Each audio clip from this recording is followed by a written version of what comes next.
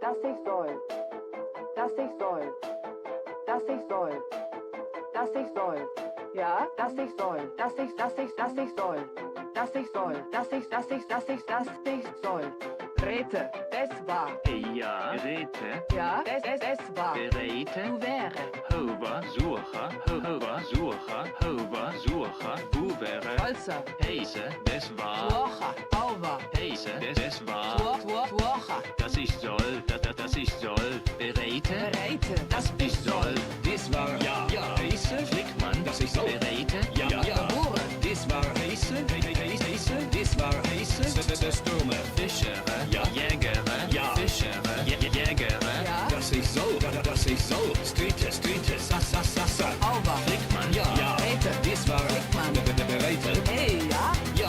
Rete. Das war Stürme. Fischere. Ja. Jägere. Ja. Fischere. Jägere.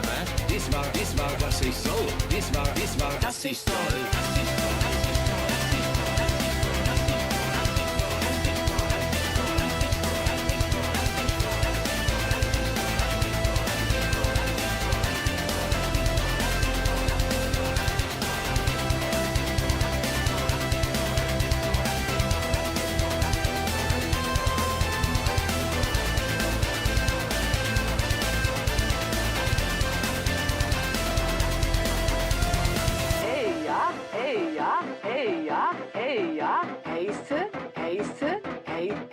Heiße, dass ich soll, dass ich soll, dass ich soll, dass ich soll, dass ich soll, dass ich soll, dass ich soll. Rete, Ja. Es war, ja, es war. Ja. Berete. Du wäre, es war, ja. Fischere. Ja. Jägere. Ja. Fischere.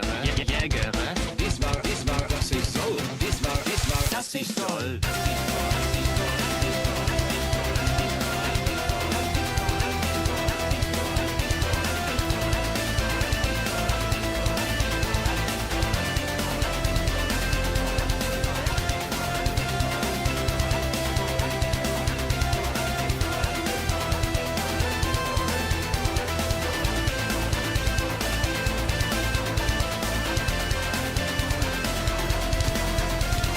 Hey, ja. Ja. Ja. Das ich soll. Ja. Hey, ja. Ja. Das ich soll. Ja. Hey, ja. Ja. Ja. Das ich soll. Ja. Das ich soll. Das ich soll. Hey, ja. Stürme. Hey, ja. Heise. Hey, ja. Sassa. Berete. Hey, ja. Streetes. Ja. Gebure. Das ich soll. Das ich soll. Hey, ja. Hey, ja. Heiße, dass ich soll, dass ich soll, dass ich soll, dass ich soll, dass ich soll, dass ich soll.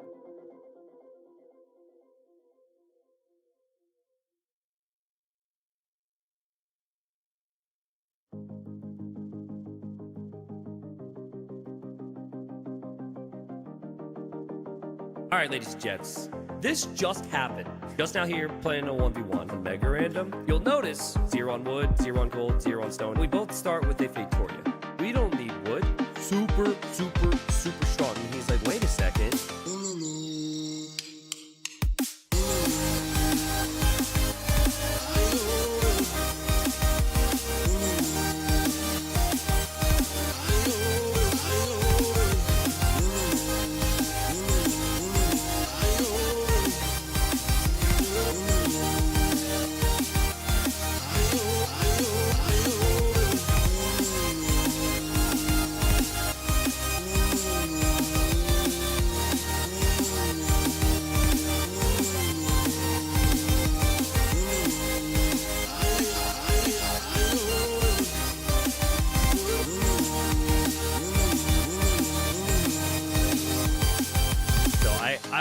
I was getting ahead of the game. Next level strat. I'm buying stone. I'm like, ha, ha, ha, ha. He's gonna have to mine it. Or if he tries to buy it, it's gonna be more expensive. Here I am, little T90, little naive T90. Is so happy. Just feeling so good. Oh, I passed Slate faster. Just feeling so good. Oh, ha, ha, ha, ha, ha, ha. So here he is, and he sees my Fatoria, and he's like, wait a second. My Fatoria is nice and snug in the back of my base. He's like, wait a second. His Fatoria is in Narnia. Wait a second. His Fatoria is in Narnia. So maybe we're going to do something about that. Guys, he's going for redemption and monks. Okay? Guys. He's going for redemption and monks, okay? And there he is, converting my Fatoria.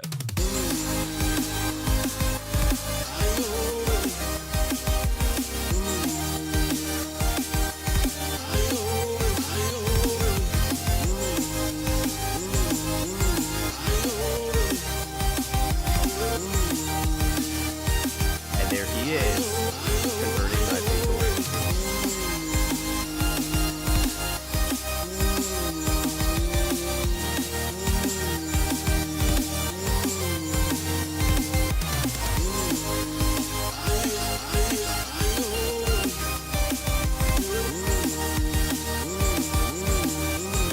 And there he is, converting my Fatoria.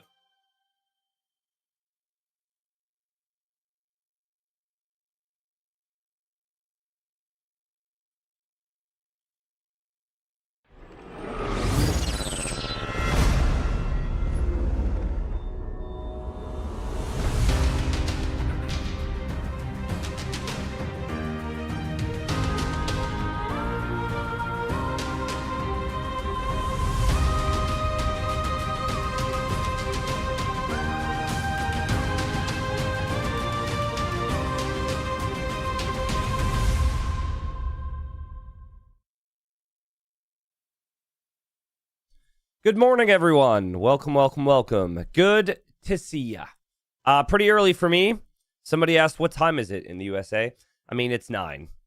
So it's not like people get up earlier than that. But, for me, it's a little bit earlier than normal. So thanks for being here. If it's early for you, Zapthus, hello, says, morning, are you feeling better? No, I'm feeling worse. Better and worse in some ways. I'm definitely getting sick. I'm guessing it's just a cold. And yesterday I felt bad for the first 30 minutes. So I think once I'm casting the games, I'll be fine. But yeah, it's started to take some meds and all that good stuff just to make sure it doesn't get too bad. It's nice. I still got my voice and it's just a little bit of a throat tickle, you know? Under other circumstances, I would take a break, but it's Titans League time. And that is just not acceptable. So we'll be diving into Silver League today. A reminder to everyone who's been following the main league of Platinum. Main league will pick back up on Friday. So we do Friday, Saturday, Sunday, and Monday with that. But we are doing the last round of Silver League right now, which for the most part, everything is to play for right now. So I'm going to show you the odds. Show you that stuff here in a second. We'll get started. We got 4 sets today. So, yeah, JBR, I can't complain about time when you're on the Aussie grind, dude. I appreciate it. Hello, Arbase. Thank you for the 40 months. Hello, Words to Kill. Thank you for the 7 months. Appreciate it. Hello, YouTube. Yeah, Trippy Aim on YouTube talking about the Legend of Wall. Legend of Wall, some of my favorite videos. I looked for that guy. I actually have his old email address too, but like there's a bunch of fake walls these days. It's never the same wall. Other people have taken his name and they will name themselves that, but not play like he did. But yeah, super fun to see. All right, let me just get everything I need prepped on my side. We actually have the draft here. This should make it easy. Game 1 here is going to be Mudflow. Home map then for Niaz is Toulouse. And then for antagonist, it's Northern Crossings. Nice. Toulouse and Northern Crossings haven't been played a lot this season, so nice to see them pick there. Mudflow we've seen a decent amount of games on. Starting a tournament set on Mudflow is like I can't find a real life comparison, but that's pretty insane. Because it can be, if you're not warmed up yet, it can be extremely punishing. So, Pat says, it seems for me that from yesterday night, your face has changed. You seem quite sick. Pat, I think you're exaggerating. I just rolled out of bed, so maybe that's it. I don't think my face has completely changed. It might be my hair's a little bit different, or the lighting's a little bit different in the room this morning because of different amounts of sun. I'm fine, but maybe it is. Maybe you're right. I think I'm fine though. The next, yeah, I haven't put my makeup on today. That's what it is. I see people asking about the new patch, which is valid questions. We will not have any new patch until Friday. So basically, this entire round, since they had already started it, will be on the old patch. So the Incas that are up there are just still the old Incas with no balance changes. The water's still the same. Very important thing to clarify there. Yeah, we got 48 hours until the new DLC comes into play. So, T90 is melting. Yeah. I'm melting. Sorry. So let's we're gonna get the ad breaks out of the way. I don't want YouTube and Twitch to get ads during the games, and then we'll just dive into game number 1 here and see how it goes. I'm gonna pull up the odds before we do that because I think these players are tied right now. I think they are all 1 win behind Blue, if I'm not mistaken. Blue will play as well. So I said this yesterday. I don't really think anyone is guaranteed to win if they make it into the playoffs here because the level is extremely close. So my feeling is you got to get that first place position locked down because if you fall into the playoff position, it's very likely you could still lose. So right now in this group, you've got Blue at first place, 78% win rate. You have, or 78% chance, sorry, not win rate. So he's pretty safe. Let's actually just look through it real quick. So let's say he gets 1 win. Let's say he gets 1 win, loses 2-1 to Target. Can Antagonist win 2-1 and beat him? Okay, Antagonist can win 2-1. No. Antagonist would need a 3-0. Okay, and then Niaz would need a 3-0 as well. So basically, in order for these players to get first, Niaz and Antagonist, they need a sweep from what I'm seeing here. Unless Blue gets swept, which I don't think we can really plan on right now. But so it's very close, but Blue's got a big advantage. Has won every single set.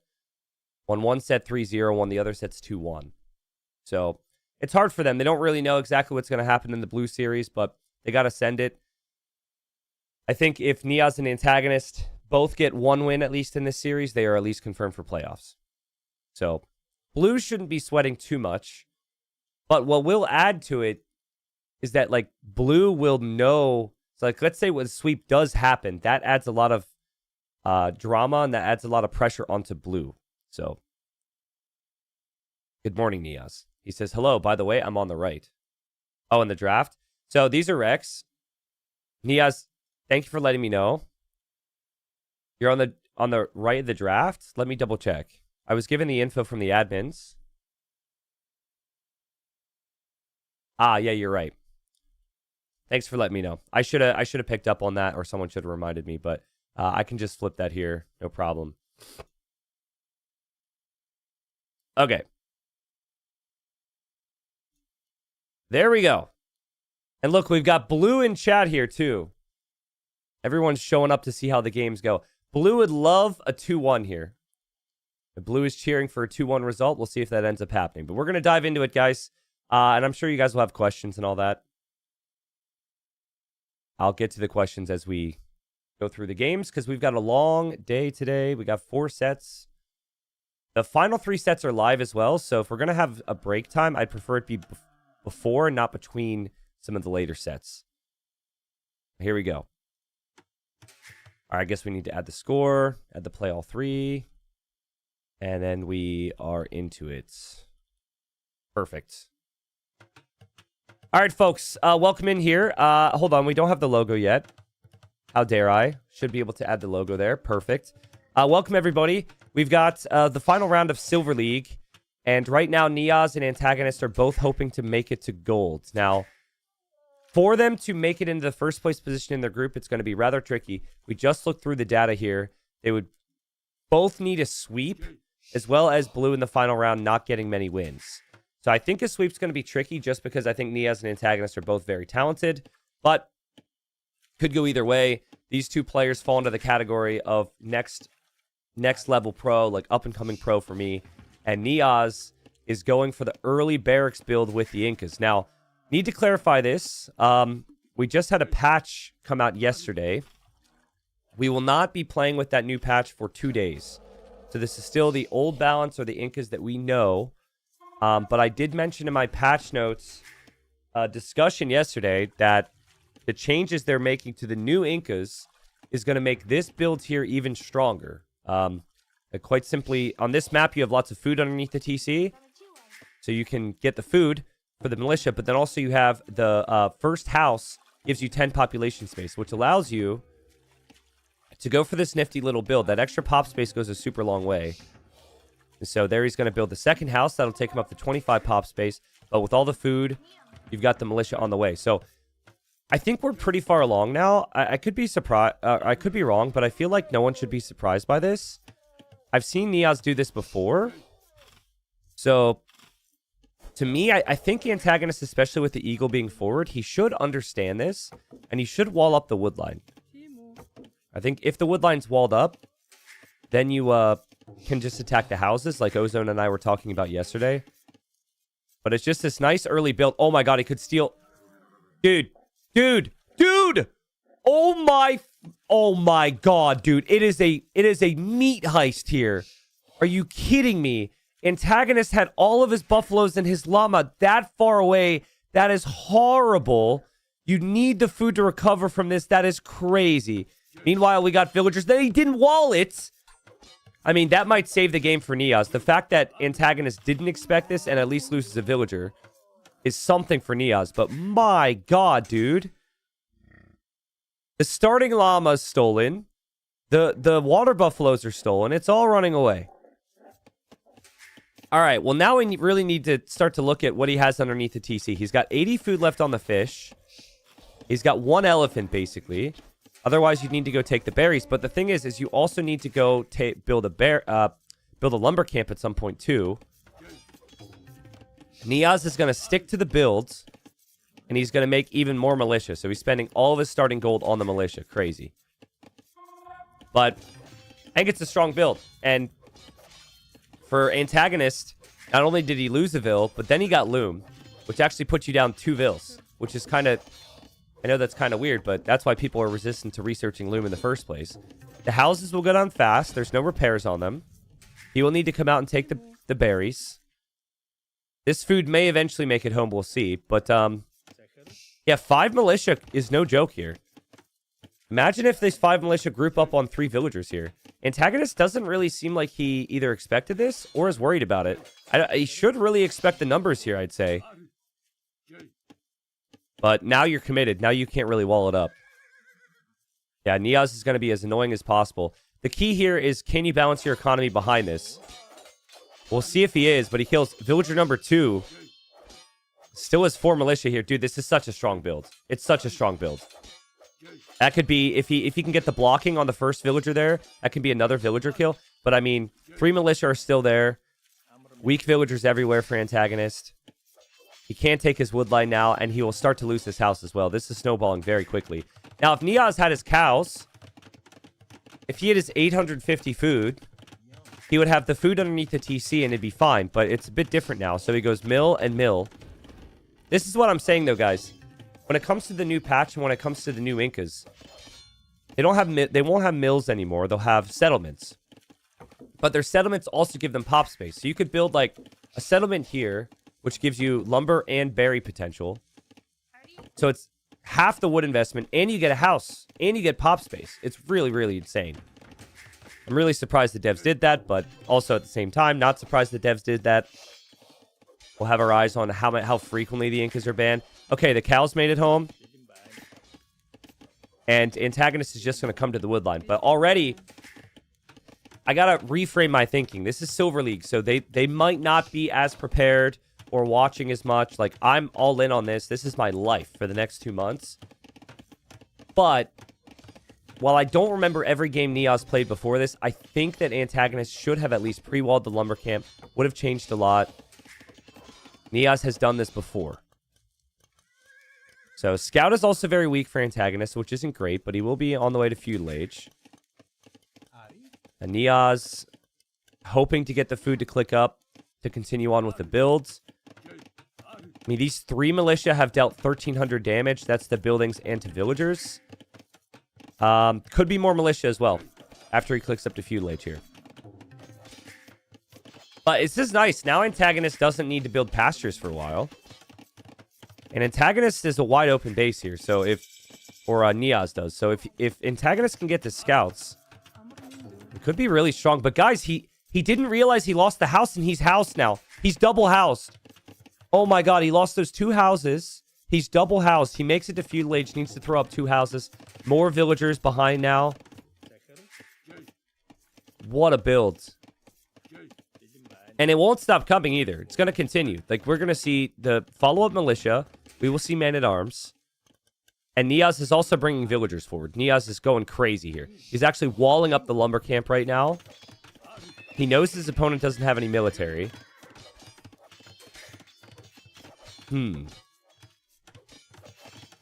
Dominazi says, I played my first game as the Muisca and can confirm you were right about the settlements cluttering the base. Yeah. I looked at a team game last night where someone was playing with one of the new civs. And they, you know how you refresh lumber camps on Arena in a really long game? Well, that's what they were doing.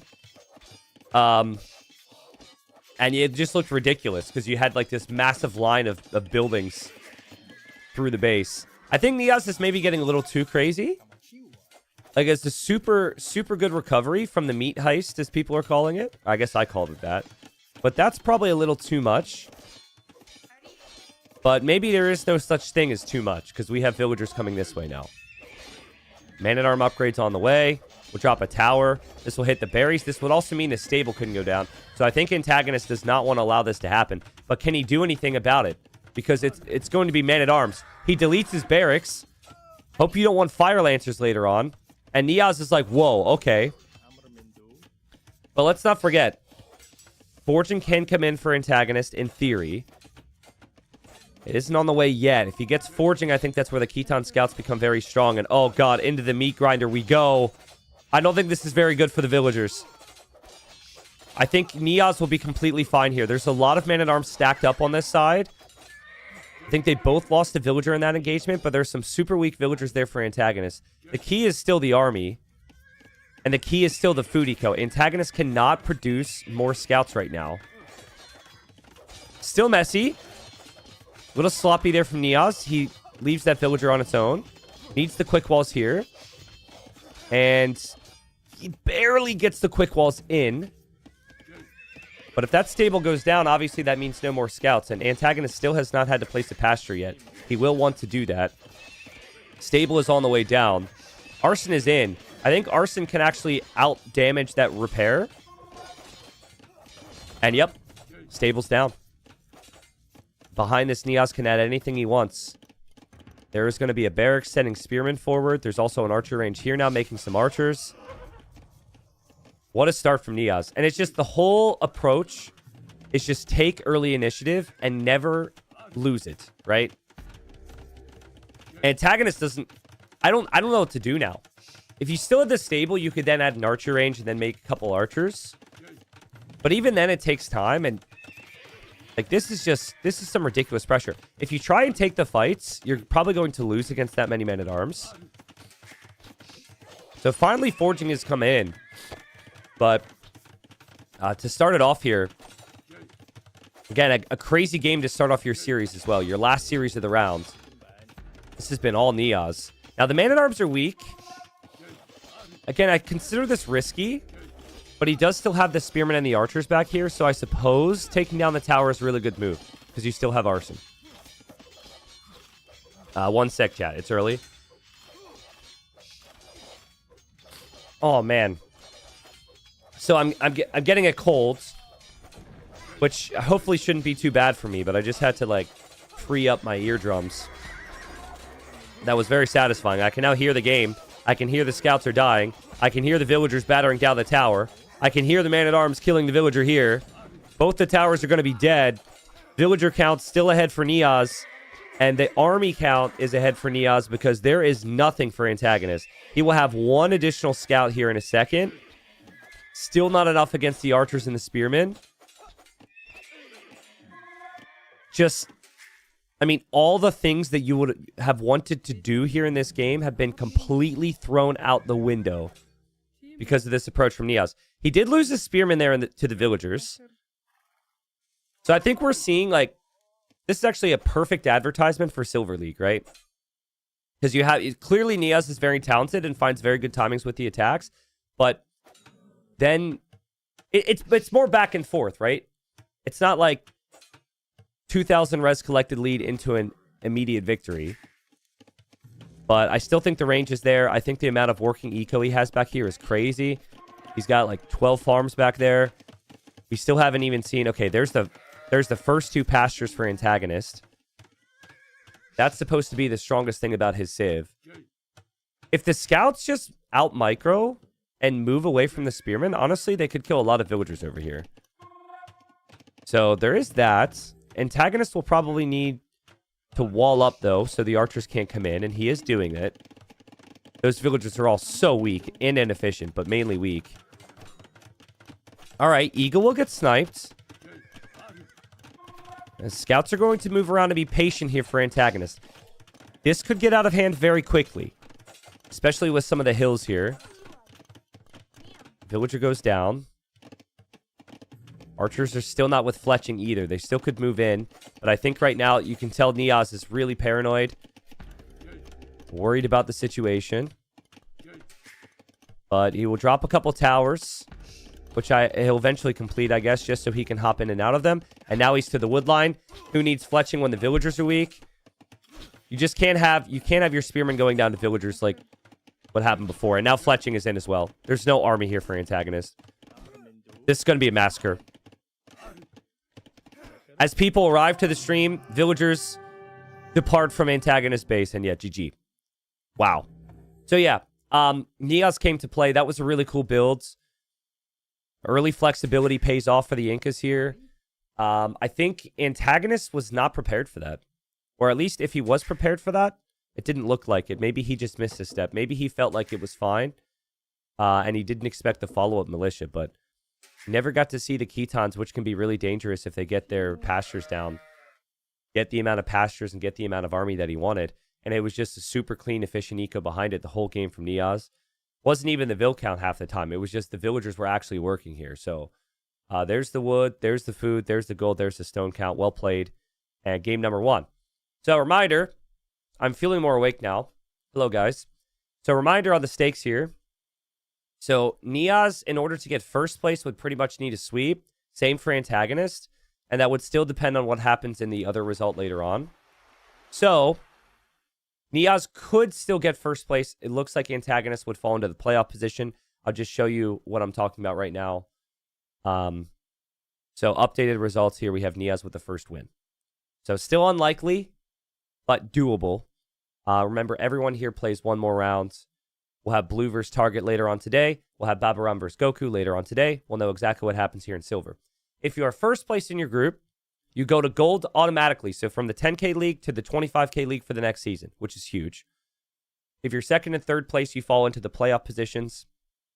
In the playoff positions, you had to play a best of 7 against someone else from another group to get in. So first place matters for a lot here. Still think blue's going to take it, but I'd love for Niaz to maybe get the sweep now to make things interesting here. Also, as well, if antagonist knew the stakes, if he knew he needed a sweep, in theory now, he's still probably going to play. There's $10 per win. Like, in theory, he could be like, well, it's not my day today, and not fight quite as hard. In theory, I don't expect it, but all right. A lot to break down. There's YouTube chat and Twitch chat we'll get to here in a second, but we got to keep moving here. Game number 2. So we have antagonist playing as the Burgundians. We have Niaz playing as the Spanish. This is our regicide map. We have one regicide map in this tournament. There's the king. He has been well fed. My goodness. He's living the life of a true king over there. If you lose your king, you're dead. So maybe be a little bit careful here with your king if you're antagonist. Now, there's some water in the middle here. And we've seen players move out to the water pretty consistently. But, guys, I'm just sensing, I'm seeing antagonist is not playing very sharp right now. He's going to get housed. Okay, no, he's building the house now, but still, he got, like, kind of housed. But here's the weird thing about this. With Regicide start, you have 150 stone and 0 gold. So neither player can get loom. Yes. And so we had antagonists lagging, it looks like. So, but now at Niaz, he just went for the all-in militia rush. Oh, wait, hold up. We should switch the colors back. I'm going to change Niaz to the blue. So Niaz is over here playing as the Spanish. And I have antagonist in the red because that's what we did the first game. Okay? Sorry. You were paused. We're going to unpause now. But yeah, like Niaz just went for the militia villager rush, essentially. And so now he's clearly very interested in fighting for this middle area. It's a bit weird. We weren't sure how people were going to approach this. But it seemed to me like Niaz was considering Vil fighting. And I think antagonist saw that and is just kind of waiting to see if he's going to make a move before running. It's why we've actually seen people play as Aztecs. Because if you play as Aztecs, you get 50 extra golds. And that 50 extra gold means you can get loom, which means you insta would win the middle with the eagle and villager fight. Mods, can we please add a command for the DLC, please? Or something that just that tells the plan for the new civs in Titans League? Because we're getting a lot of questions, which is completely normal, but I just can't respond to it 20 times a game. We'll add a command for that so people... Chat, if someone's asking, you could just reference the command. But basically, to repeat it again, we're not using the new civs or the new balance until Friday. So Silver League is still played on the old balance for the last round. So we've got the barracks for antagonist. Thank you, Arbase, for the help there. And he's up. So clearly, I think he's going to play towards Feudal Age Army. The other aspect of the map is you have the stone on the outside. There's no stone in the middle, and you need to chop through to the outside, and these trees have double the wood. So that'll take a little bit of time. Niaz still has his king out here. And if he goes around in a circle, there's a chance he gets walled in here. Also, a Feudal Age scout is faster than a king, so...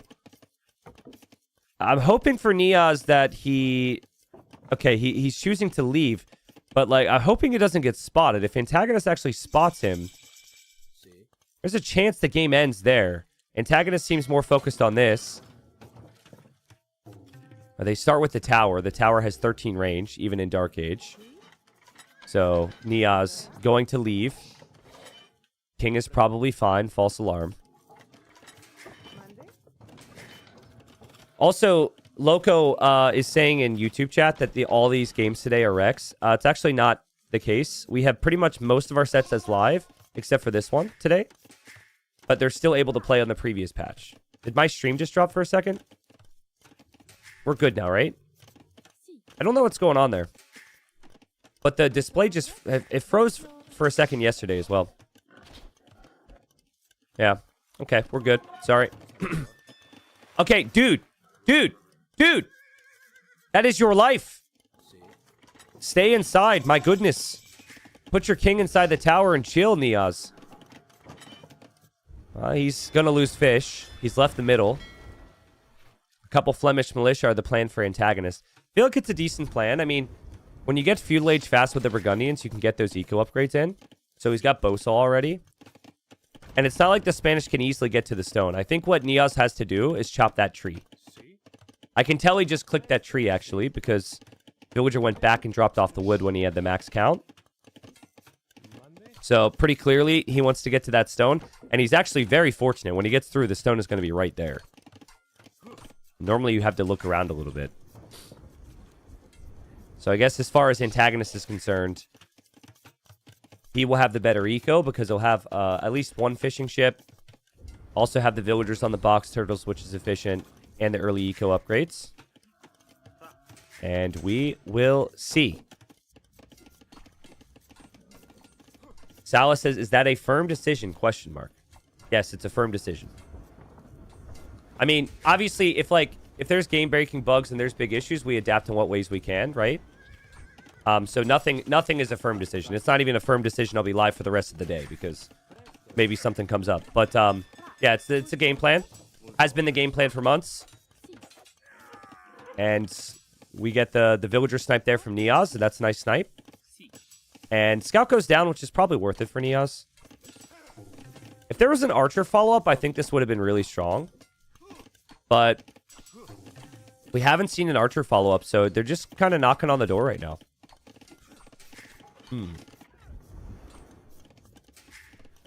What's up, King of Kings? King of Kings, we have a command to answer your question. It's all good, dude. It's all good. Mamu in YouTube chat says, press 1 if you're on YouTube because work network blocks Twitch. It's funny. When I was streaming on Facebook for 2 years, there was a couple viewers that were excited because YouTube and Twitch were blocked, and Facebook, for whatever reason, wasn't. Niaz, brother. Get out of my chat. This is twice now in Titans League. You're in my chat when I'm casting one of your games. We know it's recorded games. I asked you personally not to do that. Please stay out of my chat. Thank you. Game continues on. And Niaz was pointing out that I did miss a demo here on 2 villagers. But you can't be, you can't be chatting and it's going to create confusion for viewers, man. But I did miss a really bad demo, and I would have noticed in 30 seconds. I was answering some questions. I apologize.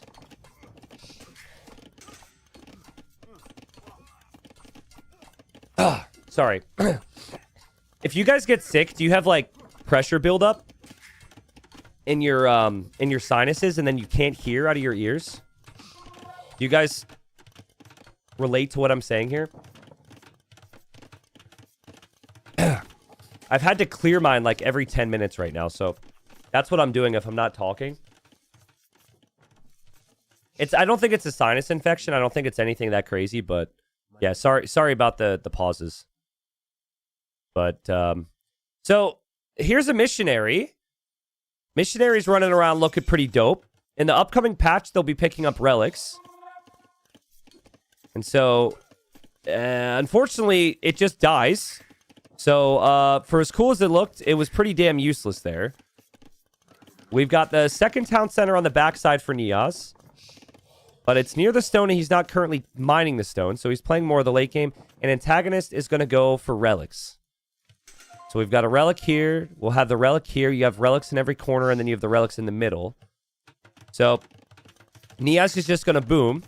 Probably eventually wants a castle and conquistadors, but that'll take some time. So this will be a very, very long game.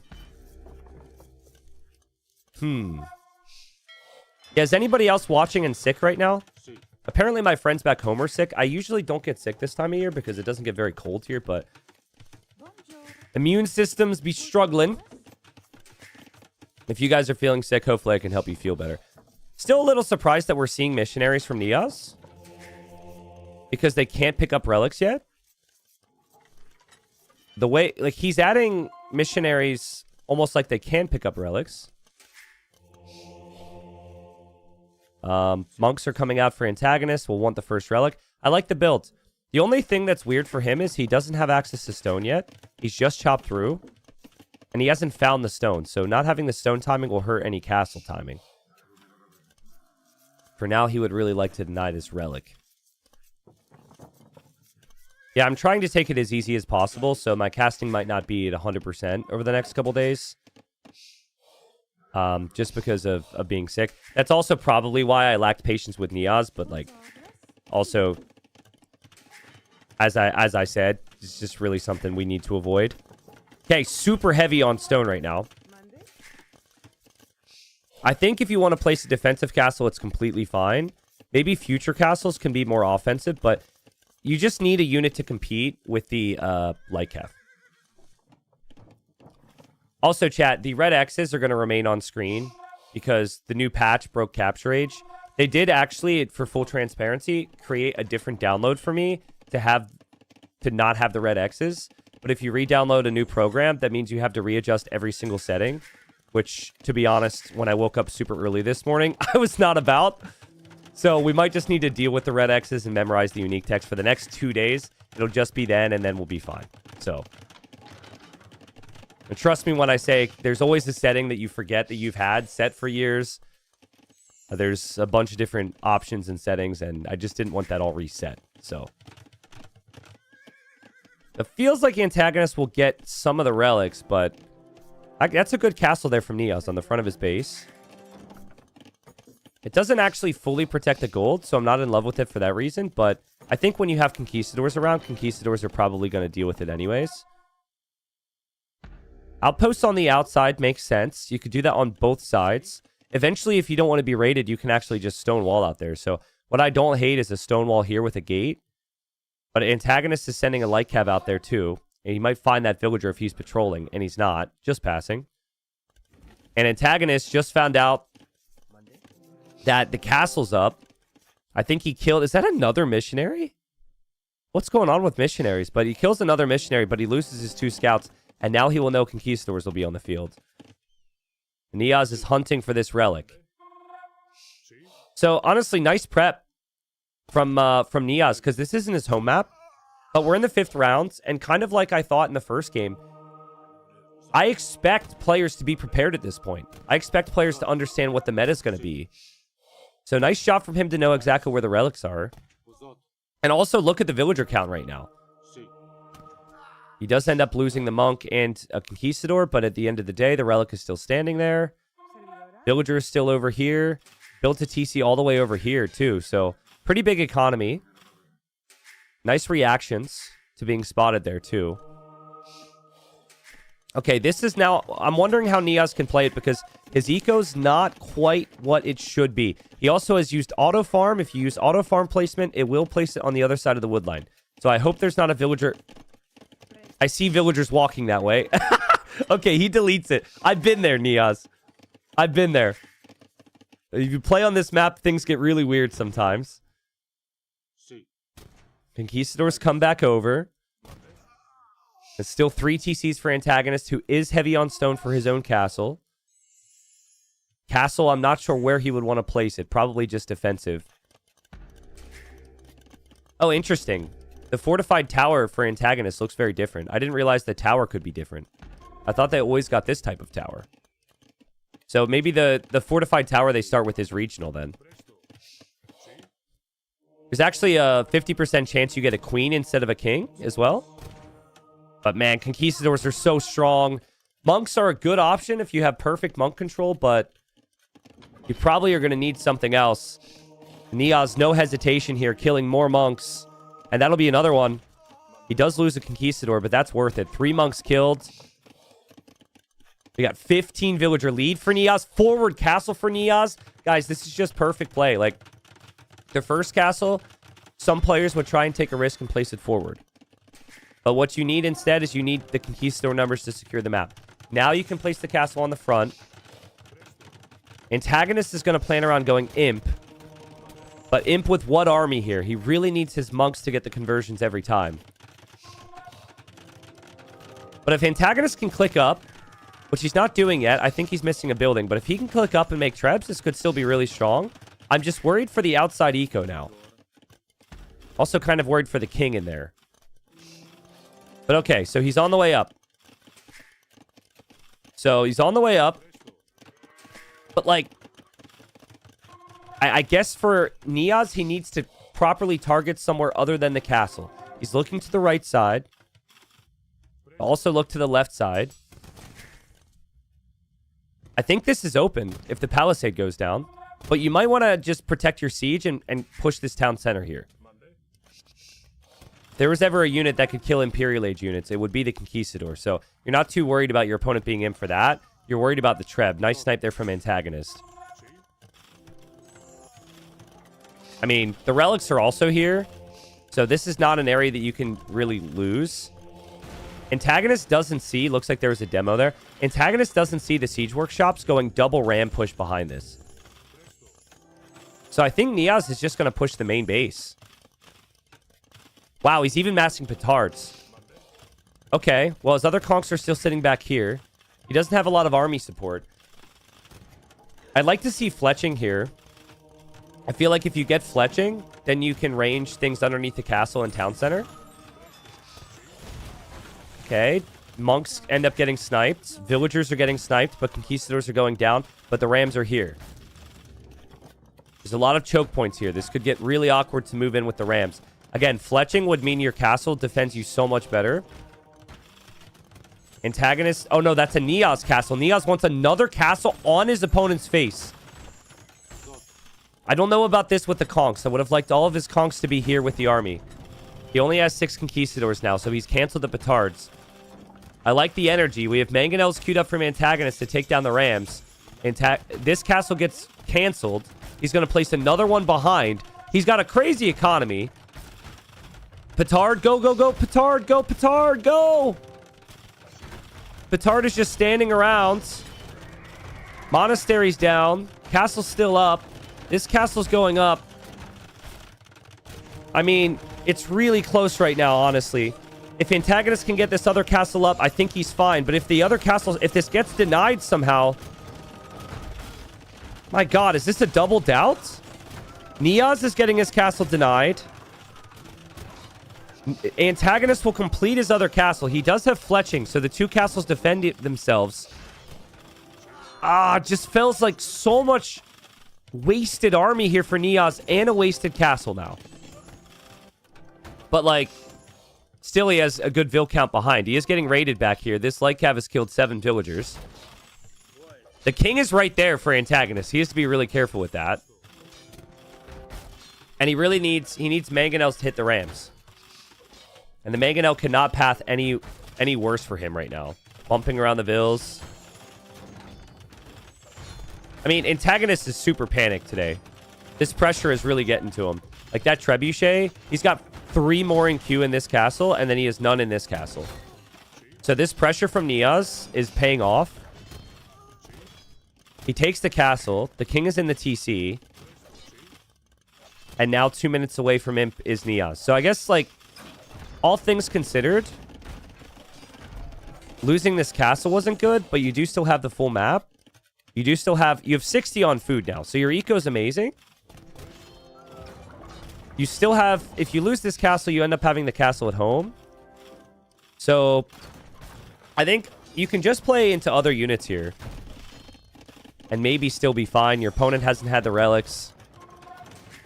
But nice hold from Antagonist, I suppose. That was a tough hold. I really think the second castle in the back saved him. Other people would have maybe dropped the castle on the left for the future, but there would be no future if you made a mistake there. And Niaz, it's easy to say he did the incorrect play to drop this castle, but he's just got crazy energy, right? And he will know how important these games are. He will know the odds. If he can get a sweep, he can be in position to potentially take first place in the group, which sends him immediately to gold. King goes into the back there for Antagonist. And he'll start fixing the eco, reclaiming the relics, and thinking about a push out. But the only reason his trebs are safe right now is because he had the castle. So he can't move out very far right now. 120 vills versus 102. Heresy on the way for Niaz. Damn. I like it. If you have the gold floating, why not? It's 1,000 gold, but you just don't want to be giving your opponent units. The reason he got his castle denied was because his opponent had 2 conquistadors, so that's not a technology that you would get if you were under a lot of pressure. But right now, he just has a lot of time, and he's got a lot of resources. I'd really like to see him think about the outside. I think walls and gates here could be huge. Antagonist is putting his king inside of the castle again. But yeah, no walls on the outside from either player. There is a stable here from Niaz to potentially raid the back. There's also a villager back there still. Oh, I don't think this castle goes up. Heresy's in, and he doesn't know it. So he'll kill the unit. He won't get conversions. He will not gain units here. Even without heresy, I think the conquistador number is too high. And oh man, the castle's denied. The trebs are exposed. The monks will go down. Speaking of 1,000 gold, 1,000 gold goes down in monks to these conquistadors. And guys, I think Niaz has done enough. He's bringing villagers to the outside. He'll drop a castle to the north, which can't really be disrupted. Over here, he's dropping the stables to potentially raid. Like, he's got full outside control. He's got full middle control. It really is. There's the counter raid. That's not much. It really is just the relics. That's the advantage for antagonist. It just looks so comfortable. And this is antagonist's home map as well. Like, this is the map that he picked. Quick walls from Niaz. Wow, he saw the knights there. And he gets the preemptive walls up there, so that castle is going to complete. I think the trebs for antagonists just have to go snipe that. But elite conquistador is on the way. And there's still a lot of exposed economy over here, which is a problem. Antagonist just doesn't know what to make against this. And honestly, I don't have many suggestions either. I think you have to play Skirmisher with your monks. But if you play Skirmisher and the Spanish player has a good enough eco, they can just make a switch into Light Cav or into Paladin. Spanish are just really good here if you can get to the late game. And control the mid game with the conquistadors, which he's done. All the army here is going to die. Villagers still exposed. They're going to die. We have a castle off in the north. Castles are kissing. But Niaz not a fan of that. No romantic castles for him. He's going to cancel that. Back up. Because he's got siege prepped. Gold's is right here for antagonist. And I guess also on the left side. Which he does have a castle now. Would you guys like to see cannon galleons in the middle? If you're not saying yes, you do not belong here. Okay? You could still stay. But you do not belong. Spanish cannon galleons would be sick. Come on, chat. It would be sick. The only person that immediately responded to me said no. And now I feel that. I think it'd be nice for the dominance factor. One or two of them just for... The opponent will see it. But they're going to feel even more like they're out of options. Castle goes down for Niaz. So the trebs for antagonist did shift over this way. But the conquistadors are going to run through to the back now. Will he dive the castles? He's diving the castles. He's so crazy. So many people do not do this, man. But it's a good play. He just runs underneath the castle. He'll lose a couple conks, but he'll take all the trebs. Boom! 3 trebs down. Now he can hold this position. Meanwhile, he's spamming with knights into the back. He's getting siege ram. Sure, the knights are attacking university, but he'll eventually realize. Still has the army in the middle, too. This is over, man. Pop is really close. I don't really fully understand how the pop is close. I guess Niaz doesn't have a lot of army, but his army is so strong. Niaz didn't know about this castle, so that's a little worrying. Niaz still hasn't taken down this castle, which is a little worrying. But yeah, he's finding the damage. He saw this with the outpost on the outside. He sees the villagers there. I think he could eventually just go full paladin at this point. I don't even know if you need conquistadors anymore. You have 17 of them that have already done so much. Paladin upgrades on the way. Yep. That's the switch with the Spanish you need right there. Now that you're starting to see skirms everywhere. I mean... I think what would be best for the show, what would be best for the drama today, is for Niaz to get the 3-0. Because from what we know right now, as Niaz, he just clicks into the back of his opponent's base. It's ridiculous. He's going to lose his units, but it's just wild he does that.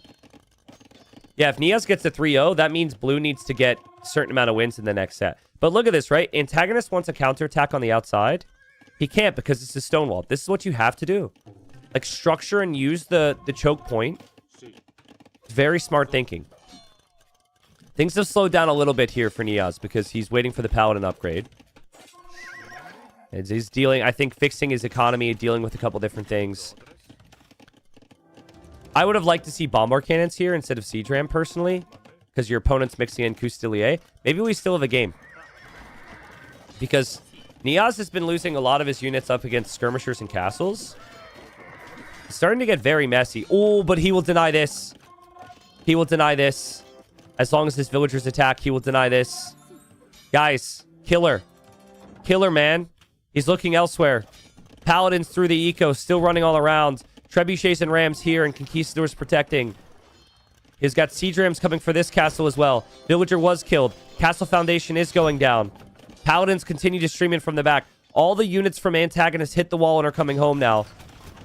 He would love to have those units here, but he cannot get the units here in time.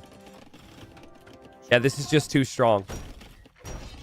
Now I'm kind of liking the siege ram play. When you want to fight in different areas, siege ram from multiple directions is sick.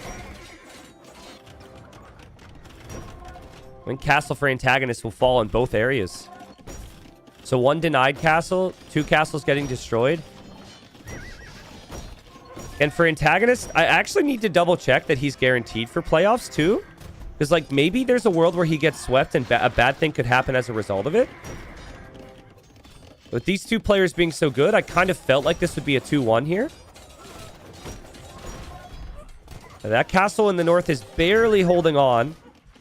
This castle here has gone down. Last push back for antagonist with Elite Coustilier now.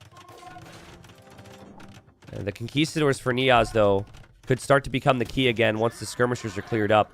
And he's just going to switch right into some more conks. So, he'll lose his Treb.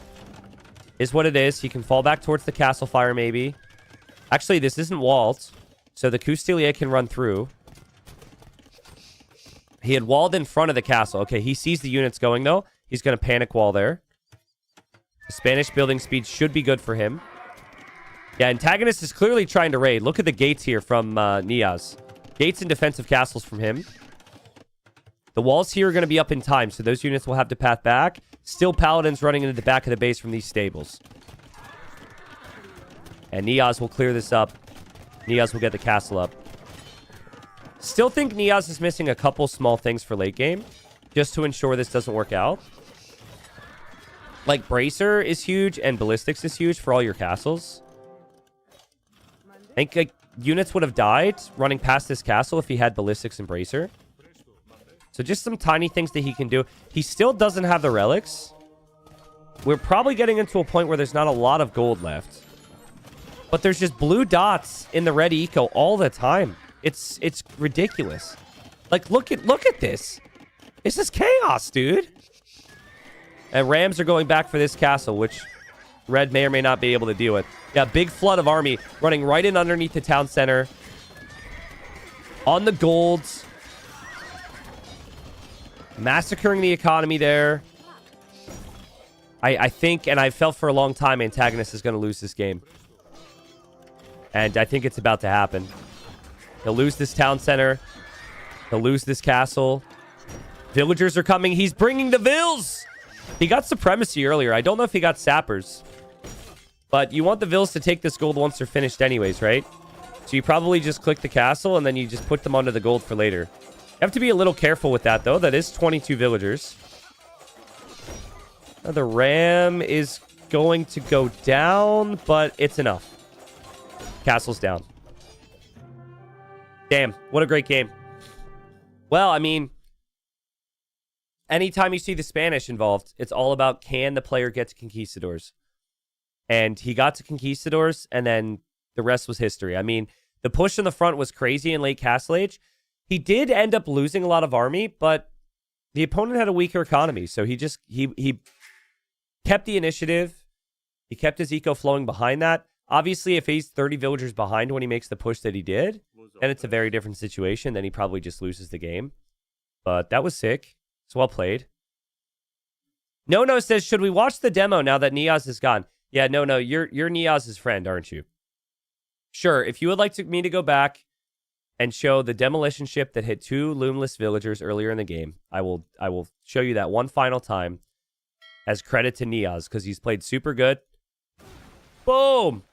Big demo damage. Big demo damage. Well played. But no, like, seriously, though, think about all the tiny little things that he knew in this game. He knew about the chopping through. I could tell he was clicking on the trees to chop through properly to get the proper stone timing. He clearly knew the stone was out there. He used the middle dock in the right way. He knew where the relics were. He knew his opponent would go for those. He walled the outside. He castled the outside. It's just a really well-prepped game. And so I know Niaz is a super prepared player. And I know he's trained for this. Maybe now, if he gets the third win, we get some drama here in the group. This is the live standings now. So Niaz has 2 wins. Basically, if Niaz gets this third win, then blue has to win 2-1 over target to get first. If Niaz loses this, then blue would just need 1 win against target to get first. That's a pretty big difference. And we're going to have blue versus target after this. Live. So, yeah, but as is, we'll just clear this out real quick. As is, the situation is this. So, yeah, Niaz is going to want to get that win, man. And to do so against antagonists who's top 3 in the group would be pretty impressive. Game 3 coming up. Game 3 will also be on the home map of Niaz. It'll be Northern Crossings, which is a water map. And let's get into it here. Yeah, I think there's also a slight chance that target can get third. If you guys want to look at the stats I just looked at, you can go to the TTL site. YouTube, I have it pinned. Everybody else, you can do the exclamation mark TTL in chat. We got antagonists playing as the Armenians. We got Niaz playing as the Vikings game 3. Again, the stakes, there's actually very little stake here for antagonist. He's guaranteed to go playoffs, and it will be in 3rd place now. There's still the $10, and there's still the pride, obviously. For Niaz, though, if he wins this, like right now he's in 1st place, but blue in the final series would only need 1 win to take 1st place from him. If he wins this game, though, then blue would need 2 wins. And blue can do that. Like, blue's the favorite in that series, but you never know, man. So, Niaz will try and control what he can. Map is Northern Crossings. The colors have changed again. I'm sorry, I'm going to change them back. And you've got the crossing here and the crossing here if you wish to walk over. And then you also have the transport ship. So the name of the game here is Chaos. The name of the game here is Boats. And I think for the Vikings, the key is actually to win the water in Castle Age and to play relatively passive in Feudal. That's been my take on maps like Pacific Islands and Northern Crossings. And what I mean by that is, if you try and play galleys, it just gets far too complicated in early Feudal if they ever go for land pressure. And a lot of the civs against the Vikings are playing land pressure. So, the best example there would be like Japanese. They're going to go man-at-arms. They're going to be running all around your base. They might go for a forward archery range as well. And then you can't focus on the galleys. So what I like is I like a back dock just to keep your fish safe. And then I actually like playing man-at-arms myself with the Vikings. Open up with some army. You just don't want to fall too far behind. You don't really need to play water that much in Feudal. And then even if you lose water, just sneak some docks up later on in Castle and then just spam the longboats. That's my take. That's what I think is the best approach. Guys, it's early here. I need a box of tissues, and I also need coffee, so I'm going to follow Niaz's scout, and I'll be right back.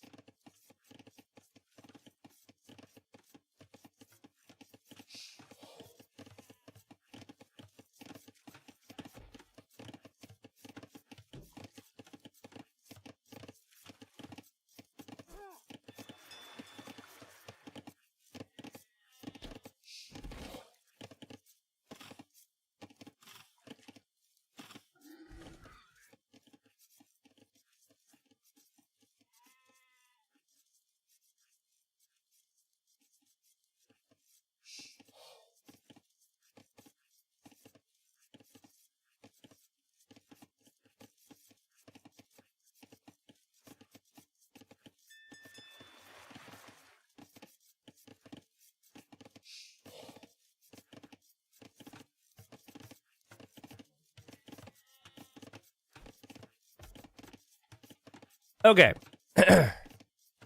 I am back. Sorry to interrupt your peace and quiet, but I am back to distract you with my commentary. We've got back dock here for antagonist. He's gone for the 5th fishing ship, which is really high, actually. Normally, you would have the barracks going up. So this tells me that maybe he's not interested in any of that early aggression.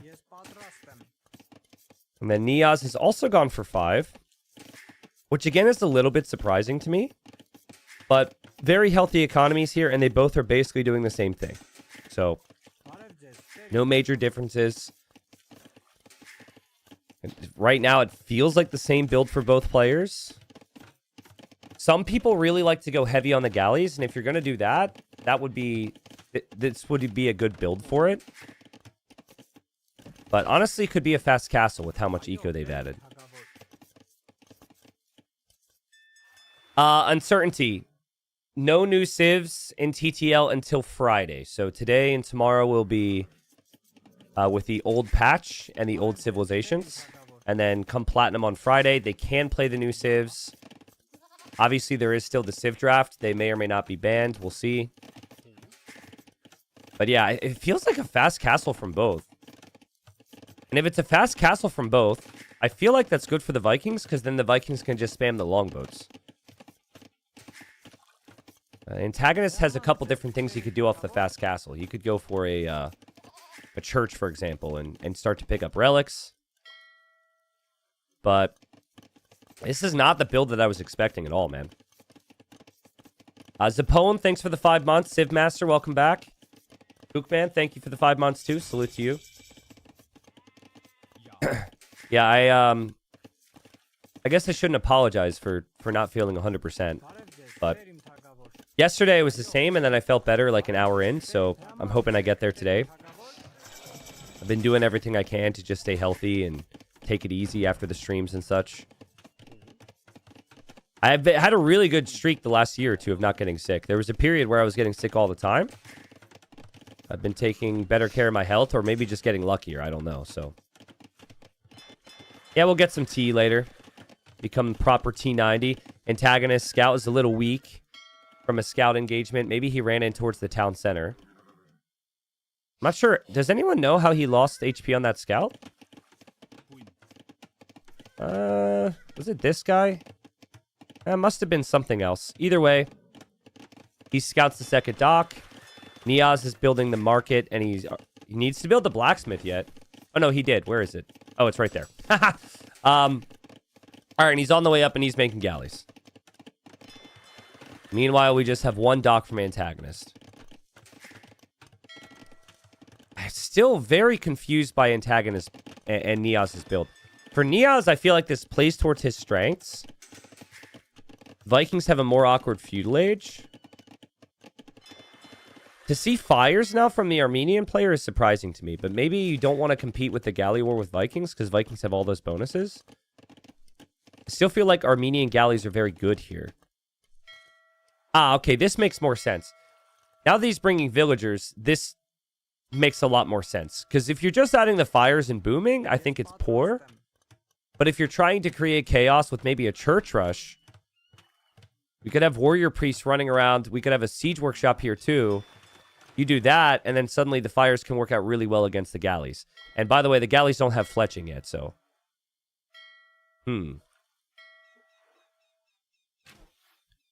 What's up? MBA says, Sebastian realized the 2P are badly bugged.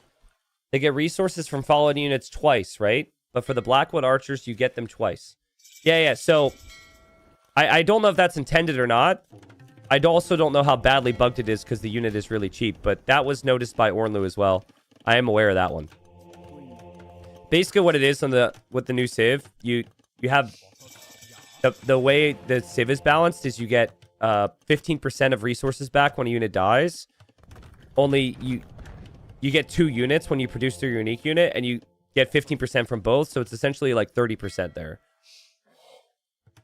So yeah, I'm aware of that one. Okay, so this is what I mean. You're probably going to lose water in a normal water game where it's galleys v fires.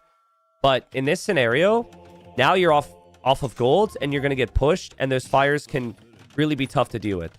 I think Antagonist really needs to snag the War Galley upgrade, though. Because if you don't snag the War Galley upgrade, your fires are going to be really weak.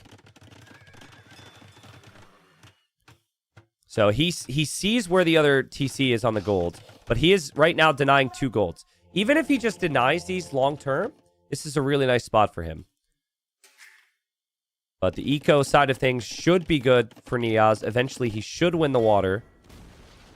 And those longboats are going to make their way all the way to the back. Looks like he made galleys and then canceled the idea.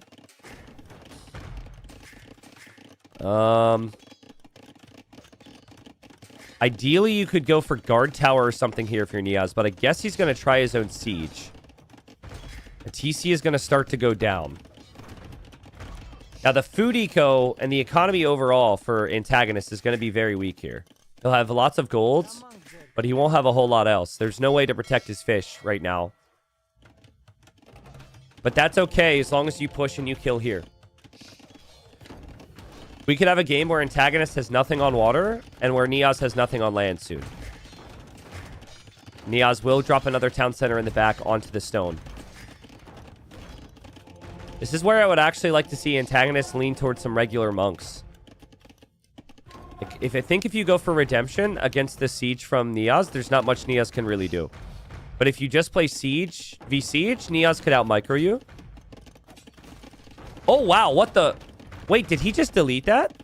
He deleted that. He tried to delete his palisade wall and he deleted his mangonel. Oh no. Oh no.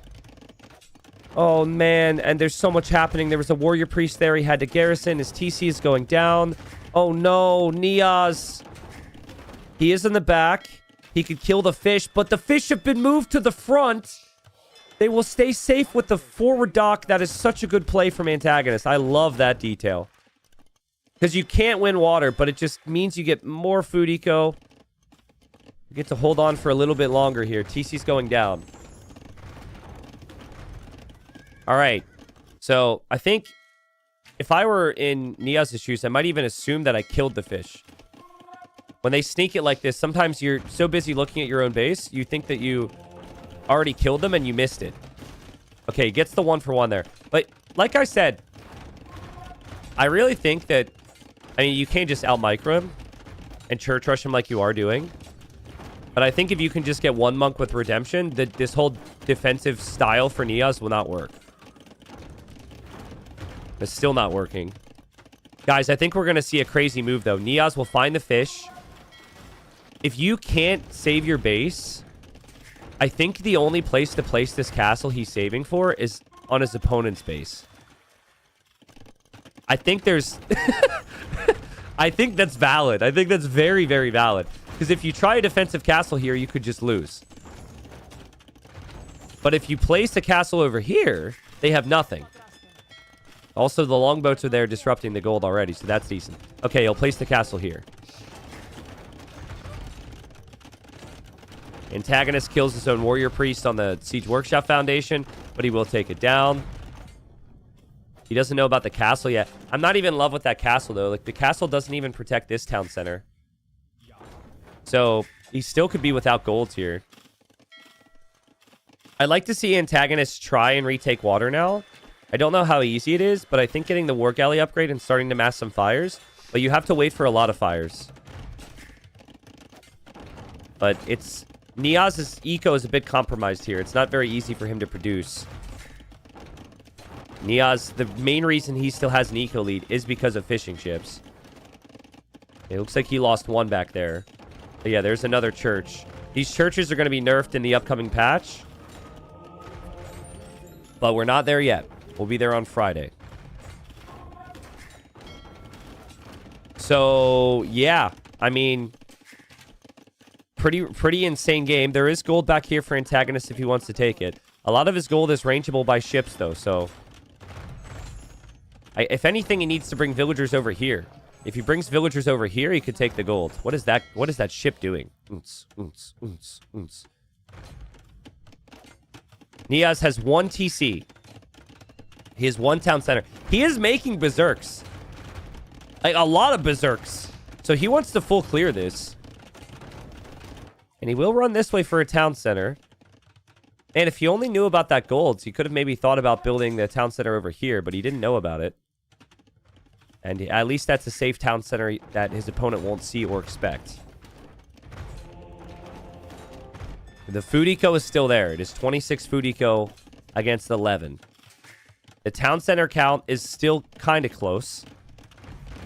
And there's 19 fishing ships for Niaz. He's continued to dominate the water. There's been no fight back from water for antagonists. Like, I think that might end up being something he regrets. I think you've done enough on land. Now you have to win the water again. Could be fairly easy to do so if you're still producing out of this dock. I think keep those fires producing. Keep them garrisoned. Wait till you get like 5 or 6 of them.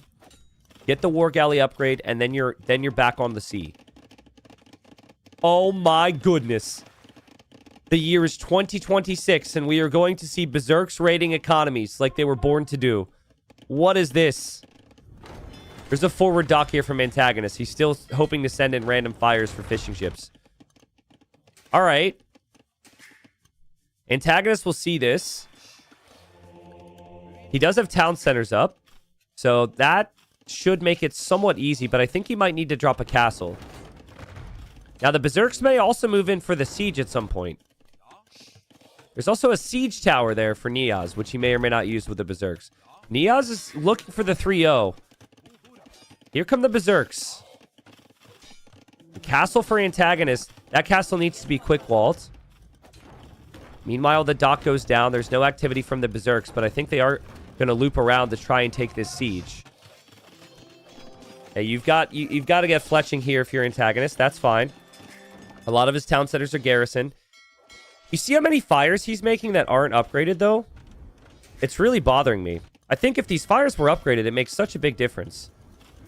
And here we go. Choo-choo! This is with our TTL nerf, so you can only put 5 inside of them until the new patch, which is being played Friday. But you can escort them in still. Little choo-choo mode. And Antagonist kills his own mangonel trying to take down the tower. Maybe loses some monks, and he's going to lose all of his siege. Meanwhile, there's navies surrounding the gold and the woodline over here. Antagonist looks so idle. This TC is still idle. This TC's idle. This TC's idle. This castle still is not up. So his eco is kind of in shambles here. And there's still fishing eco. There's still navy for Niaz. And I think Niaz can also build a castle on this town center right now. Or the main base. Which he'll do. So yeah. Niaz lost his first 2 starting town centers. Or I guess not his first 2 starting town centers. But he lost his first 2 town centers. But he's making it work. Castle's going to go up. And, I mean, it's just... I just don't know how easily Antagonist can deal with this. Choo-choo! More berserks coming in. And more annoyances for Antagonist. Okay, though, but there needs to be an immediate shift for Niaz. Obviously, he likes the crazy, he likes the chaos, he likes the raids. And this is good. But I think this has now reached a state of the game where your economy is definitely better. Your opponent's losing a TC. Your opponent has like basically 2 town centers and a very defensive castle. They have no water. So I think you need to shift your thinking now and full focus on just getting to the Imperial Age. Because if you can get the Imperial Age with this water control, it's probably over. Obviously, Trebs as well, right? Like, this castle making Trebs would be huge. But, yeah, the siege tower's just a little bit faster than the composite bowman. The tower's going to eventually go down. But there still will be longboats on the shorelines. Kind of crazy that Antagonist did this much damage, that he took down 2 town centers and denied 2 golds, and he's still not winning this game. He's just stuck here. He's stuck in this state of frustration because Niaz has just come to play today with the aggression, man. They get super well prepped, like, and amazing intuition, amazing game sense to understand not only to go to Imp now, but to make the berserks and to take the other areas and to add the fish. Like, I don't think this just happens. It's likely due to the practice that he's been putting in, but also it could just be that he's a really, really prepared player. I see people in chat. Chat has been asking what the elo is for silver. It does depend on the player, but some of the best Silver League players are 26 or 2700 elo. So, which might be surprising to you guys. So you do have some like 2300 elos and 2400 elos in there too. But like Antagonist has been 2600. Niaz has been 24, 2500. The Blue out there is like 26, 2700. We're going to see Blue next. Blue is going to want first place in this group. But, yeah, even in Silver League, the elo is still extremely high for a lot of them. And I think that Antagonist has just not had it today. I really think that the main thing for him, he had the right idea to send in the fires to snipe fish, but they're never been upgraded, right? That one upgrade would have changed so much. I think it might be too late now. He'll come here to deny the golds. But as he does that, Niaz is just going to castle drop his face. And Niaz can just patrol the longboats everywhere. They'll take down the docks extremely quickly. I also don't like... Niaz, don't destroy your own castle, please. I also am not a big fan of fast castling against Vikings for this reason. Because it gives the Vikings that they just get to the longboats a little bit earlier. But he did it for the push, and the push definitely worked. So it wasn't the push that was the problem here. I think it was the follow-up. And wow, Niaz gets the 3-0 to end the group. So he is right now either going to be second or first in playoffs. Or, sorry, second or, you know, skipping the playoffs entirely and going directly to gold if he gets first. Great result. Great result. Well played. I just, every single game, he had a different strategy. Every single game, he was putting Antagonist under pressure. And in this game, I guess he was under a lot of pressure here, but he still found the counter damage with the castle and the berserks. GG and well played, man. So let's just double check the odds sheet. But to talk about what I talked about earlier, obviously I covered these as Rex. I didn't know the result, right? The reason I don't want a player in my chat, even if it's played as Rex and everyone knows it's Rex, is A, because of it's confusing for Twitch chat. But who do you think is going to be here in chat watching? The guy who gets stomped 3-0? Do you think he's going to be like, ooh, hanging out with chat and chatting? Or do you think the guy who wants to watch the caster cast his dominant sweep? Right? So Niaz was like, he couldn't help himself, dude. He was like, oh my God, dude. I was so excited. And everyone got to see that right there. So, yeah, so Niaz gets a 3-0 win. He now has 11 wins. You have Blue at 9. The next series will be coming up soon. We might have a delay until it begins. That will be live. So we'll see on that. I'll let you know in a second. But Blue, for first place, needs a 2-1 win. That's it. And then you go immediately to golds. Because Blue would win the tiebreak over Niaz for more set wins. So that makes the next set more interesting. Now for Target,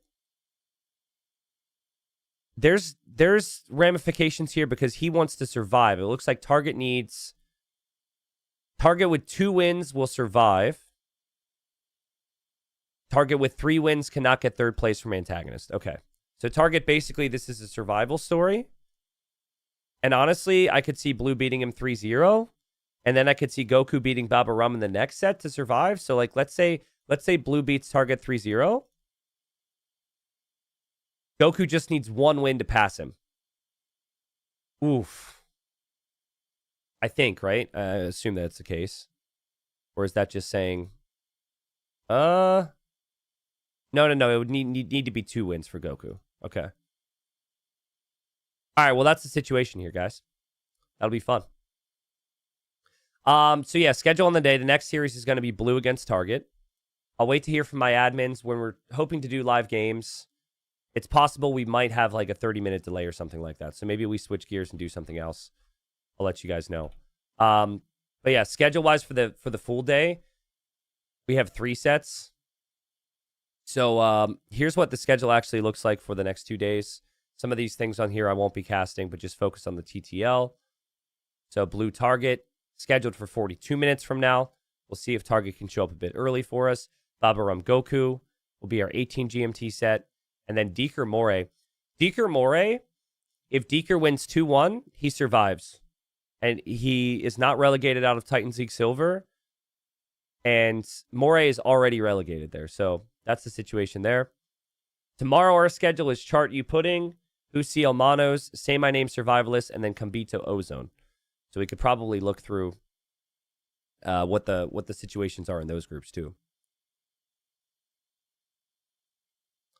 Turs, could you give us any information on the mindset for Target right now? Any tidbits? If you don't have anything, that's fine. I know you know him decently well. This will be an important set. Target was in gold before, so I think getting relegated out of silver would be pretty rough for him. Here's what Group B looks like for later on. Say My Name is likely to get first, but nothing's guaranteed. Kambito could snag first, second, or third. Ozone, unlikely he gets first place, but could fall into second or third. And then it is a survival story. This is cool because you have the top three basically fighting over first and the playoff positions, and the bottom three all fighting to get fourth place and survive. Survivalist needs to beat Say My Name 3-0, I think, to have good chances there. And then Chart and You Pudding play against each other. So most likely what happens here is whoever wins between Chart and You Pudding survives, right? If Chart wins 2-1, he survives and You Pudding's out. If You Pudding wins 2-1, You Pudding survives and Chart is out. Damn, that's fun. That is a straight up survival series. Oh, I can't wait for that. That's so good. And it doesn't depend on any other results, right? Like typically it's like, well, someone else needs this guy or this guy to win. And then Survivalist needs... Well, the thing is, it does somewhat depend on what happens in these other sets, right? Like Survivalist needs Chart and You Pudding to sweep, basically. Arbe says, if Survivalist wins 3-0, both can be relegated. Wait, really? So Survivalist wins 3-0. How can they both be relegated? Oh, it's the tiebreak. So it would be if Chart wins 2-1 then. Oh, shoot. The least likely result there is probably the Survivalist 3-0. But yeah, if he takes what he can in his control and wins there, he could survive too. Damn, okay, cool. Not bad. T90, who do you think is the most underrated Silver League player with the best potential in their current form? Good question. There's a lot, honestly. There's a lot. I can mention a couple. How's this? I'll mention a couple. You think player that can go platinum someday. Okay. Platinum potential in silver. Honestly, it's very tough. Like, it's tough because it's a big jump. Niaz is someone to get excited about because he's younger and he's new. I always felt the same with Antagonist. I honestly, maybe Blue. Maybe Blue. I think Blue's super underrated. Blue's 4-0 in sets again in a group with really good players. Blue's super young. I think Blue would maybe be the person I would pick. Beyond that, like, as far as underrated, I think Stark's been underrated for years. The fact that Stark just came in here and I guess the set from yesterday, he got swept. But I think Stark's a really solid player. But Platinum is a big jump. We're going to see Blue in the next set. So I'll get to show you. Maybe I'll jinx him, but Blue will be coming up against Target next. Yeah. I mean, Niaz is a good example. Kambito as well. Kambito's really good. The thing for me that I look at is I look at how long has a player been around. If a player's been around for a certain threshold of time, while they can still improve, typically people hit a wall after a while. So like Gabby, I'm a big fan of. You guys are saying Gabby. I don't think Gabby has platinum quality. I could see her making gold and maybe barely staying alive in gold. But just because Gabby has been around so long, I'd love for her to prove me wrong. But it does feel like she's probably... You know, that quick rise to the top, that quick rise to platinum normally happens ever so slightly faster. An example of that would be like Lucho and Lewis, right? Lucho and Lewis, they rose up quick and they kept rising and they never really plateaued. So everyone hits a wall at a certain point, and it's kind of hard to break past that. I do think it's doable, but yeah, it's tough to say. Yeah, Gabby's level is like insanely aggressive, insanely messy, but like at a certain point, you hit a point where the messiness is actually really bad for your own economy, right? But she's at a level where the chaos that she creates in others' bases makes whatever mistakes she makes behind it acceptable. But like, if she's up against a player in platinum caliber and she has 3 minutes of TC idle time, it wouldn't be enough then, right? So, and it gets even harder, right? It gets even more difficult for your micro and your aggression to work against the top names, which means your eco at home is even worse because you have to spend so much more time microing. So, that's the way I see it, anyways. Okay. So we have 25 minutes, basically potentially 35 minutes. The players were told, the players were they scheduled to play in 35 minutes. So this could be confusing. I don't want to go offline. I think that would be kind of lame. Would you guys be down if I just did a cast on the new patch? We talk about some of those civs and then we switch gears and come back. That probably makes the most sense.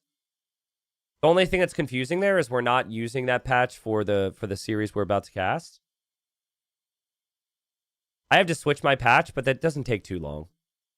Let's just do that. I'm not going to play Roller Coaster Tycoon for 40 minutes. Because Roller Coaster Tycoon would take me 8 hours, dude. I'm not a pro. Roller Coaster Tycoon's a full day, so. But yeah, we'll cast some ranked games on the new patch, get a feel for that, and then we'll come back and we'll continue the rest of the day with TTL. Looks like there's a couple games happening right now. Yo, Woody, thank you for the 2 years. Thank you. Yes, you are so young. Thank you. Let me fix the patch here. What if you secretly switch the patch without telling the players? They would surely enjoy it too. I would get in big trouble, dude. That would not be a very honorable thing to do. Might not be able to host tournaments anymore. There might be some drama from that, so. But no, the players will play the silver playoffs on the new patch. The gold playoffs will be on the new patch. Platinum third round's going to be on the new patch. It's just that in order to schedule this properly, we had some of these played prior to the patch, ever so slightly, and you want the entire rounds to be consistent. You don't want to switch the patch and the version mid-round. So that's why we're not doing it here for silver. This also gives a couple days for people to get a feel for things too, which is important. Like having a couple days to get a feel before jumping in, so you can understand what you want to pick and what you want to ban is also huge. So Timon in YouTube chats has just came over from Twitch. It smells so much better here. Oh, you guys are something else. You better be careful, man. Twitch chat's lively today.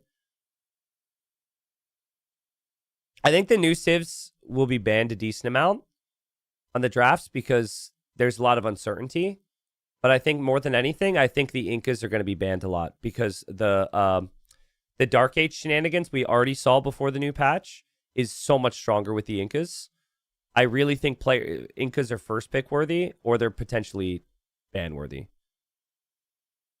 Yeah, I'm going to make a video on it, JBR, but like in the patch review, it felt clear as day for me. I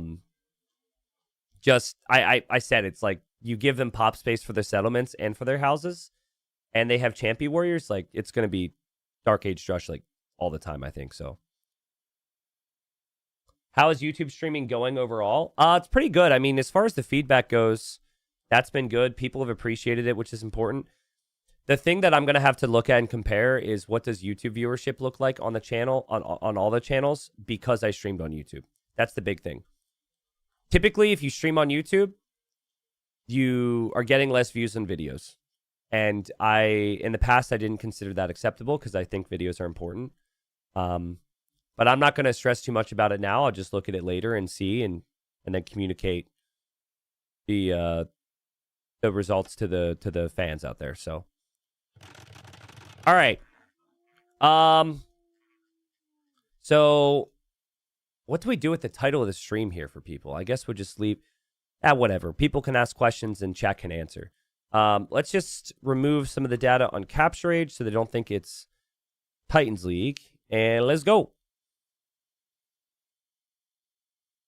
Alrighty, guys. Welcome. We've got new patch cast. This is not Titans League, just to clarify. This is not Titans League. We are casting a 2P war. So this is my first cast on the live patch, at least, with the 2P. Small clarification for Titans League fans. We will not be seeing the new civs today. That'll be in 2 days, all right? So we got Sebastian. Sebastian's in the yellow, playing as the 2P. We got Andre as well, playing as the 2P. All right? So it's the 2P, all right? So it's a mirror matchup. Sebastian is going for the very early barracks. So let's look at this to see what this civ has. So there were a couple civs that I thought could do this. This is the thing that I think that is going to be dangerous with these civilizations, at least initially. Most likely will be nerfed at some point, but yeah, they start with plus 25 of every single resource, which allows you some additional flexibility. That would essentially give you an extra house. That gives you, half a Champy warrior. And so you have this Champy scout with this civ. And it's the thing to remember here is it's actually very, very fast. So Sebastian, he's going for the super nerdy builds already with the early Champies here. Andre is playing more standard. He's going to use the settlement. So all the civs from the new DLC get the settlement. Again, my take on the settlement, it's like kind of good, kind of bad. It's so big here that this could actually be very inefficient after a while. But the idea is you can take the wood and you can take the berries with the same settlement. So that's very nice. He's also pushing in some deer here. Yeah, Sebastian, I don't know what he's cooking up right now. But would not surprise me to see this in tournaments. Sebastian is going for as early numbers as he can. Can someone tell me what the scout speed is? Oh my goodness, Sebastian. Can someone tell me what the scout speed is in Dark Age? Because I don't think it is anywhere close to what the Champy is. I believe it is... Okay, so Blue says it's 1.1. Alright, so it's the same. Interesting. Well, it seems very fast to me. I think it's because maybe militia are typically much slower. Militia I think are like maybe 0.96 or something like that. But Sebastian just goes forward and he just kills Andre's boar. Andre's couldn't go out there because he has no loom. And Andre's like, that's not cool. Let me bring in my boar here. Settlements are 100 wood. And so you can get the 100 wood, and it doubles as a mill, mining camp, and a lumber camp. So you get some nice early savings here. I guess Andre is going to need some army to compete with this. I'm curious where Sebastian places his settlements, though. Because this is where Sebastian's eco should fall apart a little bit. Andre got 2 deer. He can make his own champies to match this. His villagers are all protected and walled in. Man, they seem so fast. Okay, compared to a militia. They're only 35 HP. Love the new flags. The new flags are super cool. Every civ's got new flags. I think Andre will be fine. Obviously, losing the boar is what some people call emotional damage. Mentally, that hurts a little bit, but Andre's fine. He's mentally strong, and he's going to have his own champions here. So here we go. So very strong for now. So Sebastian, because of this build, he delayed his lumber camp, or in this case, the settlement. So he places the settlement on berries. He now would need 100 wood. I would place the settlement here, because you could go wood and gold at the same time. Kind of like Andre has done right now. Andre's boar is just going to be off there dying. He won't take the risk to take the meat, but now he's moving over to Sebastian's base. What a build from Sebastian, though. Sebastian's already up. That's crazy. I don't know, though. I feel like, while that is really impressive, I feel like he's right at the limit. Like, this is definitely a do not try this at home situation.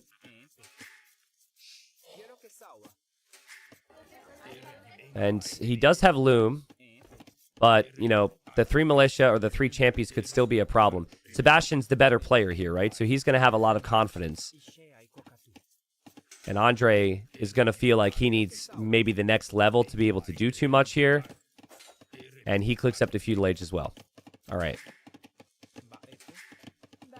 So added the farms. He actually has a villager garrison inside of his settlement. So this civ can garrison them in there. But I don't know if Andre's used to it. So the village just chilling in there watching TV. Bro. Okay. Villagers out of the settlement. Do you go 2 settlements here for efficiency? Okay, go settlement there for gold.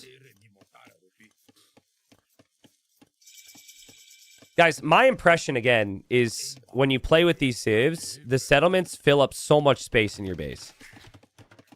I'm curious what you guys find if you end up playing or watching this, but over time, there's just like, because it's such a big building, it feels a bit uncomfortable. Andre is a little paranoid. Ah, yes. Champions can also build outposts. Thank you, Sebastian, for testing this for us. So he's dropping the outposts. And since the 2P start with extra stone, you can still build quite a few outposts and still have 200 stone for town centers later. So it's going to be full champies. And there's the settlement. So again, wood and gold. We could see the champy upgrade. I think you upgrade to a champy warrior. I love the architecture of this DLC. The architecture is super cool. Especially in Feudal Age. Feudal Age architecture is awesome. There's the Champy... Oh, sorry. Champy Runner upgrade. So I think it goes Champy Scout, Champy Runner, Champy Warrior, and then Elite Champ... Is it Elite Champy Warrior? Does it show me here? I also have the Blackwood Archer, which is really cool. Does it say... Yeah, Elite Champy Warrior. Okay. I mean, the outposts in the middle of the map feel very helpful. Because you need to know if your opponent's coming over. I kind of like that. I think it's pretty cool. As for the overall balance of the unit, I guess we'll see. Both players have Champy Runner now, so it upgrades you to 40 HP and 5 base attack. You do have 2 Pierce Armor, so they're pretty good against archers. Especially if you snag an armor upgrade. I think their speed is what makes them strong. Sebastian's so good. Sebastian, like, does this look like a player who thinks he's worried at all? That little gate there was so cheeky, man. I mean, really, he should be a little worried. He's lower on numbers, but now he matches the numbers, and now they engage. Champy v Champy. Who's going to be the champ? Sebastian tries to micro there. He saves some weak ones. Oh, that's a fine fight for Andre. He'll take that. Not bad. Well played from Andre to lose the boar. Just goes to show you that early builds, adding the early champions, is tough for your economy. And that getting to farms is still an easy way to stabilize here. It's a very close game. Archer range now for Andre. You know what I would do in this scenario? Besides lose. But, you know, after that, before that, I would, if my opponent built an outpost like that, I would run by and I would build an outpost right next to it. I don't think there's any strategic value to that, but it's like, you see me, I see you too, bro. I would definitely, right here. I go right next to it, boom, outpost. Come on, Andre. Oh, that'd be so funny. It'd also be good for the YouTube thumbnail. Ah, okay, he's gonna attack it. Which I guess is fine. But he really should build his own. I wonder if he has his hotkeys screwed up too. Because, like, when I tested with the new DLC, I couldn't go to my barracks properly. And the fact that they added the military units building outposts kind of screwed me up a little bit. Sebastian is just healing inside of his town center right now. He's not doing much at all. He does have the blacksmith. I think Andre's like, hey, come out wherever you are and come fight. And Sebastian's going to. He's getting the armor upgrade right now. I mean, that house is going down. That's way too many champions. And Sebastian realizes it and drops another house to give himself some time. Andre didn't pay attention there. But, okay, still knocking on the door. See, Andre's looking at his economy at home. He's walling. He doesn't know where Sebastian's army is, so he's being patient here with this. Doesn't want to overextend, and there comes Sebastian. Sebastian gets an easy kill, and Sebastian has the armor upgrade now. I think if Andre matches this and also has the archers with fletching, it could be good. But this will come down to numbers. More settlements in the back there for Andre. Does anyone else find it rather difficult to distinguish army from eco thus far with the new civ because they're such tiny villager-sized military units? This has happened before with new units to the game. It takes me a little bit of time. But, like, I think for Andre, maybe he thinks that's a villager or something. It is a little difficult to distinguish the different champion upgrades, too. That's actually a very fair point. It's, like, hard for me to tell between the Dark Age version and this version here. Oh, man, that fight from Sebastian's going to go very well. I don't think Andre was able to look and see the upgrades there. And the archers never were in a big mass. Oh, the wolf gets a kill. Woo, woo, woo. Yeah, he's taking this fight thinking the upgrades are even. They're not. So, nice patience from Sebastian. Where are my tissues at?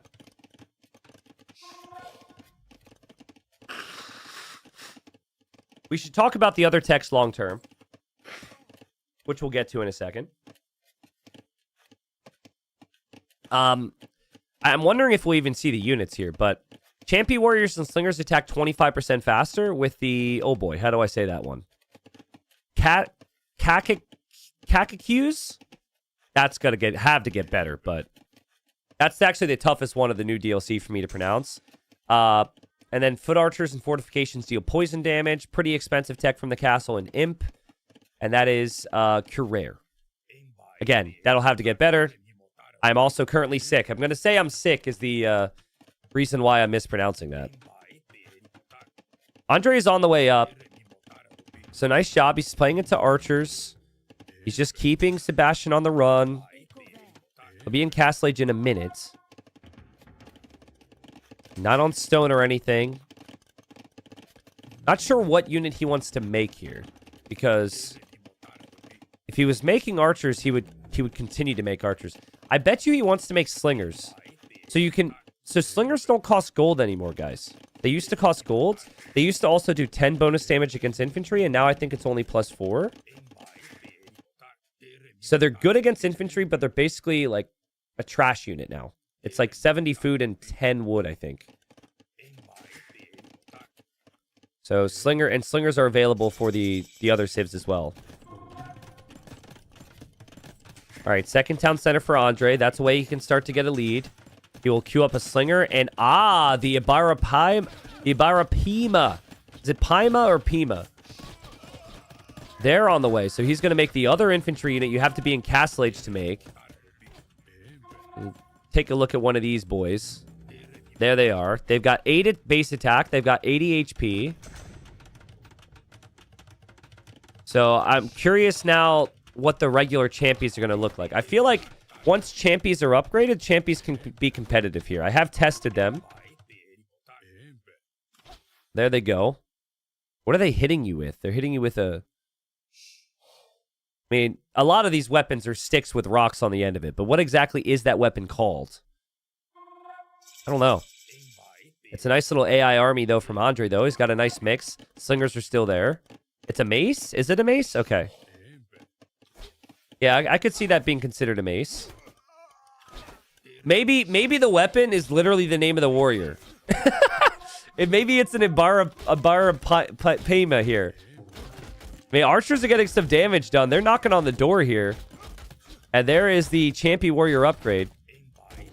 But Sebastian, maybe overconfident at times, maybe just testing because it's new civs, but he's falling behind. Andre's a solid player, guys. Second town center for Sebastian. And Castle, let's go! This is perfect testing for the Tupi. Damn it, I should have practiced my pronunciations way earlier. YouTube, don't judge me, but We've been busy with Titans League. All right, so Blackwood Archer. When you queue up 1, you get 2, okay? You get 2 units every time you produce 1 with the Blackwood Archer. But they're very weak. You get 20 HP on a Blackwood Archer. So they're very low HP. They're very squishy. Now, a weird bonus for the 2P we haven't mentioned yet is fallen units return 15% of their cost. That does also work if you delete your own units, by the way. I have tested that. Now, the weird thing about the Blackwood Archer is you get 2 units. You basically, you pay a price to get 2 units, right? But you delete them. You delete the 2, and you get, like, basically 30% return because you got 2 units. Is that making sense? So it's like you pay for 1, you get 2, you get 30% of the cost back in total. So I don't know if that was intended or not. Here's the Blackwood Archer. There they go. They're leaning forward as they stride. They also, there's a lot of skin there.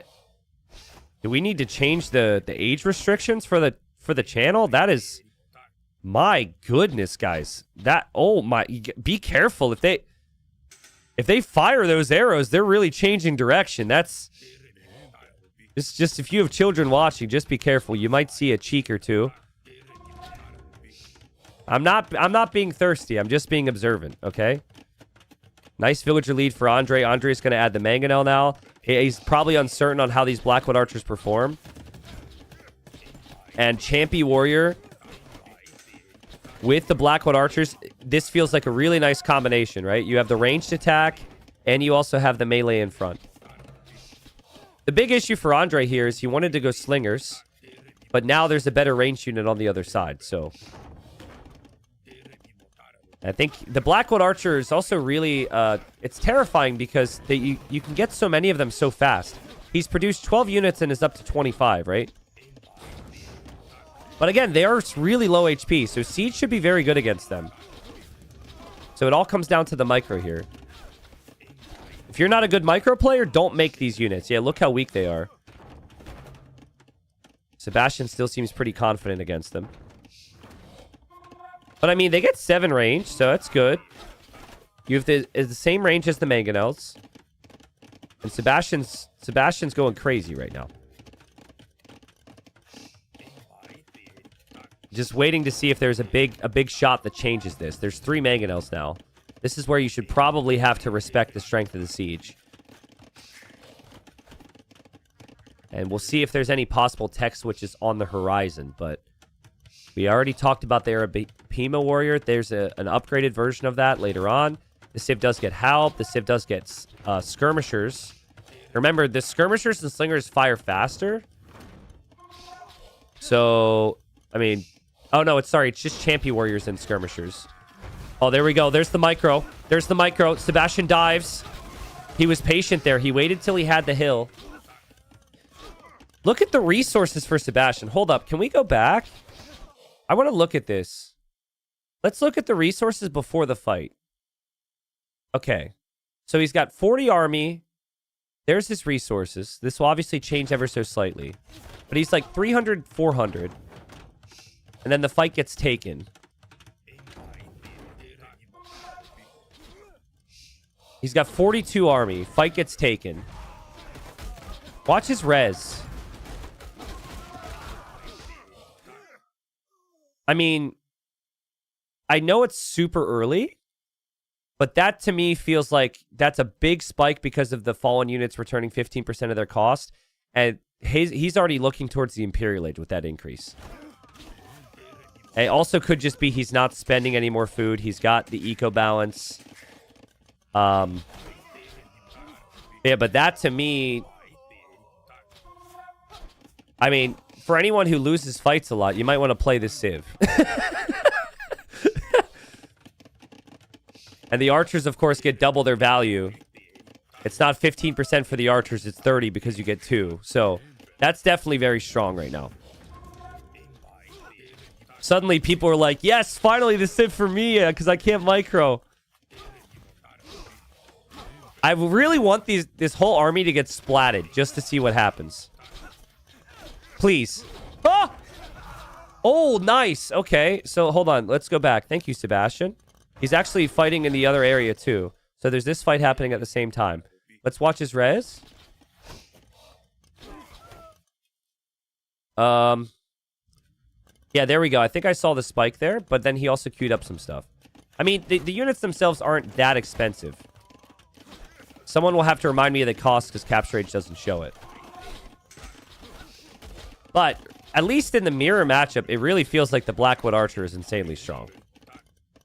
Again, it has its weaknesses. It's only 20 HP, so it can die very easily. But when you get 30% of the cost back, that's very strong. 35 wood and 45 gold.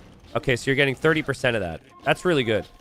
Here's a question for chat, and be honest with me. They added this bonus, right? The 15% return.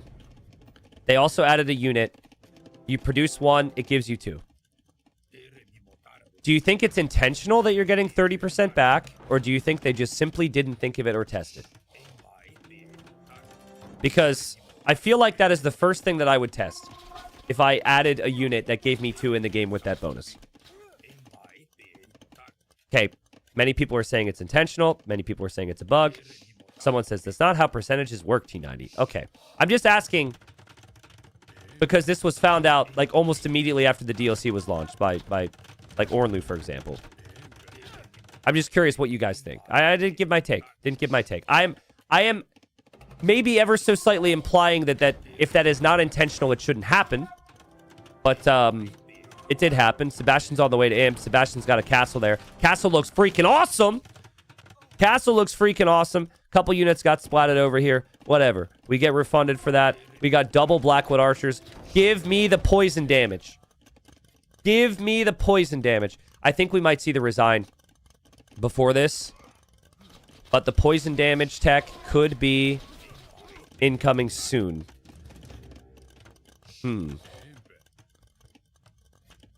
T90, I might have missed this. Does each Blackwood Archer take up one pop? Yeah, I actually didn't say that. I forgot about that detail. But you look at the total pop here and then look at the capture rate stats.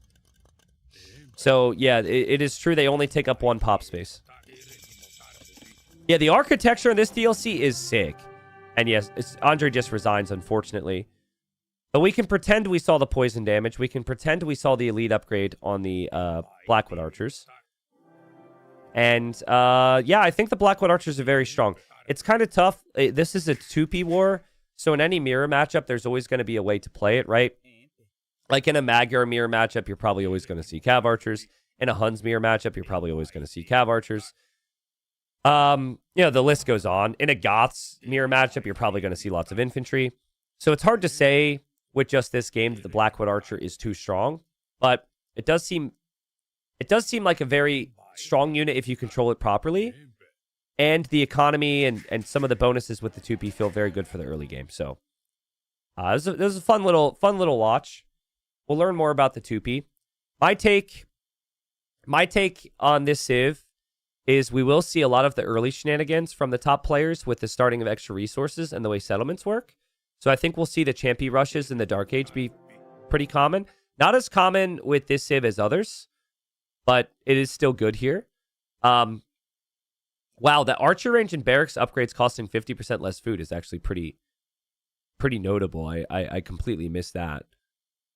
But, you know, the thing about these units, these Civs, they have to have good, like, fast, or sorry, let me back up. The thing about these Civs is they have really good early game bonuses, and a lot of their units are strong in numbers. They're not very, like, strong compared to some of the beefier units in the game, so it's a tough one to balance because it's a 20 HP unit, right? Like, obviously it has to be cheap. It has to do decent damage because it can get completely flattened. And I think even the elite version is weak too.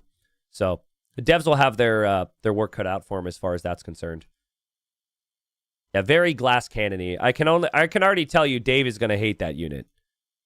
Because the kip check is amazing, for example, and Dave's like, oh, the kip check sucks. Blackwood Archer, 20 HP, can't even get bloodlines for it. Can be very strong. Also, can look very painful. Dave will probably like the Blackwood Archer, but... All right, so the series that's on the scoreboard above me right now is going to start soon. So we are switching gears. We're no longer going to cast the new civs. We're going to move back and cast more Silver League. If you want the new civs in Titans League, that starts on Friday. So we're going to potentially do more of that content today. I'm not sure. But let me just backdate my game, get ready for the series. We'll have a draft here between Blue and Target in about 5 minutes. Perfect. But yeah, I'd be very curious to know if they intentionally made it so the Blackwood Archers get refunded 30%. I don't know if I'll ever get that answer. But to me, you would think that would be a conscious decision. Because I feel like that's a very easy thing to test, you know? It's not 30% T90. I was told it was 30% by a source that I trust. But I have not tested it, so maybe I'm just speaking out of my ass. It's 15% of each unit. It says it's 7.5% of the 35/45, 15% of each unit.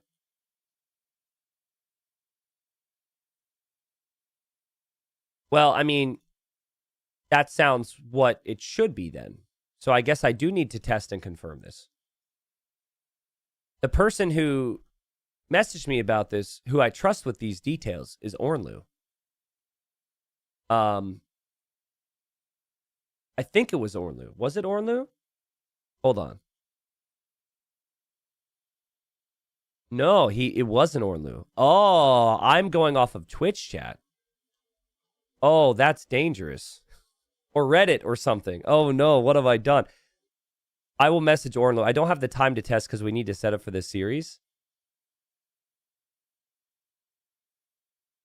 Please give me the details on the Blackwood Archer death percentages. I desire the truth. That's what I just sent Ornlu. I'm sure he'll come back within the hour and say something to me. My lord on YouTube says, is this live? This is live, yes. This is live. Welcome. Hello, hello, hello. All right, that'll clear up any confusion there for us, okay? I promise. Draft for Blue and Target about to begin. Let's go. This is the old draft. Forgive me. Well, I'll get that answer and I'll clarify that for YouTube then. But I think there's a little bit of confusion on that because there's been there was a chatter who was watching Sebastian play earlier today who came in while I was casting and said what I was saying. And I also saw a couple Reddit posts too, so maybe it's just confusing because it's such a unique addition to the game. Nerdy Blondie, thank you for the 5 gifted. Good morning. Ish. Thank you. What's up, Krakus? Thanks for the 7 months. Federath, hold on. It's a new sub. How do I say your name, man? Feodorath. Feodorith? Thank you. Falful, welcome back. Thank you for 41. What's up, Thick Rob? Elron, I am not going to call him daddy. Sorry about that, but welcome. What's up, Adrian? What's up, Silver Sneaker? Silver Sneaker says never trust the chatters. I trust, you know what I trust? I trust things if multiple chatters back it up. If I don't know enough about the chatter to know if I can trust them for their word, usually if the collective feels a certain way, I'm like, okay, multiple people have looked into this. Multiple people have verified this. Now I'm good. So, but it does depend on the chatter. There's definitely categories. I've been streaming for 10 years, so you're not all color-coded or anything, but there's categories of like, who's a troll, who's not, who's half troll, who's not. It's pretty crazy, but if we were to go through and if my mods were to just list off 100 users and I could go through, I would be able to somehow separate it into categories. And I don't know if you guys want to know what category you're in. It might be good or might be bad. It's different for everybody, but that's kind of how I have to do things as a streamer.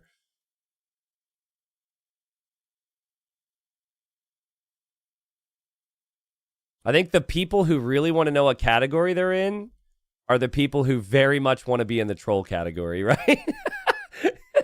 Like, oh, all my edgy comments over the years have given me a reputation. Yes! I've been waiting for this. Finally, the acknowledgement I've been desiring. All right, so let's see the maps here. Target likes his closed maps. Coast Arena or Bypass, I would expect here. Coast Arena. Let's go, baby. Let's go. Love to see it. Reverse Acropolis for blue with very little hesitation, and now they will ban. And then game one will be determined from a random little coin flip of the 3 maps remaining after all the bans. T90, I'm a social psychologist. Please do not trust group consensus, lol. Well, I have to do what I can, you know? I have to work with what tools I have at my disposal. And one of those tools is chat and understanding chat and getting a feel for viewers. So, Stranded game 1. All right. Stranded game 1. Can you show the group before the match? Oh, I will. Don't worry. No worries there. This group is super important now. Blue needs 2 wins to win the group. If Blue does not get 2 wins, Niaz wins the group. And Target needs wins to survive. If Target doesn't get wins, Target could be relegated, depending on the other result too. So we'll definitely dive into the group.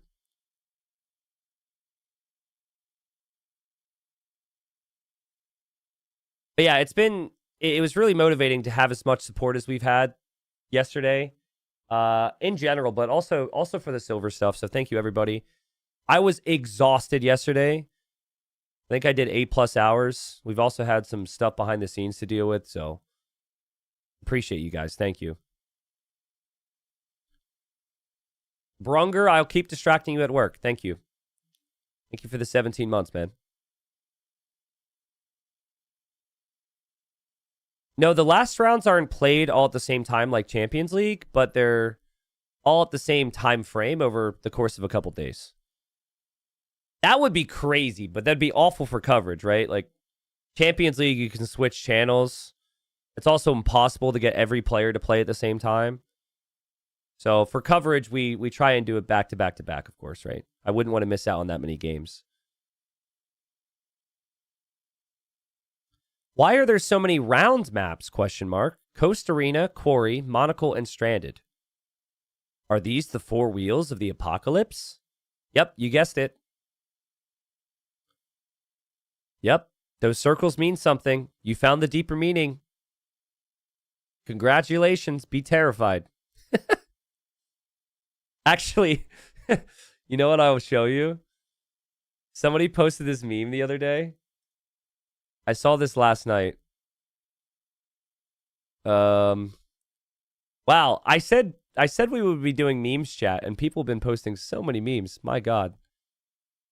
Where is it? Check this out. I kind of hate it. I kind of love it.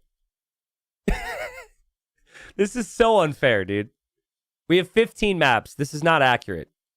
But yeah, T90 revealing a new map pack for the next season.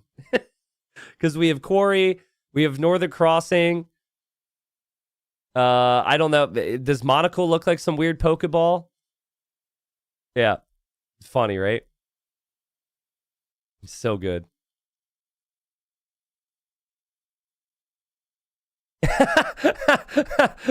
And actually, as a follow-up to that one, there's this. I hope not.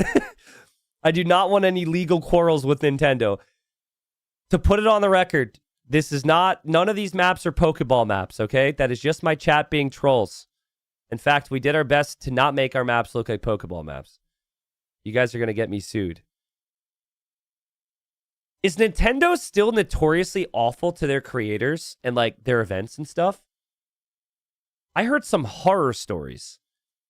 Like they would demonetize people's videos if they streamed their game or did events with their game.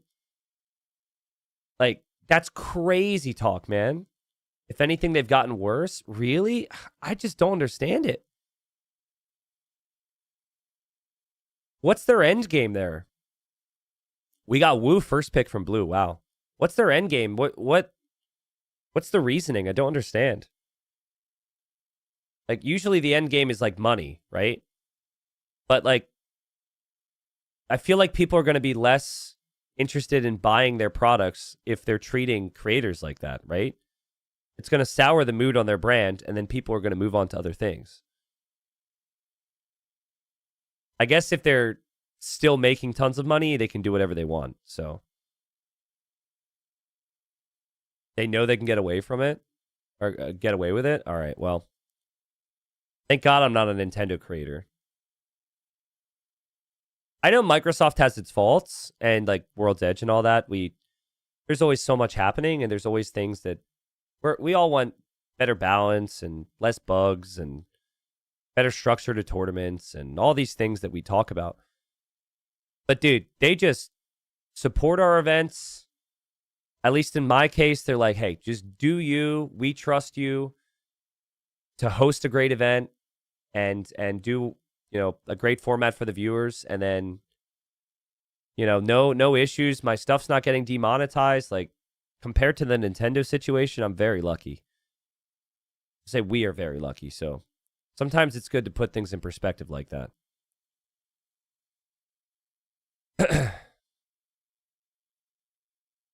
Yeah, it makes sense. Nintendo's so big, they're always going to be big, so they can just be... The second anything or anyone hits a level where they're so popular or so successful that there's no downside to them being, I don't know, horrible, oftentimes you will find that ends up happening. So I guess Nintendo's an example of that because they're huge. Okay. Final civs coming in here from Target. Nintendo raised a generation, so it's more like Stockholm syndrome to those people. Yeah. Yeah, I get it. I get it. Makes sense. It just sucks that, like, things have to be that way for something that is such a... should be an escape from all the BS of life, you know? That's how I see gaming anyways, so... Honestly, I like the draft a lot on both sides.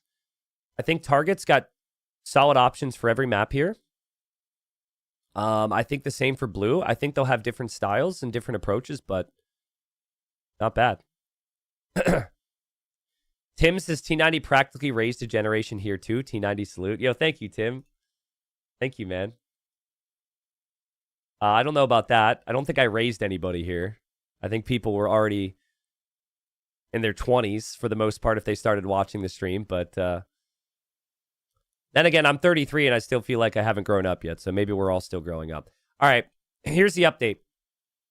All right, here is the update on the group. Listen up, children. Pay attention. Please tell me you did your homework last night. Okay, I even gave you the first two answers. Wow, that's weird. I just got deja vu. Like I've said that before.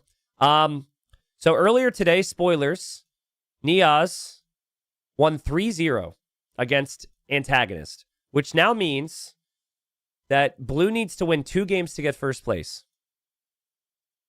I think Blue can win 2 games. Blue has been very solid in this group, but of course the pressure is on. This series is live.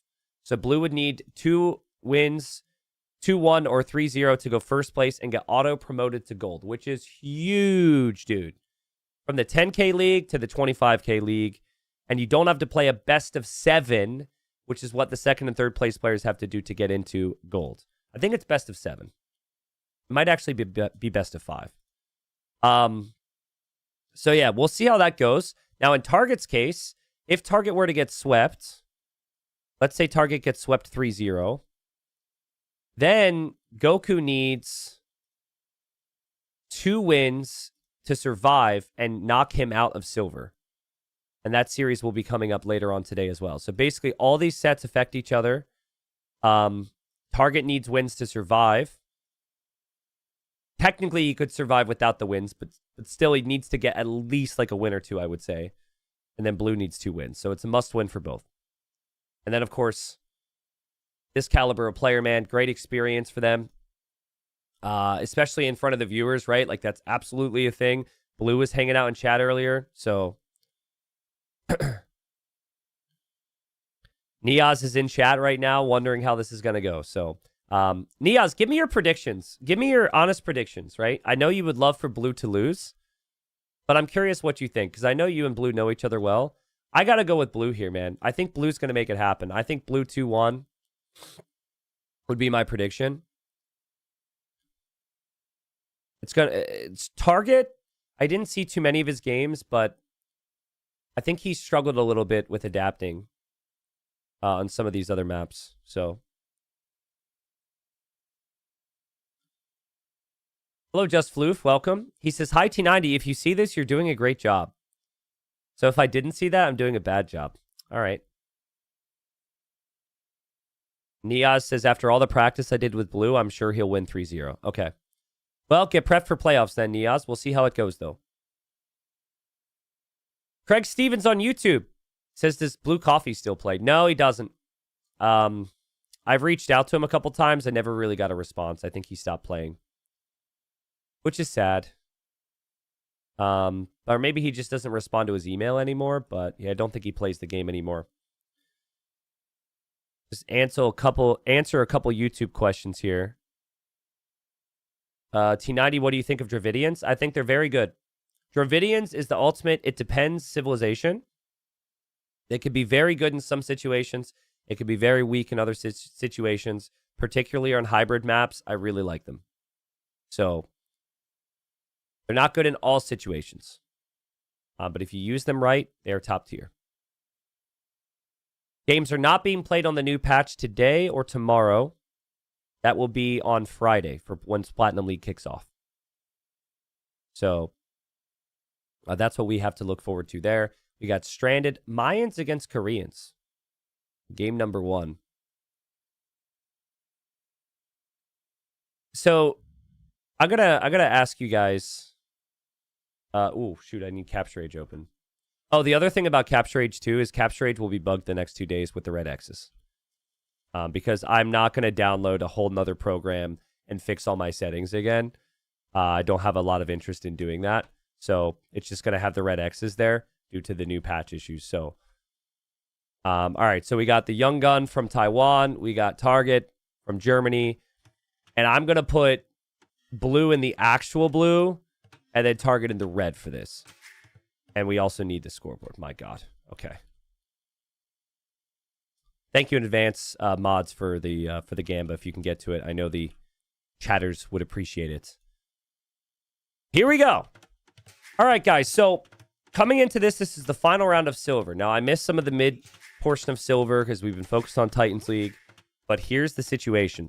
So Blue, who I said earlier is maybe one of the most improved players over the last year or so, a player I could see improving, eventually being a Platinum League player. Blue's a young player from Taiwan, and Blue is currently at 9 wins in the group. Ahead of him, with 5 rounds finished, is Niaz with 10. Blue would need to pass Niaz, and Blue would need 2 wins in this series, basically, in order to get first place. And if Blue does that, that is auto-promotion to Gold League, which is the 25K league for the next season. Would be a massive result for Blue. I think Blue is the favorite. Blue has won every single series in this group. And it's a very difficult group as well. So, and I know Blue is very prepared, always practicing and working very hard. Target on the other side has always been seen as a player who's also very well prepared. Target needs to survive. Target needs wins to survive. Now, technically, if Target gets swept here today, he could still stay in Silver League, but it all depends on what happens in the Goku and Baba Rum series later on today. Basically, for every win Target gets here, that is an additional win that Goku needs. And I think if Target were to get swept, Goku would need 2 wins. So a win in the series for Target, he's safe. A win in the series for Blue, and he goes to Gold League. All right. Blue has gone for the Mayans on Stranded. He's got his dock up. You start with a fishing ship on this map. So you will always see the faster fishing ship counts. And it's a nomad start, so it's a bit harder to get the scouting in. But we've seen this map dominated by water. We've seen dominated by archers and skirms. I do wonder if maybe we could see eagles here because the Koreans typically go for lots of skirms. Would make me a little bit worried long-term against the Fire Lancer, but... Ron Boo with 10 gifted subs on YouTube. Thank you, Ron. Appreciate it, guys. But yeah, my prediction here is blue 2-1. I'm going to say that Target is going to come in here and get a solid win on his home map, Costa Rica. But even Niaz, who kind of needs blue to lose here, has done a lot of training with blue and feels that blue is going to win 3-0. Mateus, the Platinum games come back Friday. So Friday, Saturday, Sunday, Monday is Platinum. So this is off the top of my head, but we do Silver today. We do Silver tomorrow. We do Platinum Friday through Monday. Then I believe it is Gold final round, Tuesday, Wednesday, Thursday. And then we move into Gold playoffs, and then Silver playoffs, and then Platinum final 2 rounds, and then Platinum playoffs, or something like that. Basically, there's... After round 3 of Platinum, there is a week and a half break of Platinum, so we cover all the conclusion of Gold and Silver. So lots of content. T90, why change transport for fish, question mark? Because island is gone, question mark? Why is island gone, question mark? Well, fun fact, question mark. The stranded version you're referring to with the transport ship is actually a newer, updated version that they recently added to the game. So let me give you the history of Stranded, all right? Stranded was initially made... I remember it was an event by this guy named Nerd Rage Quit, I believe. Way back in the day, all right? We're talking before the definitive edition, all right? Some of you guys weren't even alive yet. And, well, maybe you were alive, but it was a long time ago. And so when Wandering Warriors Cup was coming around 2 years ago, we were looking for new Nomad maps, and I was going back to all the old map packs that I had. And we found Stranded, and it was kind of like this, but like the stone was different, the gold was different, the wood lines were way too big in the middle, you couldn't move around. So yeah, it was just a way worse version of this. So then we created this version, and we like basically, you know, it wasn't technically a new map, but we like made it way better and stuff. And then there was Warlords, and they added another version with a junk.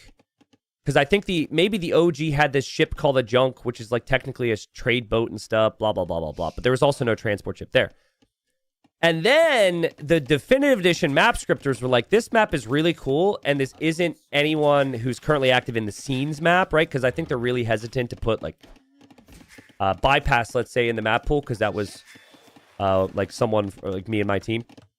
I'd be completely fine with it, by the way, but they don't want to do that because they don't want to get in trouble or annoyed or anything. And then they came out with Stranded. They added the island with the transport. That was a really crappy story, but basically, long story short, the OG version did not have the transport. There's different versions of it.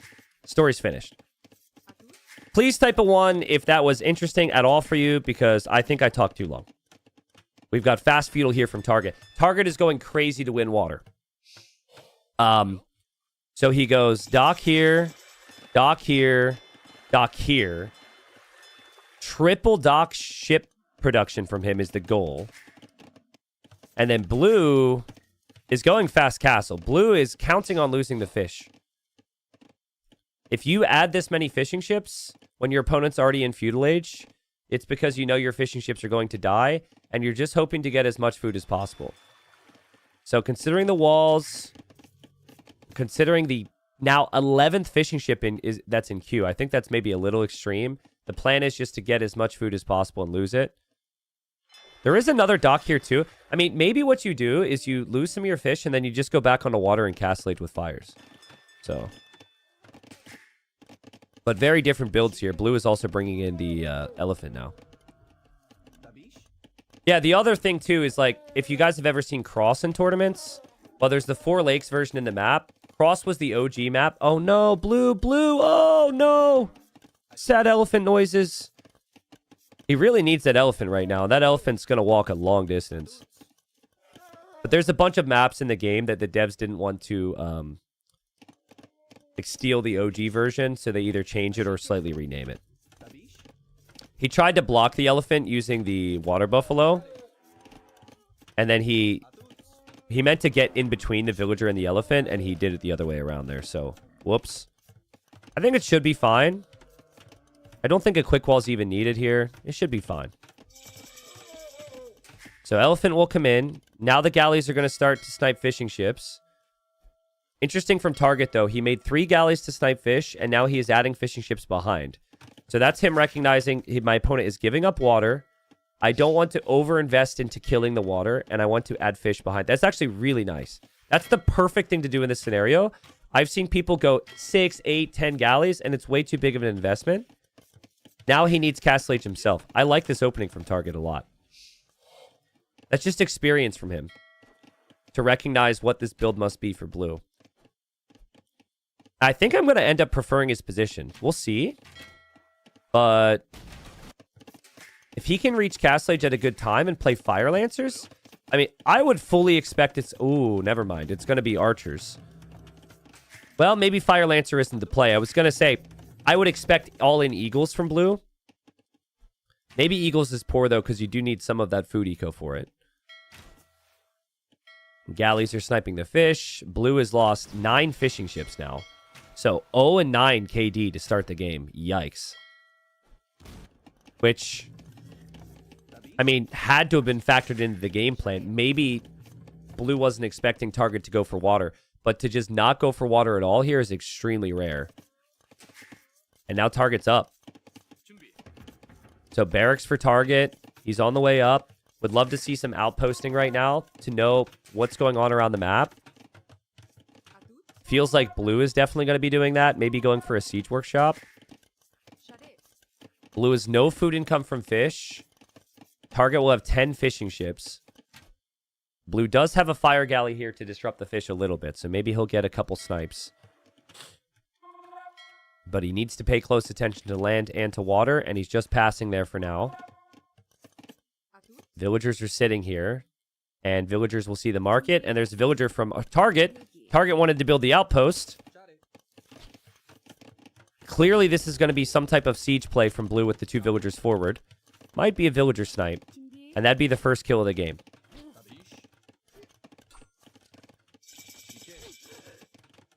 Wow, it's funny. On the Stranded conversation, someone brings up there was an older version called Stranded from 2014. Yeah, I don't know if that's the one I'm referring to or not. But normally, losing this many fishing ships is very bad. But the beauty of Stranded is that the water isn't everything. And the wood lines are really difficult to take on this map. It's like right now, Blue's got the seed. He's going for a ram? Wow, that's crazy. He's basically got all his opponent's wood line here. Because he's forced them away. I don't like ram here. I would go mangonel because you can disrupt the wood line. And I like having Koreans here because that tower will be guard tower instantly.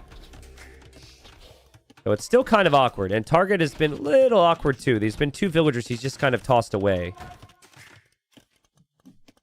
But maybe in Blue's preparation, Blue just feels like if I deny the market from him, he can't balance his resources. Look at target use the market right now. Maybe ramming down the market's a really big play. The crossbow count is not significant. So you don't want to lose the numbers. Double range production from Blue. Blue's fire galley's still on water. It didn't kill any fishing ships. That's being tracked right now. Blue doesn't have the food for Bodkin Arrow. This is really poor for Blue. Blue had Bodkin. I think this is very winnable. We'll see if Blue can get there. I do think it's worth it for Blue to maybe make the occasional fire galley. There's not a lot on water for Blue. Or for target, rather. And yeah, down goes the market. So target's going to play defensive siege, but he doesn't have the hill. The whole map changes if the middle doesn't have this gigantic hill. The player with the economy would just win with the defender's advantage then. And Blue is a very confident player, a very prepped player. Will have maybe played this exact situation before. Needs to go full micro. Target doesn't have elite skirmisher yet. Target struggles when under pressure, guys. He just does. And I know that he's got the eco lead, but in the game, he is only being pressured. And his wood situation is still not too good here. He's over here on this wood line. Blue's still confidently running around. And we'll wheel around with the mangonel. I still would like to see blue get bodkin, but maybe a market's needed. Maybe some more farms are needed for the food eco. Target fires with the rocket cart. Blue fires with the rocket cart. That's attack rounds from both. Split micro from blue. Good shot again. Oh, target lands some big shots. Big shots for target. He's holding on. Again, that 10 fishing ships are bringing him food income. No problem here. You just need to hold. He also is rebuilding the market here. I think if you rebuild the market, you can just buy stone for another tower. Blue cannot afford any poor engagements like that. Blue is still building outposts to see if target ever moves around. Okay, nice sniping there on the TC. I think if you hold this position, if you're blue, it still gets awkward for target. Target may eventually be exposed over on the left side for more crossbows. And Bodkin arrow's on the way right now. Blacksmith going down will not hurt target till way later. He already has Bodkin. But it's just full siege defense for him. Just double checking Blue's economy. He's about to run out of water buffalo. So that's been the only food eco.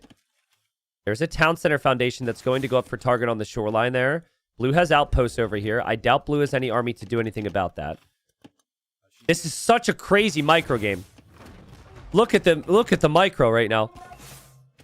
Oh my goodness. Okay, they'll get the trades 1-for-1 there. Blue will dive. Oh, that's crazy micro from Blue. Can he get it? He gets it. The woodline is right here, guys. The woodline is right there. He doesn't see it. I think Blue's just come out here. He's like, go ahead, take the fish. I'm going to win land, and you are going to struggle against me. And here he goes, but the town center will be up. Blue could easily run those crossbows into the town center if he's not careful. And this is where the micro gets harder because you actually need to add farms now if you're blue, which he has never had to do.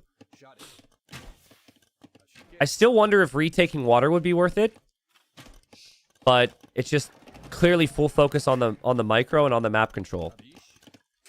Target actually found some stone there, too. There's little tiles of stone around. So that's not a bad TC spot. Blue will build another siege workshop. But now you have micro from the side angles, too. But Target's also distracted. Does Target have the multitasking? No, he doesn't. He was looking here. He loses his mangonel, and now he's pushed off of this gold. Man, there's so much micro. And Target needs a clear up here. And then he can just drop a tower, and his gold he can take no problem. He does get the one. Also, I wouldn't hate, if he knows about this siege workshop, I wouldn't hate another guard tower. The problem is still, he's really not controlling a large area of the map. Guys, blue is 0 on food now. Like, this is...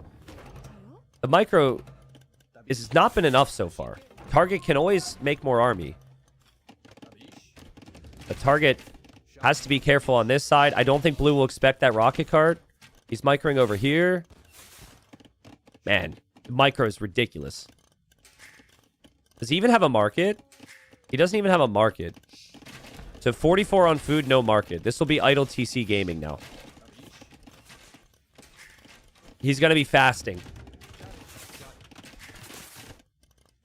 Hopefully it's intermittent fasting and it's not forever because he's going to need some food income eventually. I mean, long-term, Target can just run out of wood, I guess. Most of the wood is in the middle.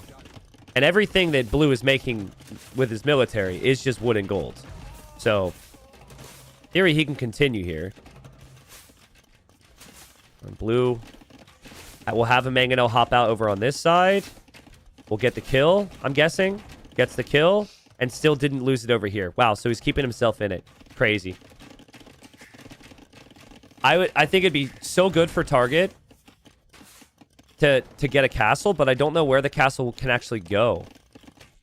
He's saved for a castle. Where do you even put it? Do you transport? Oh, he goes for it there. Okay. I mean, honestly, I'm still not in love with this castle. I feel like the castle doesn't... Oh my god, it will even go up? Blue's micro is insane. I mean, the castle doesn't really secure the map more than the tower already has, but you can then make war wagons, and I guess it does protect your town center. I was thinking maybe he transports somewhere and then just runs to the middle, but even that's risky. It's really hard for Target to feel like he can ever go anywhere right now. The fishing ships are getting less efficient over time. That's still way more efficient than 0 on food, which is clearly the plan for Blue. He's going to place the mill now. Target should make lots of wagons now. Wagons are a really nice unit here. They're very tanky against siege. They're very tanky against crossbows. I think Target, even though it looks bad, he's been patient enough. He just needs to hold. And he is queuing up those war wagons. That castle does range the tower, which is quite nice. So then maybe he can come to the hill with his siege. Yeah, this actually, the castle's looking pretty good now. Blue is just going to wait for Target to move out anywhere. Blue's killing villagers over here.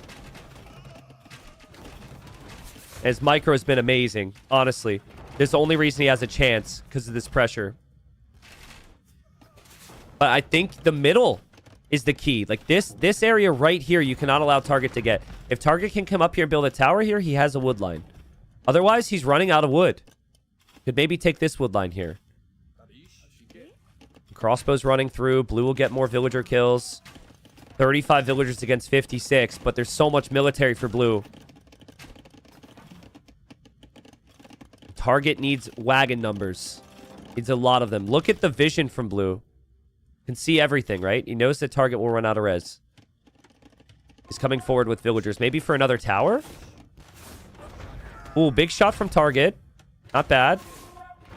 Nice split micro from Blue. You always need to hold the hill with the mangonels. That one mangonel's weak and maybe needs to be repaired. Target just cannot move around in his base right now. 1-for-1 trade. Is he bringing vills so he can go 5 mangonels against the guard tower? Is that what this is? This is crazy, man. Normally the guard tower shuts down a mangonel push, but not if you have that many mangonels and not if you have that many villagers. What is happening? Blue's mangonel over here will go down. The crossbows are there on the town center. That tower is going down. And then the TC is for the taking. And this town center is getting denied.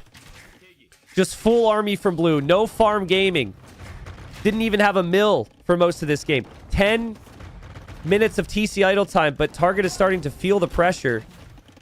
Oh, man. This is insane. It's so rare that the idle TC time can be that high and have it actually be good. But if you don't lose the fights, you're going to be more than fine. Blue micros the villager. Look at that. Micros the villagers back on the tower and now takes the crossbows in and split micros against the rocket cart. Tower's going to go up. And another siege weapon goes down for Target. Wow. And Target does not know. This whole time, Target does not know his opponent has no Vil production. Right? You just don't know it. You know you have the eco league because you have the fish, but you're assuming some eco is out there. So it really starting to feel bad right now. But the score is still looking good. He will move this way to complete this town center. We'll see if he can do so. It seems he's paying attention there. I think the town center will complete. More villagers go down. And over here, there's a rocket cart from Target. Can Target keep up with it, though? Can he micro it? 1-for-1. 1-for-1 is fine. If Blue always has more mangonels. And Target's about to lose his market again. So that's the second time he'll lose the market. As he goes to... Oh, no. As he goes to build a tower here. Okay, the mangonel's weak. He can snipe it if he notices. He has to notice that's weak and snipe it. Blue has just gone full army here. I still think Target, he had a chance there to run here and just drop a tower. It might be too late now. It feels like Blue is very happy with the map control in the south and is going to shift everything to the hill. Yeah. Kind of like this. That's the right idea. That's a good fight for Target. What's Blue's food eco? Not much. He just got villagers on food here. We got one farmer, though. That's big. Guard towers can still hold. If there's one thing Target's done a really good job at, it's just been stubborn and finding these stones. He will lose that siege workshop. Another rocket cart gets sniped by the crossbows. The micro has just been unreal. Blue's going to do... I think he's going to have to repeat the same cycle and try and take down this tower now. He's dropping Siege Workshop number 3 this game. We'll drop it this way. But, like, okay, Target, this is your chance to take the hill. I really think the hill is everything here. You still have gold. You just need safe wood, and then you can defend the rest of the gold. That's not a bad tower, though.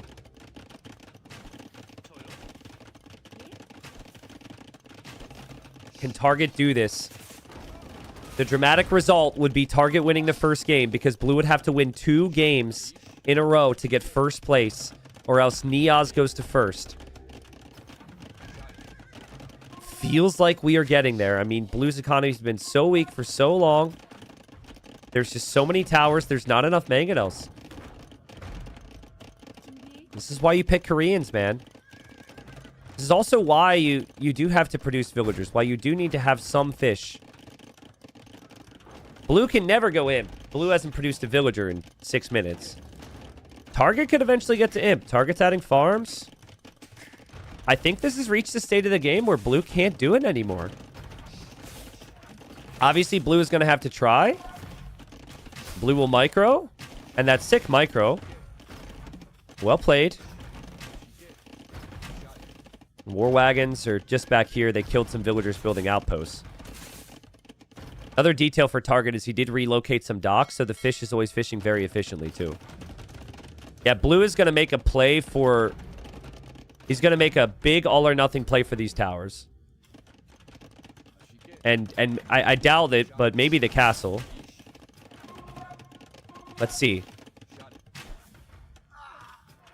Ballistics isn't in or anything for Blue. Probably needed that, but also has to go for so much siege. All right, it's about to get crazy.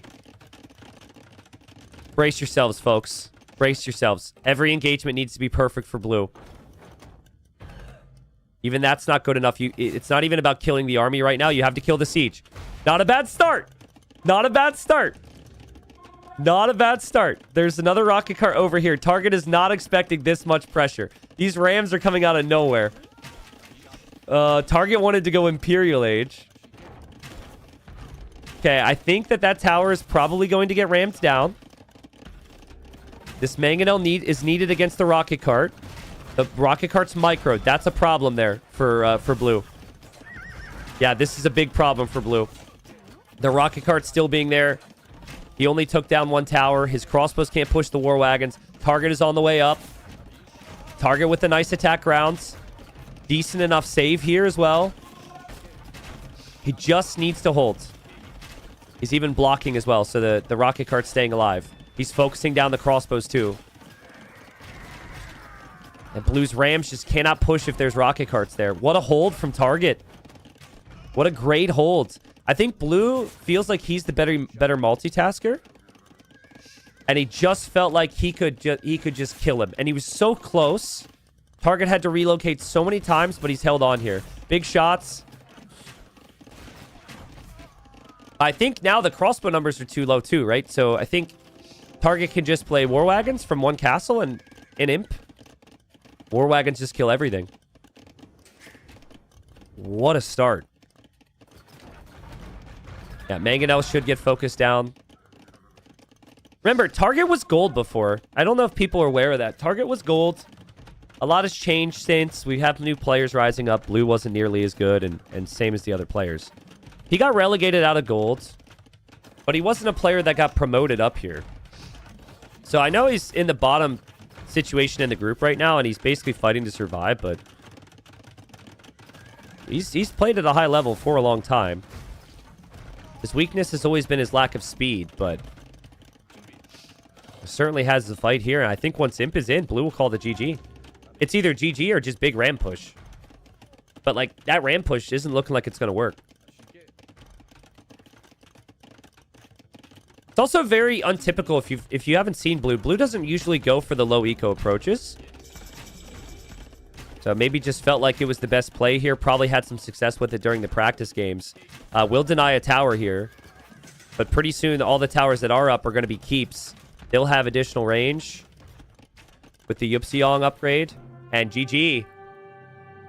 Look at the military units created there. 68 crossbows, 17 mangonels, 18 rocket carts, and 12 war wagons. But honestly, the towers were key.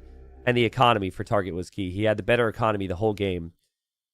And there were a couple times there where he could have maybe been stubborn and tried to stay in a position. Instead, he just ran. He just kept trying to rebuild TCs and rebuild towers. So, yeah, dramatic start. Niaz is in my chat right now. If Target gets another win, Niaz goes immediately to Gold League for season, what would it be, season 6. But, Blue has a home map, and Blue is extremely prepared. Niaz himself even predicted Blue would win this series. So, let's see. But well played, Target. Damn. I think it's very easy to fall into that trap as a player who's aggressive and just think, no, I'm faster, I'm stronger. I can just do something that's suboptimal and overwhelm them with military. But the reality is with guys like Target, they love to defend and take the eco advantage. So it just plays towards their strengths when you do something like that. So I think that easier said than done, of course. But like now, at this point, I think that there's going to be a little bit of regret for Blue. And a lot of pressure for Blue, too. Because he knows he needs to get the wins. And Target wins with Koreans. Blue loses with the Mayans. And it'll be most likely reverse Acropolis next. It could be Costa Rica next, because that's Target's home map. It is Blue's choice. Yeah, Margugu, what do you think about adding some fish there? I think, ultimately, if he adds fish, or sorry, not adding fish, adding fires. If you add fires, that means you do have less siege and less crossbow, of course. But I think the second you gain some good lead and your dock was still up for a while, I would have liked to see a couple fire ships out there. So, that's just my take. But anytime I try and do that in that scenario, then my crossbows get out microed and my siege gets out microed. So, I think that's where the only reason that Target was able to produce Vills the whole time was because he had the fish. So, it's crazy how much Blue could do with 35 Vills. Yeah, true. I mean, that's Mayans for you. That's why you pick him. And he didn't need food eco anymore. He just needed wood and gold, and there's plenty of that in the map, so makes sense. Man, I shouldn't complain about being cold because I live in a very warm climate, but I'm freezing right now, and my TTL hoodie, which I should be advertising to you guys, is currently out of the room.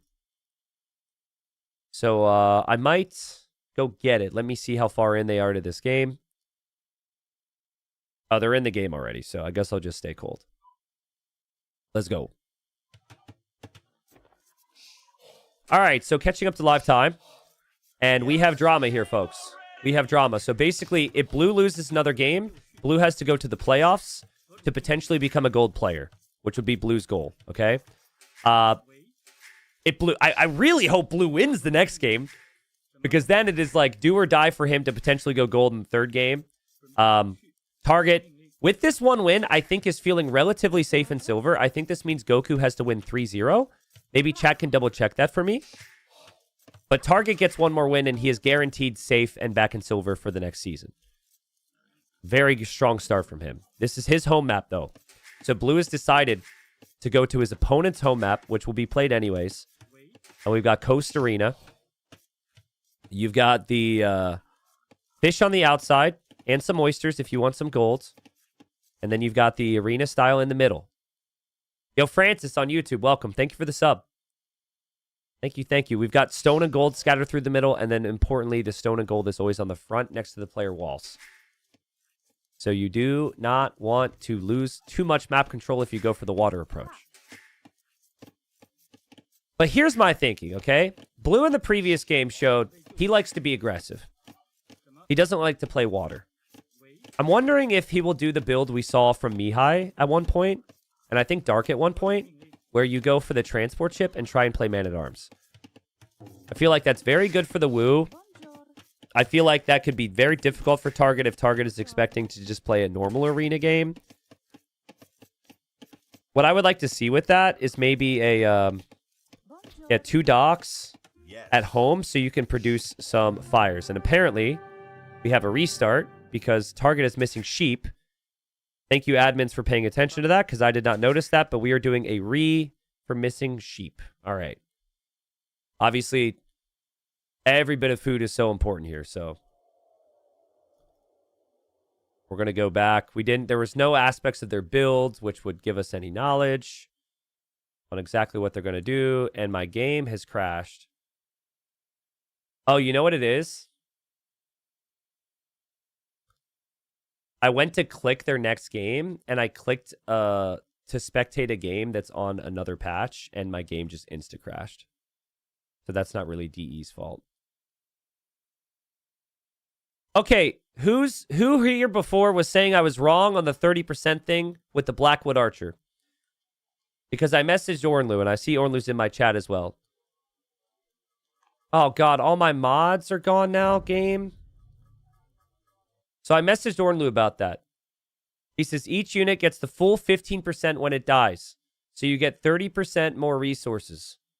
Or, sorry, 30% resources back per Blackwood Archer pair. See, that's what I was saying, and then I was told that I was wrong. So.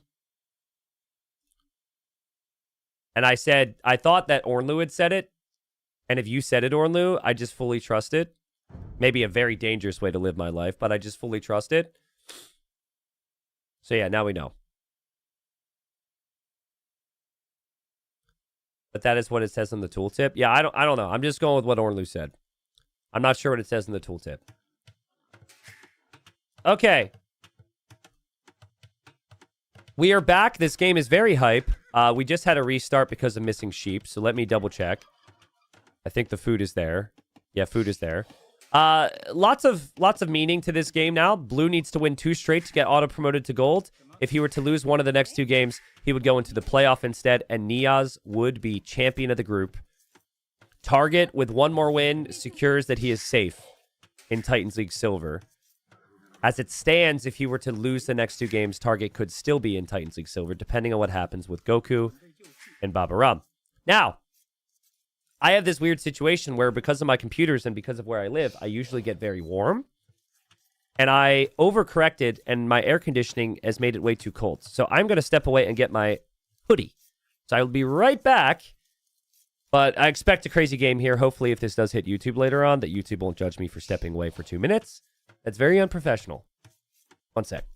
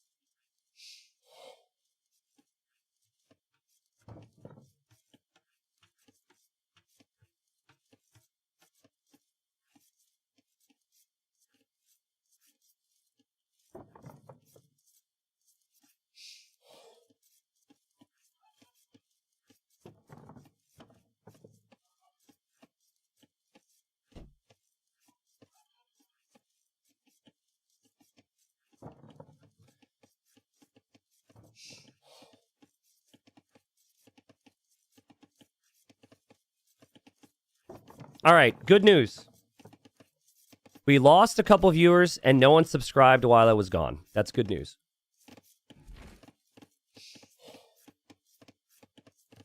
It's really worrying. Sometimes I'll come back and a bunch of people have subscribed and we get more viewers. So I'd love to have those people back, but like, makes me feel a little bit better about myself, you know? Blue seems to really be scouting the front here. He found the stone. He doesn't actually see the gold. But clearly that's something that he'll want to be aware of. I think if you don't see the golds here, because you can see a bit further in there, and you see the stone is here, you might assume the gold is over in this area. He's docked the back. We'll see the first fishing ship. Target's going to do the same here. I think Burgundians just want to play stable units and monks in the middle and just fish boom. I really don't think the Burgundians want a really long-term fight on water, but their navy's certainly good enough to keep their fish alive at least. When I think Woo, I think Man-at-Arms. I think Traction Trebs maybe in the really late stages, but on water maps, very solid because of the extra food you get. And then the military production buildings giving you more food too means you're usually going to want the barracks early. And if you want the barracks early, you probably are going to benefit from that because of the infantry regenerating. So all those bonuses kind of flow together here. If this stone runs out, can Vils pick pebbles? Question mark. Pebbles? Where are you seeing pebbles? No, you cannot pick up. Oh, you mean these pebbles? No. But that does make me think of something that was really funny. So it was a Loey the Legends game on Arabia or something. And there was this random cliff on Arabia, and this 300 elo player ran out of stone, and he placed a mining camp next to the cliff. And I was like, oh, God. I felt so bad for him because the cliffs looked like they're made of stone. So it kind of made sense. Like, he was wanting to mine the cliff and mine the stone.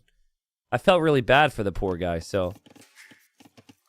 There's that guy, and then there was the guy who would build his fish traps on top of the deep fish. Because if you're going to trap fish, you need to actually have visible fish there. Fish traps are very unintuitive.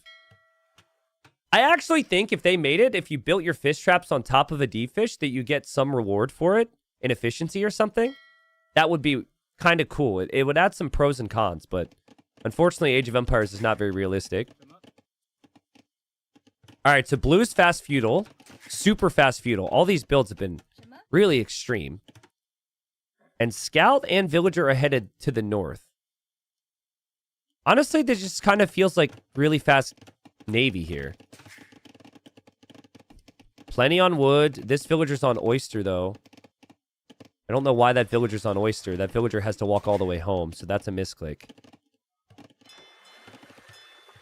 I mean, I think if Target just plays semi-decent feudal age time into some navy resistance, some galleys here, Target's completely fine against this.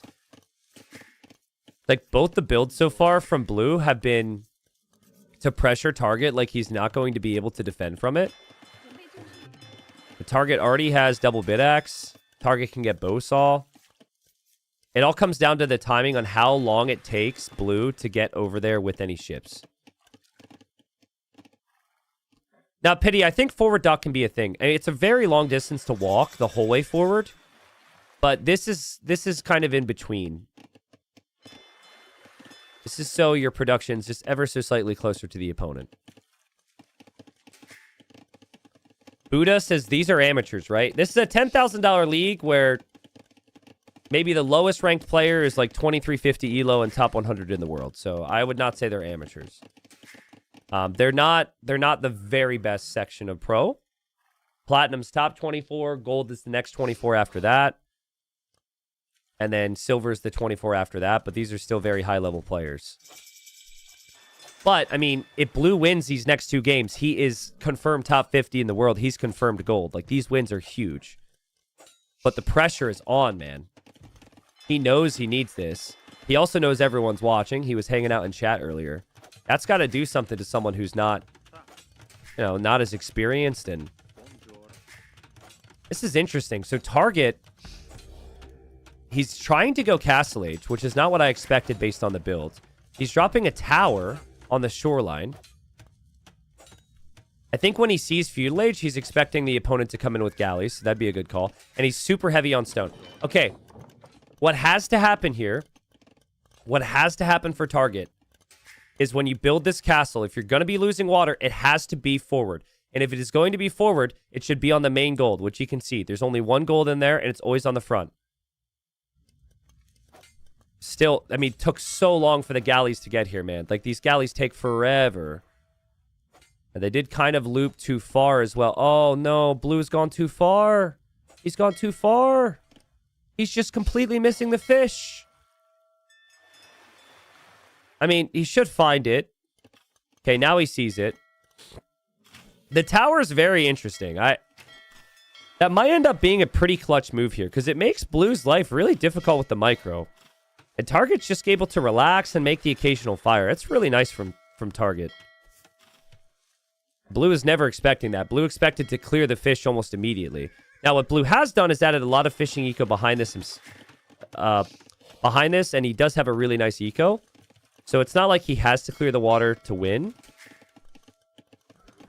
The scout is actually in here for blue, just looping around, and he sees the Vils on stone. So he knows that target's on stone, and he should also know that target should build that castle somewhat on the front. Look at the difference in economy, guys. 12 fishing ships behind this for blue is unreal. And the economy for target's not great. He can't take any food. He can just take the oyster with the fishing ships. Let's see what target's up to now. Blue's going to look for this, too. Blue's locked in right now. Blue is so locked in. Blue's like, I know what you're going to do. I have practiced for this. And he sees the vills. Okay, so you could do two things. You can get Loom and fight this down.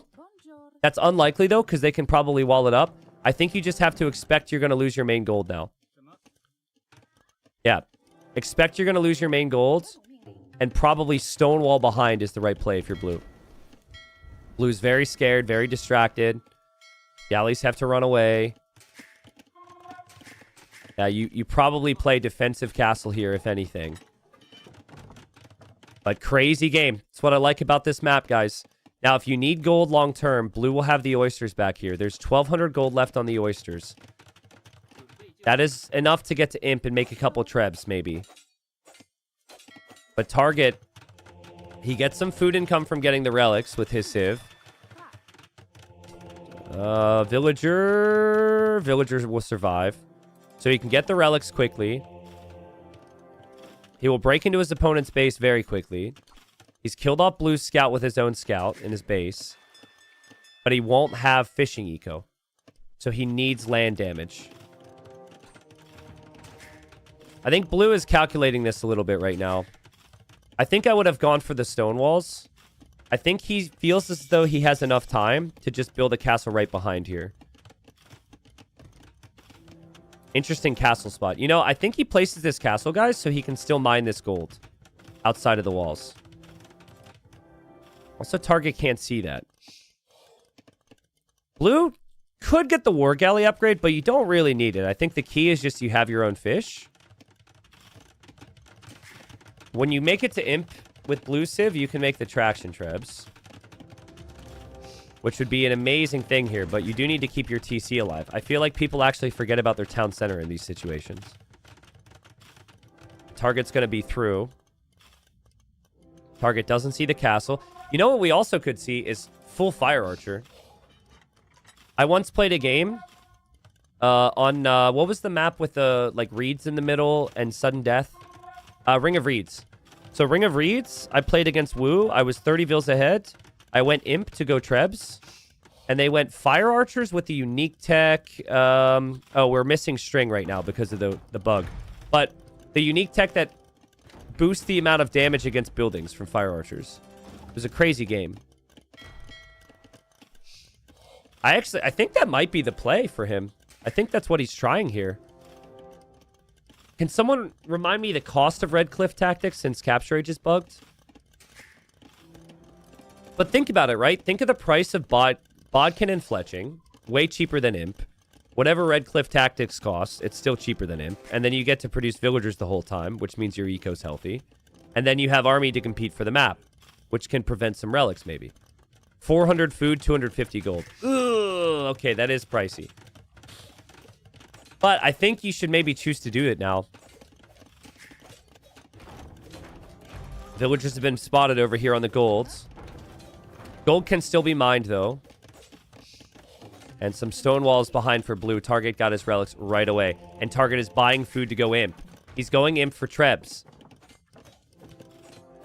It's a great play from Target. This is exactly how I think these games are going to play out, too. It'll be a bit different at the highest level. But this is excellent strategy from both of them. Here are the fire archers. Fire archer will get in super close. Target didn't notice. He loses the monk. And he will lose the mangonel. I'm telling you guys. Like, there's another thing he could consider. He could consider going for petards and petarding into Target's base. And then you get into Target's eco where he has nothing. But I think if he waits for imp, could maybe be a mistake here. We'll see. I guess he doesn't need his castle, though. He could always just make traction trebs. I think if he would have more villagers on this gold, or even fishing ships on the oysters, he could have a better chance of getting Imperial Age. And here come the Vills. Blue wants another castle, it seems. The Micro with his ranged units is top tier. Take down the Mangonel. Fire Archers are not a unit that most people think are very strong. Only he knew that gold was there, too. That would be nice. Here he is. No petards or anything, but I guess he's going to drop a castle. But, like, both these castles can be ranged by trebuchets. That will be out here soon. But that castle's going up for blue, and that could mean he's into target's base. He's moving over this way now. Target might need a tower on his gold.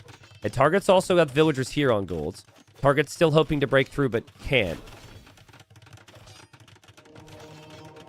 This is a must-win game for blue, or he is into a best-of-7 playoff instead of going immediately to Gold League, which is what the odds said that he would do coming into today. It was like 80% chance. But Niaz won 3-0 against Antagonist. Guys, I'm worried for Blue's Imp TC. Like, he's going to click Imp there, right? Target shouldn't even go for the castles. If he goes for the TC, Imp will be denied. He's going to click Imp. This game just comes down to where target trebs now, honestly. On one hand, you want to take down the castles because the castles are applying pressure to you and your opponent's making fire archers. But if he only knew what we knew right now, he would go for that town center. It's a very uncommon play, though. You usually go for the castles. And he's under a lot of pressure. He's getting pushed off the gold. His economy is way worse than Blue's. If Blue can make it to Imp, he can make traction trebs with the fire archers and win. If Imp gets denied, it's a completely different situation. Let's see what target does. Target completely off of golds. We'll bring the monks over. He's a great monk player, so he'll focus heavily on that. But this is before block printing. Fire archers have this weird recharge situation, and whatever that was horrible there. Oh, man. Great conversions there for target. But target's going for the castle. Target is going for the castle, which means Imp will probably come in for blue. Blue really needed to, and he's doing it now. He needed to target this wall and get into target's base continuously. The whole firing on outside the walls thing was never going to be enough. I would repair this castle, but he doesn't have a lot of resources left. Target's monks will have 12 range. Traction trebs do outrange them, but where do you even make the traction trebs from now? You're being pulled so many different directions. One monk goes down. This is open now. I think the fire archers should run into target's eco. But they have to do it fast. An Imp is about to be in. And that's what the fire archer can do against the buildings. If with Red Cliff, you'd be melting the castle a whole lot faster, but obviously that could still happen maybe. And we have Bracer on the way now for blue. Man, this is so intense. The middle of the map is so strong, and target's got so much gold to make more monks and more trebs. I've seen the monk and treb player win so many games from here. But the fire archers, pretty crazy range against the castle. There's the Siege Workshop for attraction treb. They don't have that range against the monks, though. It only works against buildings.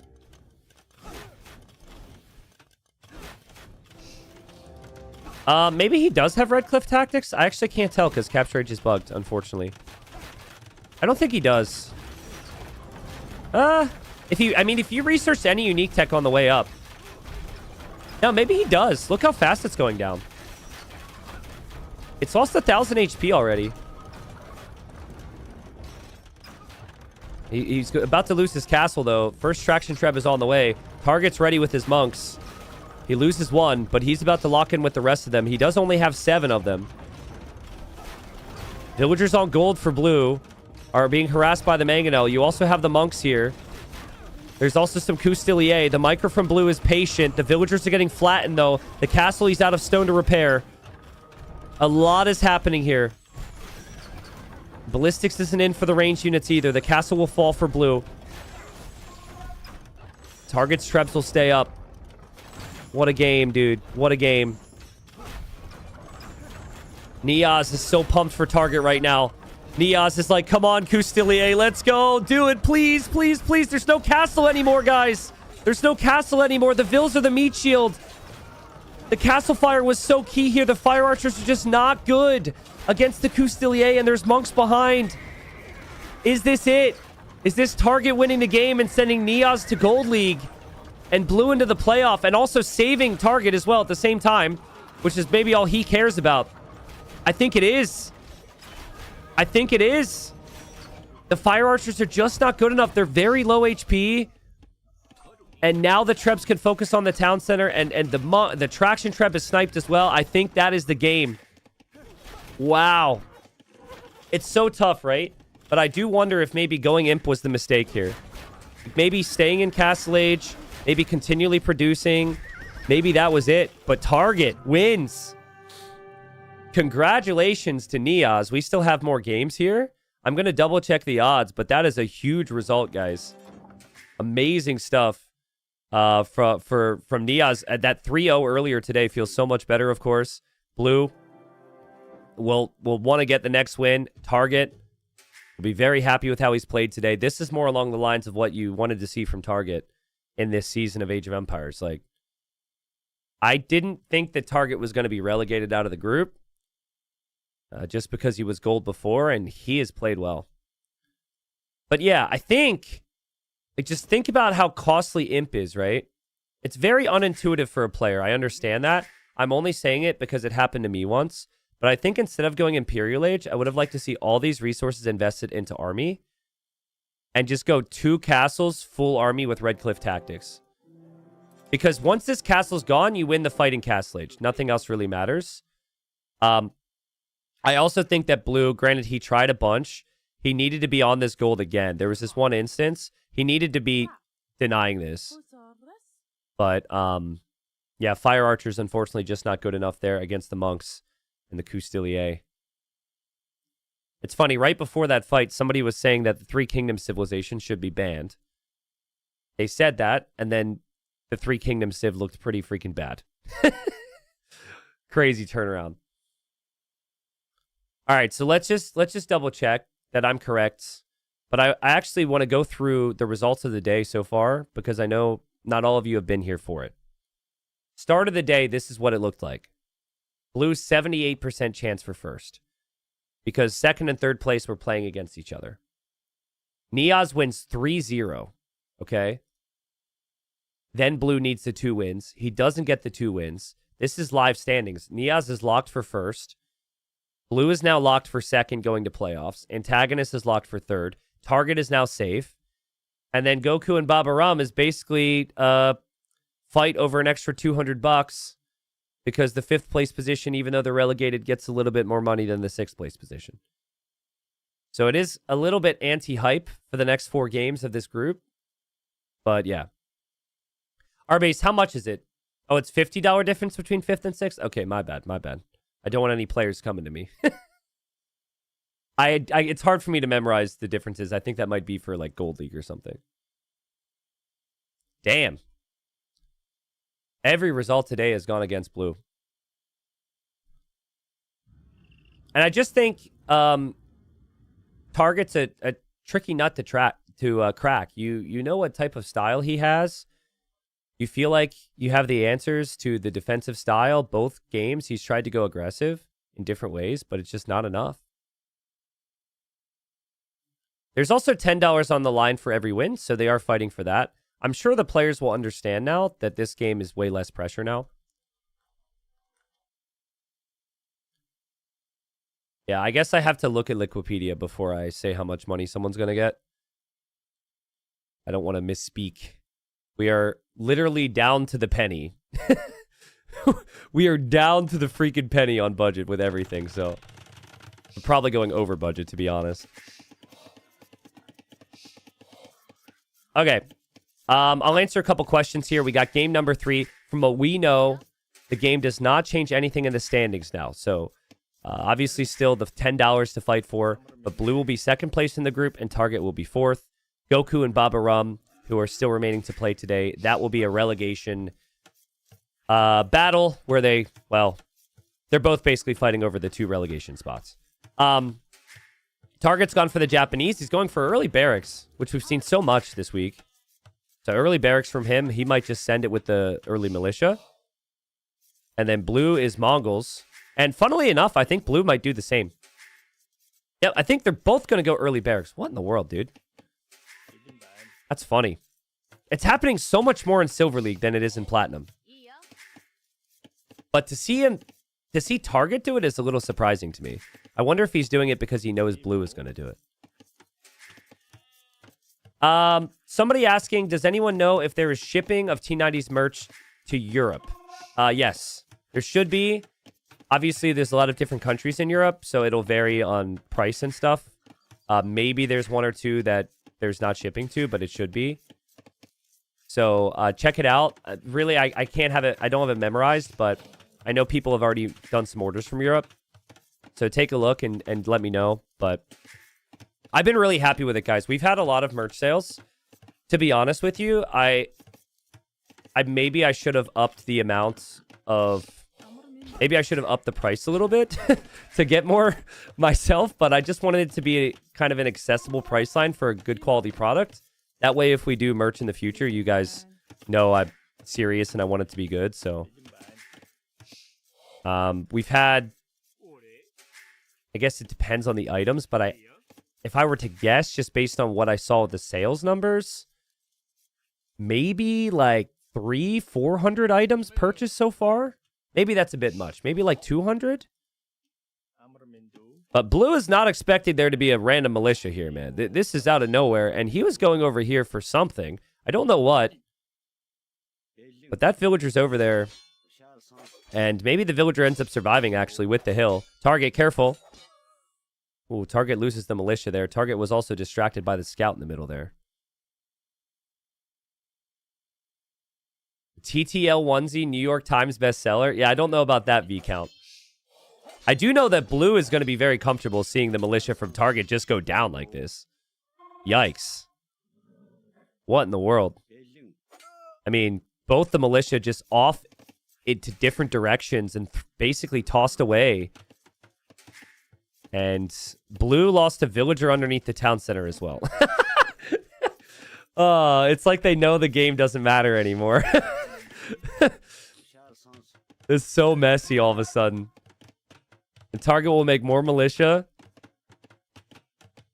And Target will match this number. He doesn't have loom now because he's spending the rest of the gold. There is a bonus for the Japanese, and it's just the cheap lumber camps and mills. Makes for a very flexible economy on the back of this build.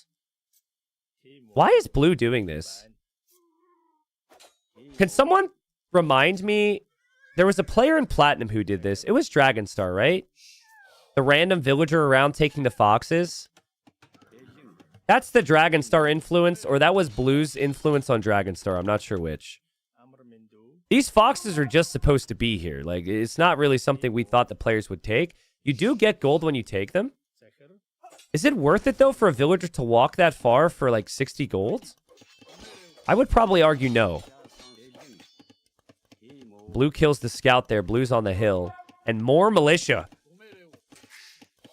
Forever Dark Age here. Mill over here for Target on the hunt. Mill over here on the berries. What's the eco look like for blue? He's got the lumber camp and the mill already. That's not bad. He did also push in some deer at the start. The Target doesn't have loom. And blue knows it. So blue goes in for the villager kills. Army's trapped, but that'll be 2 vill kills, which is probably worth it. And he's keeping Target off of the gold. And his units are engaging. They're stacked. So I think he's winning the fight. I might be GG. Look at the KD. I mean, if he didn't lose that villager to a boar, it'd be a 10-1 KD. And yeah, GG. Third game, 10 minutes. Didn't matter. I think both players maybe knew it. And yeah, well played to both of them. Target saves himself. Target reminds everyone what he's capable of and why he's a Silver League player and why he'll be back. Blue could still get to Gold League, but Blue, who was first place the whole season, fell out of first place in the final day. Damn. So let's just recap it. We do have Babaram and Goku starting eventually. I think Babaram Goku could be very hit or miss now, right? It's like sometimes when the pressure's off, the players, it's an absolute banger. Other times, if they both know they're out, I mean, they're fighting for $10 per win. I don't know if that will be motivating for them or not. It is why we have the money per game, though. Like, I want people to be able to get rewards for their victories, but also, like, in these situations, the games still have some meaning. But this is the way it looked before the day, okay? This is what the percentages looked like. And then with how everything's played out, Niaz got that epic sweep at the start of the day. 1-3, though. Then target 1-2-1. We almost need like a time lapse for that. Because Blue, it really felt like if that antagonist would probably snag a win against Niaz, and then Blue wouldn't be under that much pressure. I think the pressure might have gotten to him as well. Because he knew he needed the results. If he would have played before Niaz and antagonist, maybe it would have been different. But yeah, now Babaram and Goku are basically fighting over 5th and 6th place. There's a small prize pool difference, but they'll both be relegated. So, I was surprised Babaram only had 2 wins here, to be honest. He's done really well in some tournaments, but some players come in and out of form all the time. That series is going to still happen today. And then what's our 3rd series of the day? Or rather, our 4th series of the day. Ah, okay. So our last series today is Deeker versus Moray. And Deeker versus Moray, Deeker needs to save himself or be relegated. That will be in Group D. So what's happened here is Dennis won 3-0. Then Bad Koala won 3-0. And now Deeker Moray's already out, but Deeker has to win 2 games to survive. Yeah. And apparently Moray and Deeker have apparently they have a rivalry. I don't know details there. But that happens. Players get salty with each other in ranked, or I don't know, maybe a friend of a friend wants some help or something. So I think that series will actually be pretty competitive. That'll be our final series of the day. So I'll wait to hear from the admins. The next series is scheduled to start. Oh, hold on. Well, apparently the schedule's changing. Okay, so Deeker and Moray is being moved to tomorrow. Hold on. Lord Petito's messaging me, but then he's also deleting messages. What's the plan here, Petito? I saw 4 lines of message, and now they're gone. You guys are figuring it out. Okay, that's fine. They're figuring something out. They need a second to figure out the plan. I'm going to take a break. I'll be right back. When we come back, we'll have some more TTL Silver.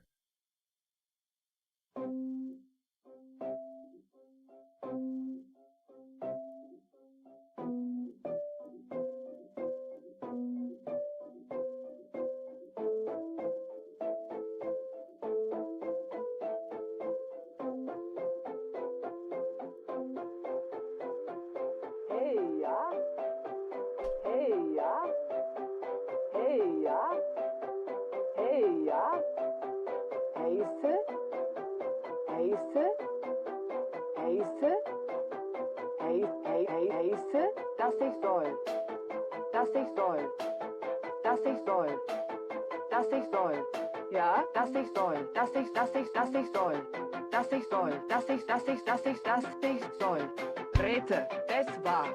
Ja, Rete. Ja, es war. Berete. Du wäre. Hova, Sucha. Hova, Sucha. Hova, Sucha. Wo wäre? Holzer. Heise, das war. Tuocha. Auber. Heise, das war. Tuocha. Das ich soll. Das ich soll. Berete. Berete. Das ich soll. Das war ja Heise, Flickmann. das ich soll. Berete. Ja. Das war Heise, das war Heise, das Dumme. Fischere. Ja. Jägere. Ja. Fischere. Jägere. Ja. Das ich soll. Streetes, Sassa. Auber. Flickmann. Ja. Rete. Das war Flickmann. Berete. Hey, ja. Ja. Rete. Das war das Dumme. Fischere. Ja. Jägere. Ja. Fischere. Jägere. Das war, das ich soll. Das war, Das ich soll.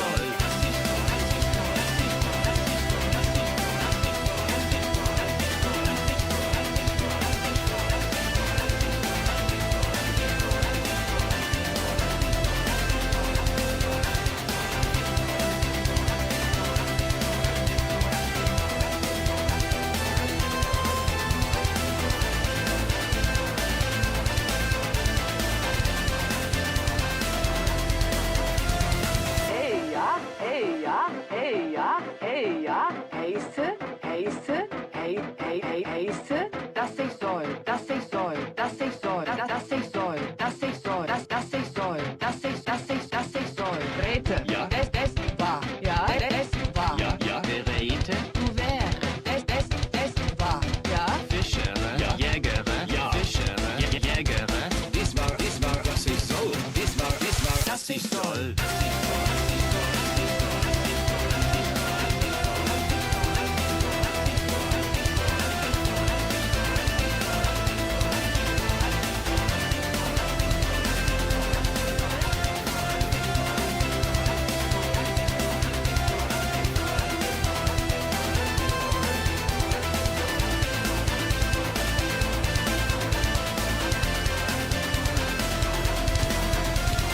Hey, ja, Ja, ja, das ich soll. Ja.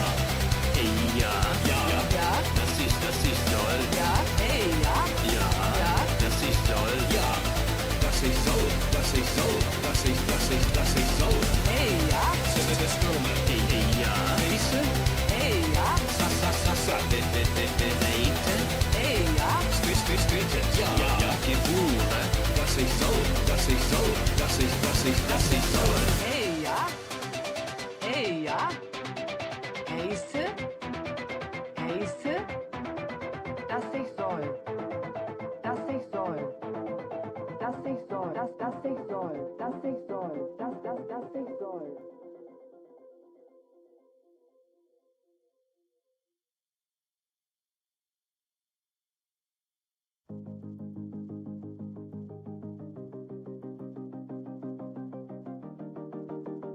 All right, ladies and gents, this just happened. Just now here playing a 1v1 on Mega Random. You'll notice 0 on wood, 0 on gold, 0 on stone. We both start with a Victoria. We don't need wood. Super strong. And he's like, wait a second.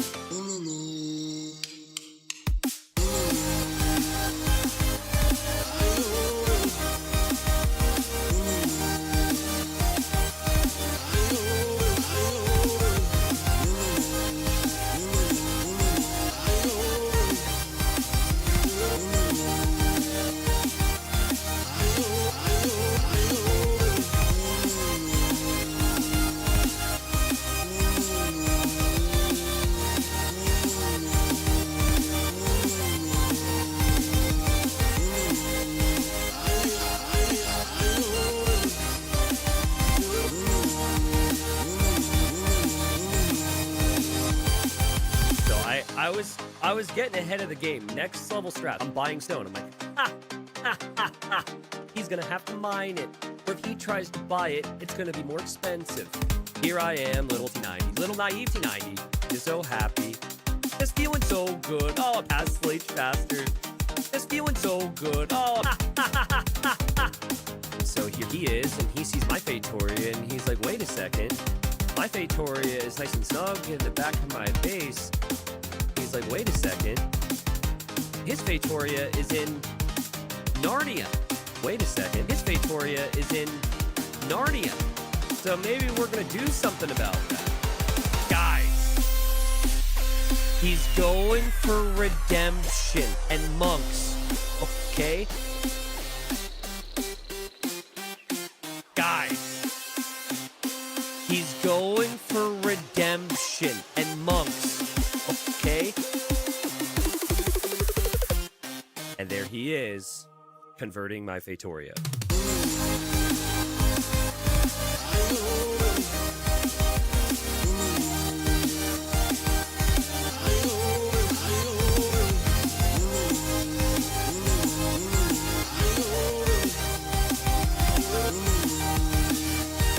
And there he is, converting my Fatoria.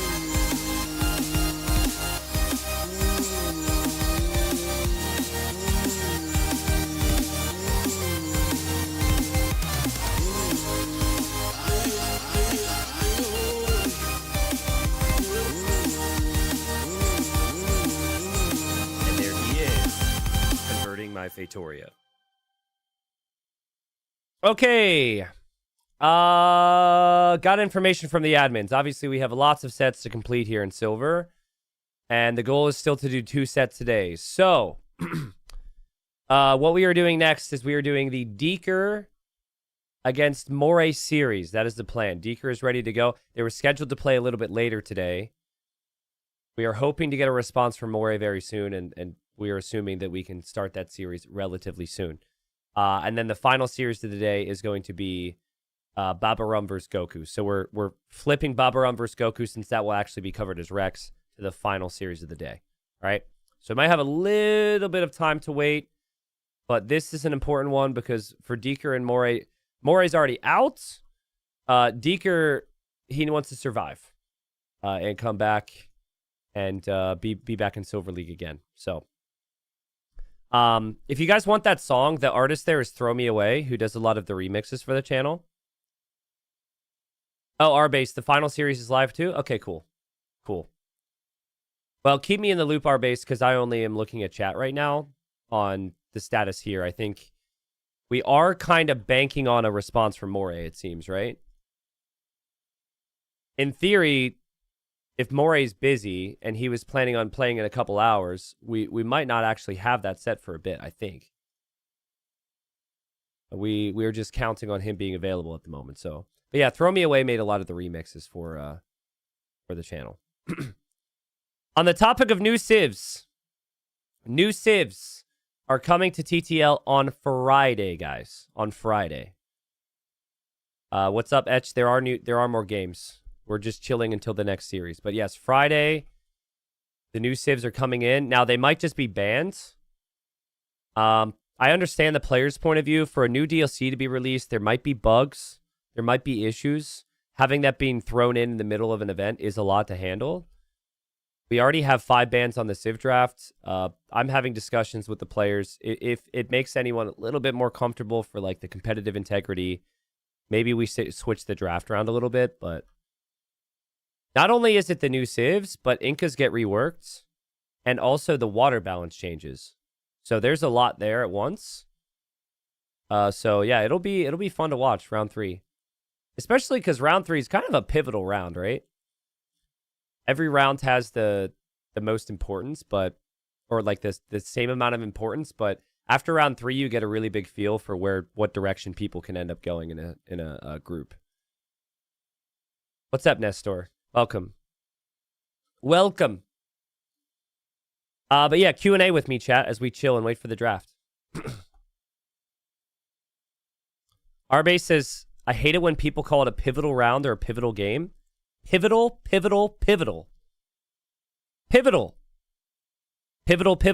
going to say pivotal. I'm sorry. If it's pivotal, I'm saying pivotal. You know me, R-Base. If chat tells me not to do something, I'm probably going to do it. Favorite merch you've ever had? Oof. That's not a paid chatter, by the way. That sounds like a... It sounds like a paid chatter, but it's not. It's a real person. Yeah, so as far as the TTL stuff is concerned, I would suggest going for the tiny logo. I'm not a big logo guy, so like the big logo really fills the middle of the hoodie and the shirt. So that's not for me. I have the mouse pad here if you want to see. It's just a tiny mouse pad, nothing crazy. I have the mugs too. But yeah, as far as the hoodies go, I like the small logos. We do have an option too if you want the big logo on the back. The mugs are dope. I think some of my other mug merch doesn't have the darker interior, and I'm really enjoying that. So I really like the way the mugs are set up. We also have the logos on both sides, which is great. Beyond that, though, you said favorite merch ever. So if we're plugging merch, I really do like the Loey the Legend stuff. I mean, the Loey the Legend design is really fun. And the next game, Force Nothing, is just classic. So, and while technically those designs aren't new, the quality is better than it was as we've moved to a new site. But yeah, really big fan of some of the designs we have in the store. But that's not what I meant as far as questions. I don't need to plug the merch more. So, craziest game of Titans League so far? That's a question. I might need to break it down by league. Platinum League.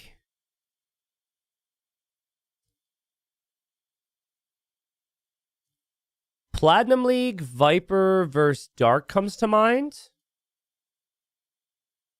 on the Costa Arena map with the transport. Gold League, maybe the Jordan Dogal game where they ran out of trees and Jordan went for elephants when they ran out of resources. But there's been so many other good games too. Silver League, maybe the comeback from Stark against Deeker where he was down 80 pop on bypass. Oh, true, R-Base. I forgot about that game. Oh, maybe chat would want to see that real quick. Do you guys want to see a game that went down to the final tree on a water map? It was 2.5 hours. I'm not going to watch the whole game. I'm going to skim it. I think I could show you that real quick. I have to find it.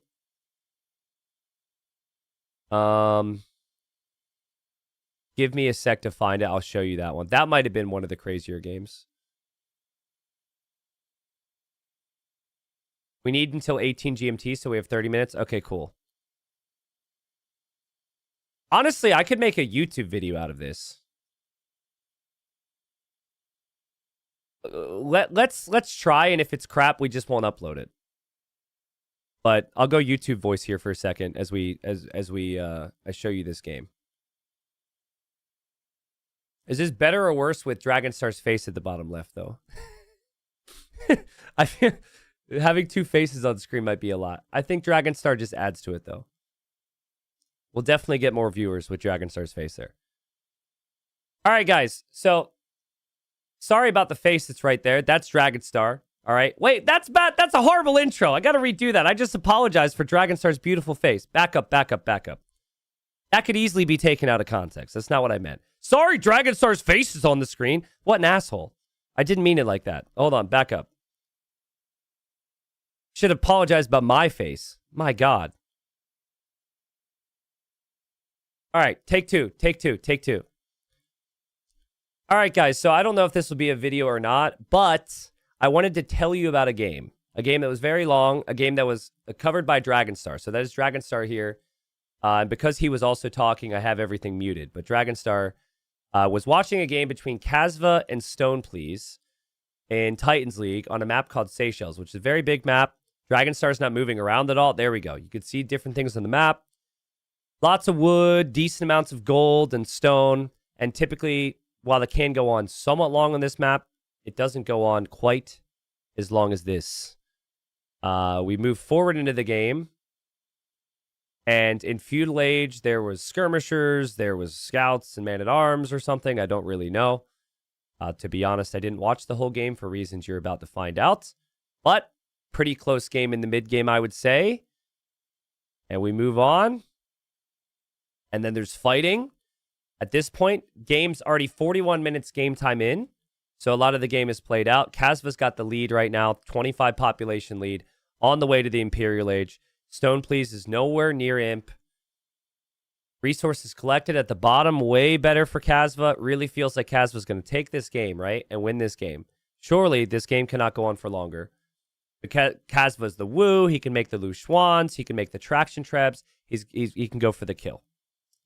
Well, you move on a little bit further in the game, and we have this happening at about the hour mark. Trebuchets against skirmishers and Lu Schwans and fire ships and just weird shenanigans in the middle area of the water. There's also the outside area of the water.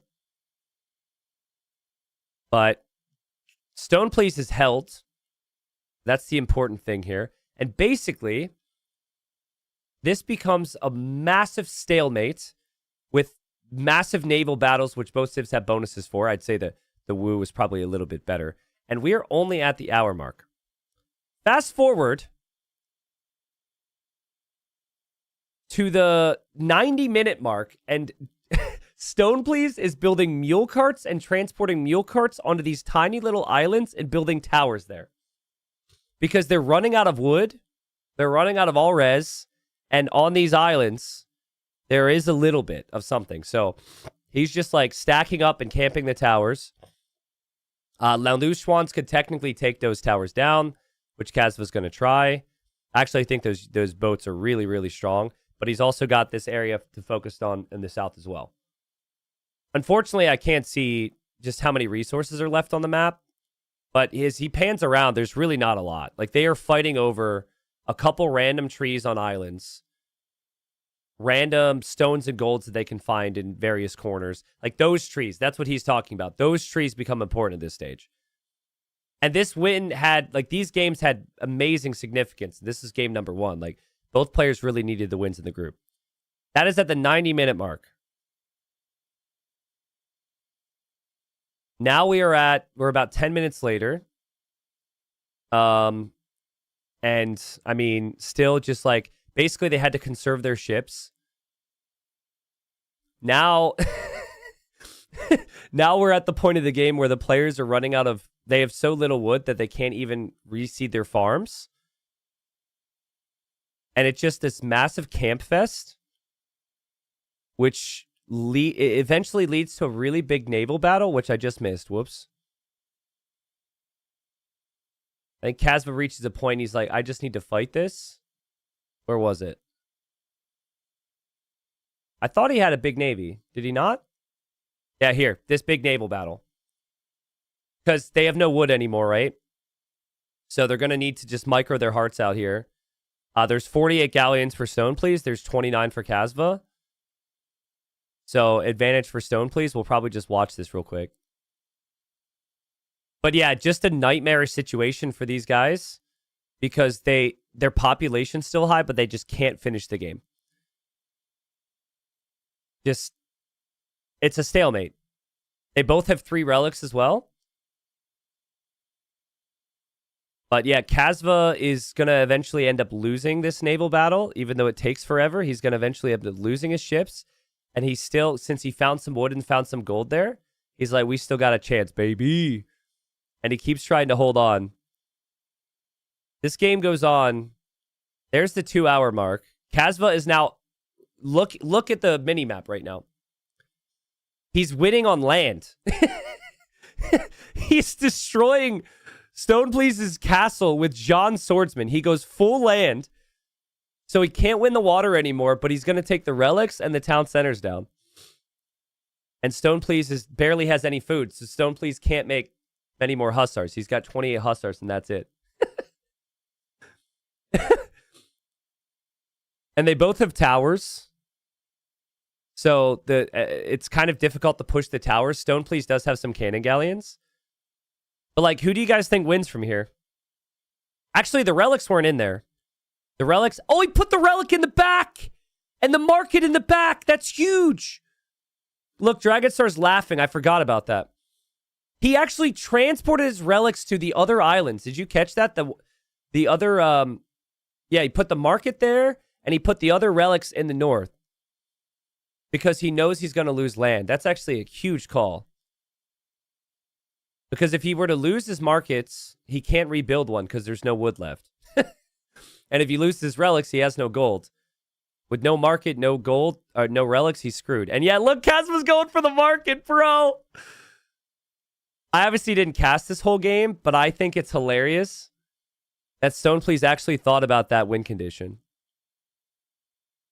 The Kazma's pop is down to 60 at this point. He won't even get this market. And Stoneplease still has the navy and basically slowly making progress. He has cannon galleons on either side with his galleons. And he'll slowly make progress and eventually win the game. Kazva, it's a stalemate, so he doesn't want to resign. He thinks that maybe his opponent's pop is worse than it really is. And he ends up getting to 60 hussars somehow. The game's... and then they found trees in the middle. And then, yeah, sorry, the game ends up basically ending there. So I don't know if that's worthy of a video, but I figured we had the time I would show you. But that was 2.5 hours of a game to start the series.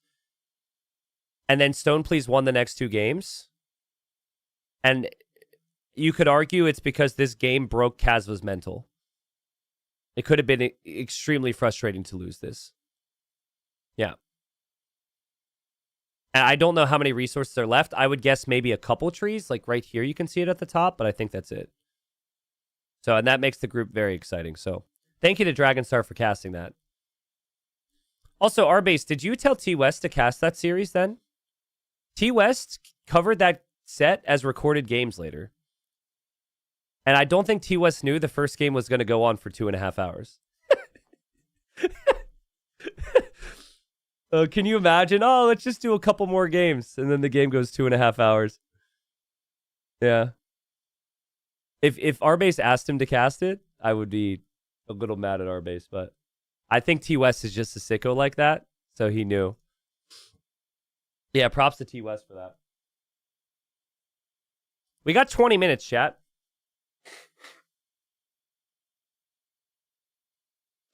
We have 20 minutes. What do we do? I think we should probably watch a game. If they're starting the draft in 20 minutes, I could maybe load up. Maybe we load up the new patch and watch a game that's happening with the new civs. And then we just try and dive back into it.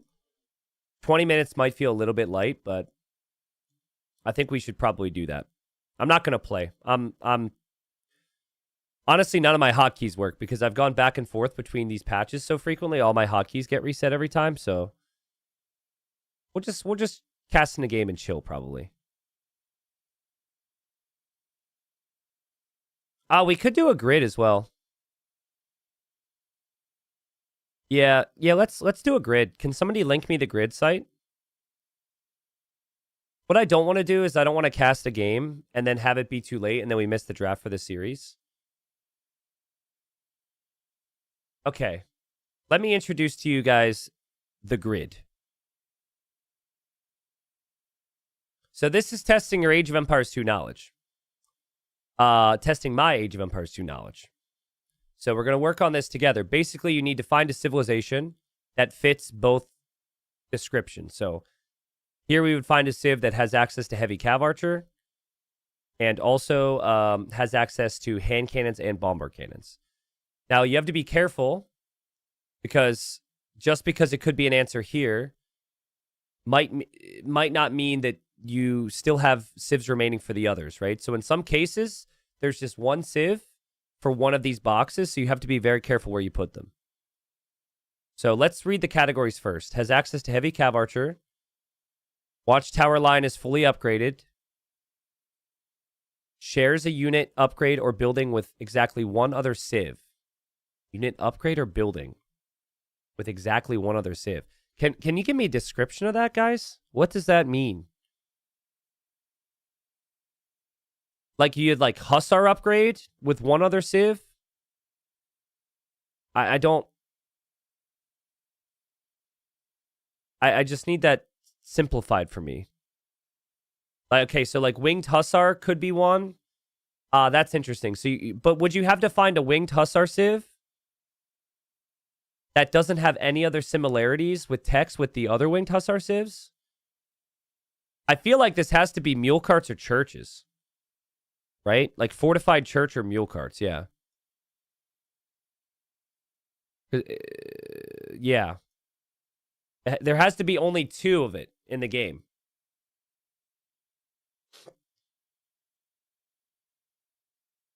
Zern says, this is too nerdy for me, LMAO. Don't worry, dude. We got 15 minutes to kill. Once we're past this, we'll be slightly less nerdy. All right, so let's just say Armenians or Georgians here. And move on. Castle unit, unique unit is different type than the listed civ focus. That's fun. So it'll say, like, this is an infantry civ, or this is an archer civ, or this is a cavalry civ, but the unique unit is different. That's a fun one. That might be tough. Unique unit does not have a human visible. Ooh, like a war wagon or something? Okay. And then has access to both hand cannons and bomber cannons. All right, let's start with the most difficult. I think the most niche is this, right? So we should just do this first. And we should just do shares a unit upgrade or building with exactly one other civ. We want to do these. I like this. Chat is saying bottom right is Poles. True, because it's a cavalry civilization. And its unique unit is infantry. I like that. And then, but what do they share with other civs? Shares a unit upgrade or building with exactly one other civ. Isn't Winged Hussar shared amongst other civs?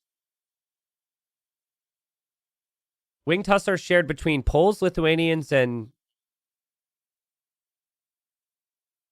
No, maybe that's just it. Okay. Polls. Good work, chat. Good work. Good work. All right. Unique unit does not have a human visible and then shares a unit upgrade or building with exactly one other civ.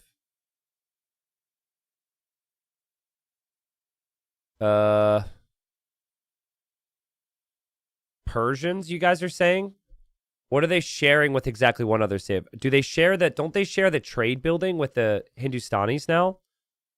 Or do multiple civs get it? You have the Caravanserai. I think Persians and Hindustanis get it, right? I thought Saracens got it, but maybe I'm wrong. All right, Persians make sense. Nice. Okay, and then here has access to both hand cannons and bombard cannons. That would not be the Armenians. Oh, did we screw up? That would not be the Armenians. That would not be the Georgians. Hindustanis do. Yeah, okay. All right. So Hindustanis work. Interesting. All right. Good work. By the way, if you get it wrong once, you lose. At least the way I play it. So technically, I think it gives you one wrong answer, but we will not tolerate failure. Okay.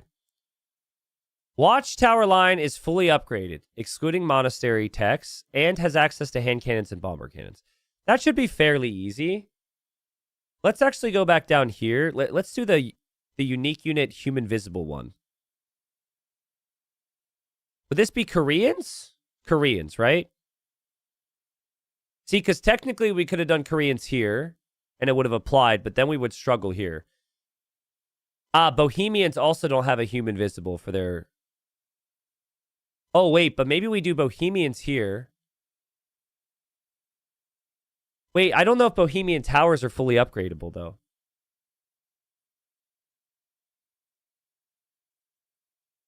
I think we just do Koreans. We stick with our gut.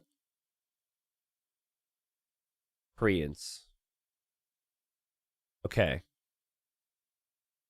We need another civ with fully upgraded towers that gets hand cannons and bombard cannons. Hand cannons, bombard cannons, and fully upgraded towers. Turks. Teutons. Turks and Teutons could work.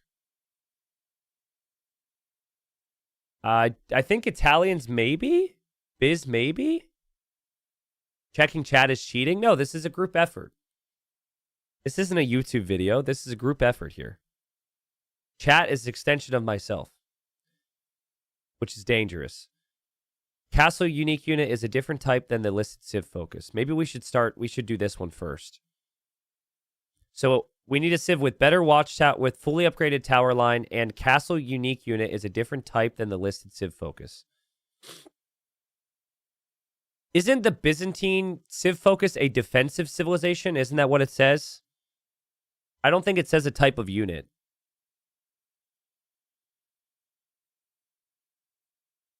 Okay, Femto, don't say you tried a civ and that it didn't work. That's cheating. That's actually cheating. Yeah, Biz don't have masonry. True. If they don't get masonry, then it would not be Byzantines. Because it's all the HP upgrades, too. Oh, Ethiopians. I don't know about Ethiopian towers, but I think their castle unit is different than their civ focus. Oof. Japanese are an infantry civ, so I think that their unique unit is not... I think they wouldn't fit here. What are we thinking, chat? I don't think it's Byzantines, because Byzantines don't get masonry. It could be Ethiopians, but I don't know if Ethiopian towers are fully upgraded. It could be Bohemians for here.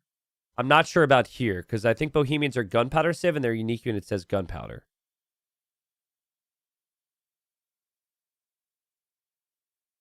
Would Georgians fit? I don't think Georgians would fit here because the castle unit is Cav, and it has to be a unique unit that is different than their Civ's focus.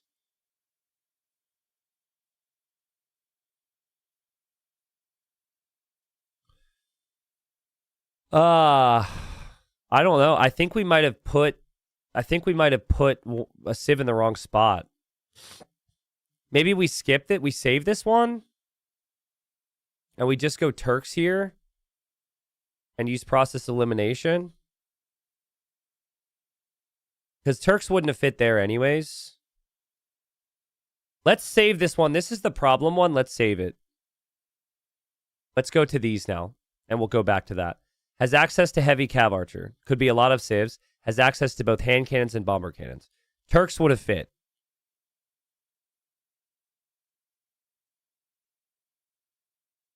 Should we have put Turks here instead? There's a lot of civs that get heavy CA though. Spanish. Yeah, Spanish would work.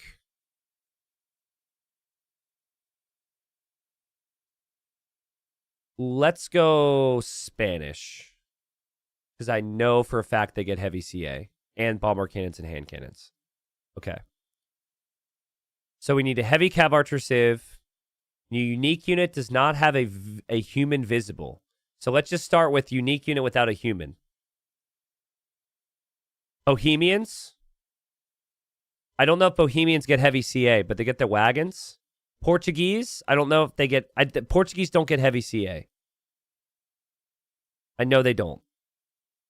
Tatar's unique unit has a human visible. That's the Keshik. Burgundians has a human visible. We need no human. Khmer. Ooh, Khmer. I feel like they don't get heavy cav archer, though.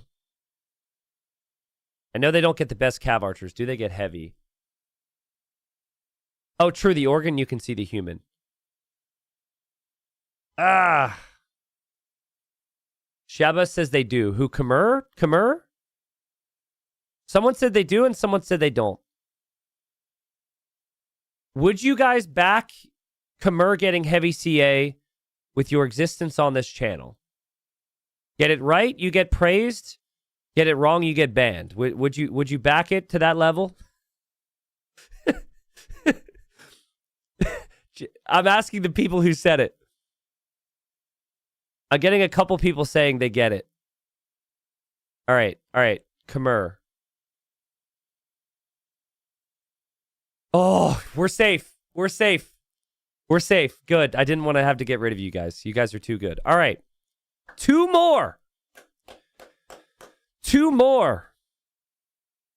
Castle unique unit is a different type than the listed Civ focus. Somebody on YouTube chat said Franks.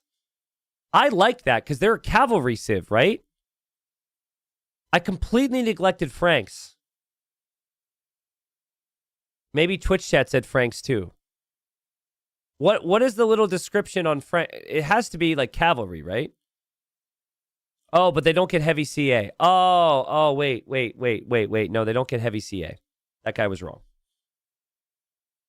I don't think they have heavy CA. I don't know. Maybe they do. They would suck anyways because they don't get bracer.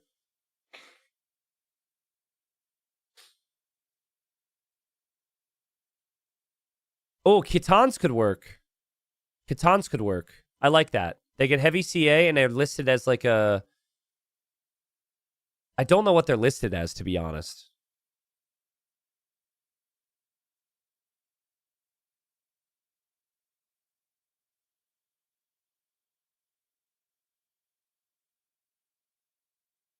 Is Khitans good, guys? I don't want to blow it. I think they might be called a cavalry civ. And they have... I know they get heavy CA. I think they're a cavalry civ, and their infantry, their unique unit is infantry. I feel like Khitan should work. Their unique unit is the, like, infantry dude. Don't do it? Okay, what do I do instead? People are saying Tatars. Well, Tatar gets heavy CA. Tatar unique unit is cavalry. I assume Tatars would be cavalry.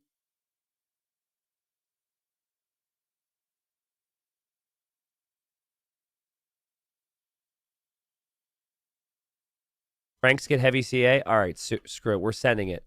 Mods, anyone who says Franks, if this doesn't work, you know what to do. Franks.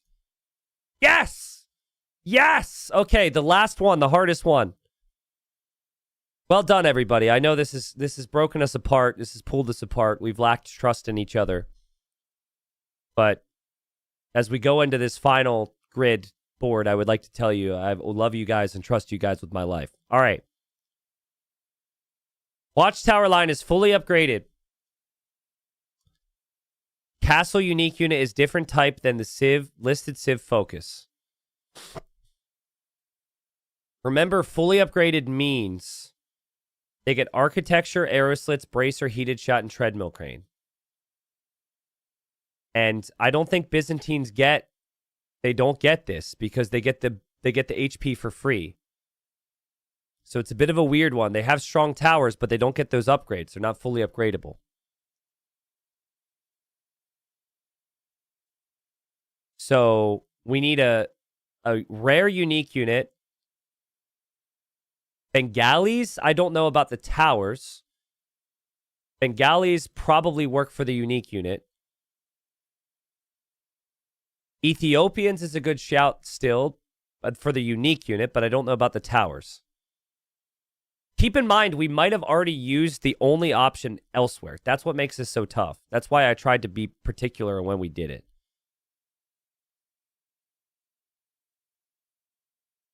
Who has, just tell me, between Bengalis, the Ethiopians, and the Burmese, which civilization has the best towers? Because I think those unique units all fit the description up down here. Bengalis. A lot of people are saying Bengalis. Okay. All right. All right. I'm going to trust you. Yes! We did it! Okay, let's see the... Well done, everybody. Well done. Good effort. Let's see... let's see all possible answers. Yo, guys. This is what I meant. Because when I've done this before...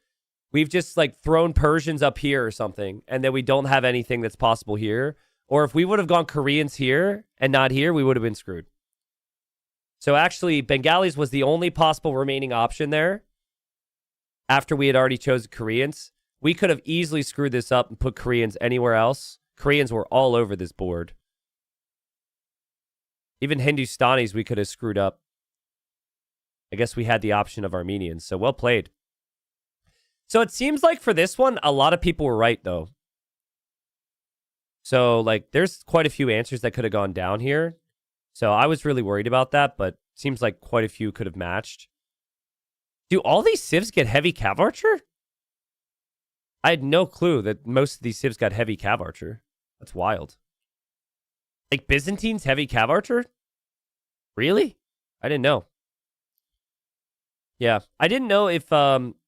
the new civs were added here yet. I don't think so. But anyways, shout out to this site. If you ever want to do this, there's a new board every single day. We could actually do yesterday's if you wanted to, if we have time. But every single day, you got a new little quiz here. Honestly, I don't think I would have done it without chat. So being able to rely on you guys to bounce my ideas off of was really helpful. So, but yeah, here's the other one. Let me just touch base and see if they're starting the draft here soon.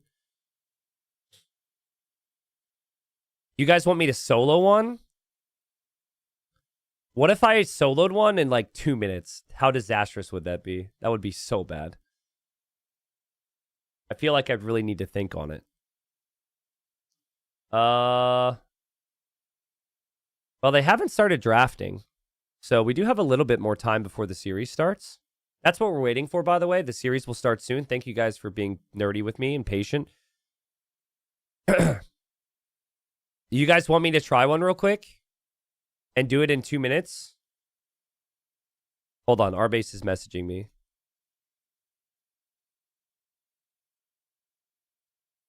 I think we have a schedule change. Hold up.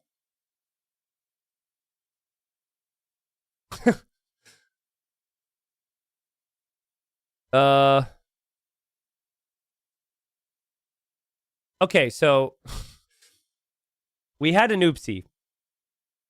oopsie. So, Deeker and Moray is scheduled to play in 2 hours, not now. So we're going to do... We have a set of Rex that we can cast instead.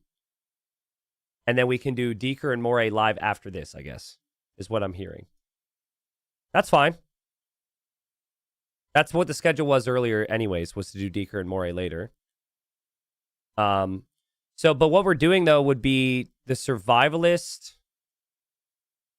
I think it's the Survivalist Say My Name series. And then Goku and Baba Rum, I believe, then gets pushed back to tomorrow. Sorry, guys. I don't know. I'm just getting all this stuff last second. And this also has to do with player schedules and things, too. All right, cool. So we'll switch gears a little bit. I'll switch the scoreboard, and then we'll have to look at Survivalist and Say My Name's group to talk about the stakes. So we are well aware of what's happening there, but just give me 1 sec.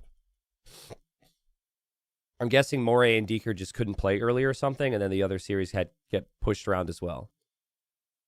So for anyone who's really particular on seeing one player, obviously it's not our intention to have the schedule move around like this. We will still get every single series covered. But just bear with me here. I'm not going to take a break again. We're just going to switch over the flags now. Any Say My Name and Survivalist fans in chat? I know they have different types of fans. You've got Survivalist, who made it into TTL, is very unique player, very survival based. It's a very fitting name. And then Say My Name's just like a super long time pro who's been around a long time. Isn't quite what he used to be, but still able to be very competitive. So very different storylines, dude. Very different storylines. Because you've got Survivalist, who's like very unorthodox and very off meta, but also very active. And then you have Say My Name, who is, like 40 years old, has a lot of old habits, and, isn't as active as he used to be. So that is going to be the set here. And if you're not a fan of either player, maybe you will be after the cast. I appreciate you being a fan of this channel, at least, and just being here to watch it all. So this is what the draft looks like. Fun maps: African River, Mudflow, and then Bypass. But let's look at the group, because Survivalist, it's been a struggle for him to get the wins, but it's still within reach for him to potentially stay alive in Silver League. Here we go. So this is what things look like before we get into this. This will be the final round. We got first place in the group, at least like tied for first place in the group, Say My Name, up against last place in the group, Survivalist. But for Say My Name, he's guaranteed top 3, which means either first place, which is insta gold, or second and third place, which is playoffs. So win or lose here, he's okay. But he really wants to get first place. He will win the tiebreak over Kambito as is. So if he is tied with Kambito at the end of their rounds, he will always win the tiebreak, having that extra set win right now. So he's got to go for 2 to 3 wins, I'd say. And then for Survivalist, weird scenario where I think this is achievable. If he were to win against Say My Name 2-1. Oh, no, he's out if he wins against Say My Name 2-1. Okay, he has to win 3-0. Yep. And if he wins 3-0, he then still needs Chart to beat you putting 2-1, I think. Yes. So, I mean, this is what happens when you're coming in with 4 wins into the final round. Or is it 3 wins into the final round? Survivalist is going to need every win he can get. Say My Name, realistically, should look at this as points he should get in the board so he can just go to gold. Because these playoffs are going to be super competitive. Honestly, Say My Name in a best of 7, I'm unsure. Against some of these guys who are preparing way more and playing way more. And Prince!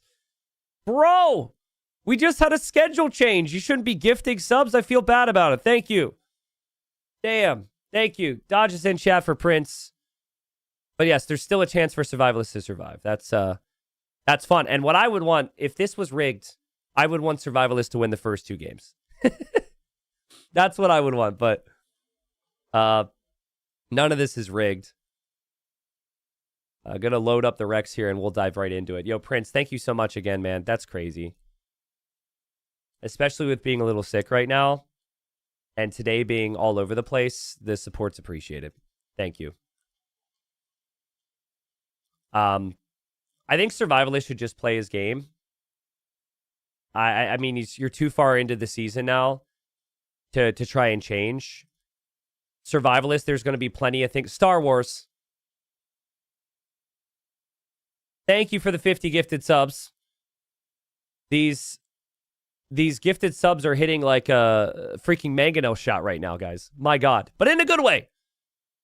I just weirdly feel bad right now. Weirdly feel bad because we changed our schedule. But it's not that big a deal. Thank you. Thank you, Swivel Hips. Thank you, Star Wars. Sheesh. Anything else you guys want to get out of your system? Any more support? Fair Groove, thank you. Don't you try and distract my intro, okay? My intro is going to be next level. So I'm prepped. Get it out of your systems now. No, thank you. Thank you, Prince. You're welcome. You're welcome. Prince, thanks for appreciating it, man. To have this many people watching Silver League is sick. I love these players. I play these players all the time. I'm like kind of at that level. It'll be the same with gold. Like I love to give as many players as much opportunity as possible in the game. Get some money in their pockets. Build some fans. Show their strats. Show their skills. It's what it's all about. So thank you guys. Okay, I'm going to start the next game. If you would like to still subscribe during the games, that's of course fine. But it's do or die for Survivalist. And thank you, TFG. And kind of do or die for Say My Name in a weird way. It's do or you don't get first place. So don't know if there's a saying for that. That's a little bit lame. But let's go. And we have one more series later on today as well. That series will be Deeker trying to survive, Moray trying to relegate him down and out of silver. So here we go. Welcome, everybody. We've got a Silver League set where Survivalist literally needs to do what his name implies. He needs to survive in Titans League. He comes in here with 3 wins after 4 rounds. In order for him to survive, he would have to 3-0 win over Say My Name, the longtime pro, the 40-year-old pro from Vietnam, who is just always super consistent and super good. Despite the game changing, despite things being added, he's just talented, man. He's just talented. And to my knowledge, Say My Name doesn't really practice much. I think he just shows up and he plays the game, which really just goes to show you how good he is. But yeah, Survivalist would need to win 3-0 to survive in TTL Silver. Otherwise, he's relegated. Would have to requalify for it next time. And if he does win 3-0, he is not even safe. He would need to then rely on chart beating you putting 2-1. So it's really not a desirable situation for Survivalist here. Now, he's gone for Dravidians. His villagers are not taking the zebra, so he needs to sort that out. Dravidians are a good Civ pick here. This map is African River, where I expect a lot of chaos early. Say My Name has gone for the Incas. This is before the Incas are changed with the new DLC, which will happen in 2 days, at least for Titans League. And hey, YouTube! We got a llama! We got a llama. There we go. We don't have an emote for you yet, but there's the llama just prancing around. I think it was Part-Time Buddha was super obsessed with the llama in YouTube chat the other day. So there you go. Twitch can do the llama jams for that.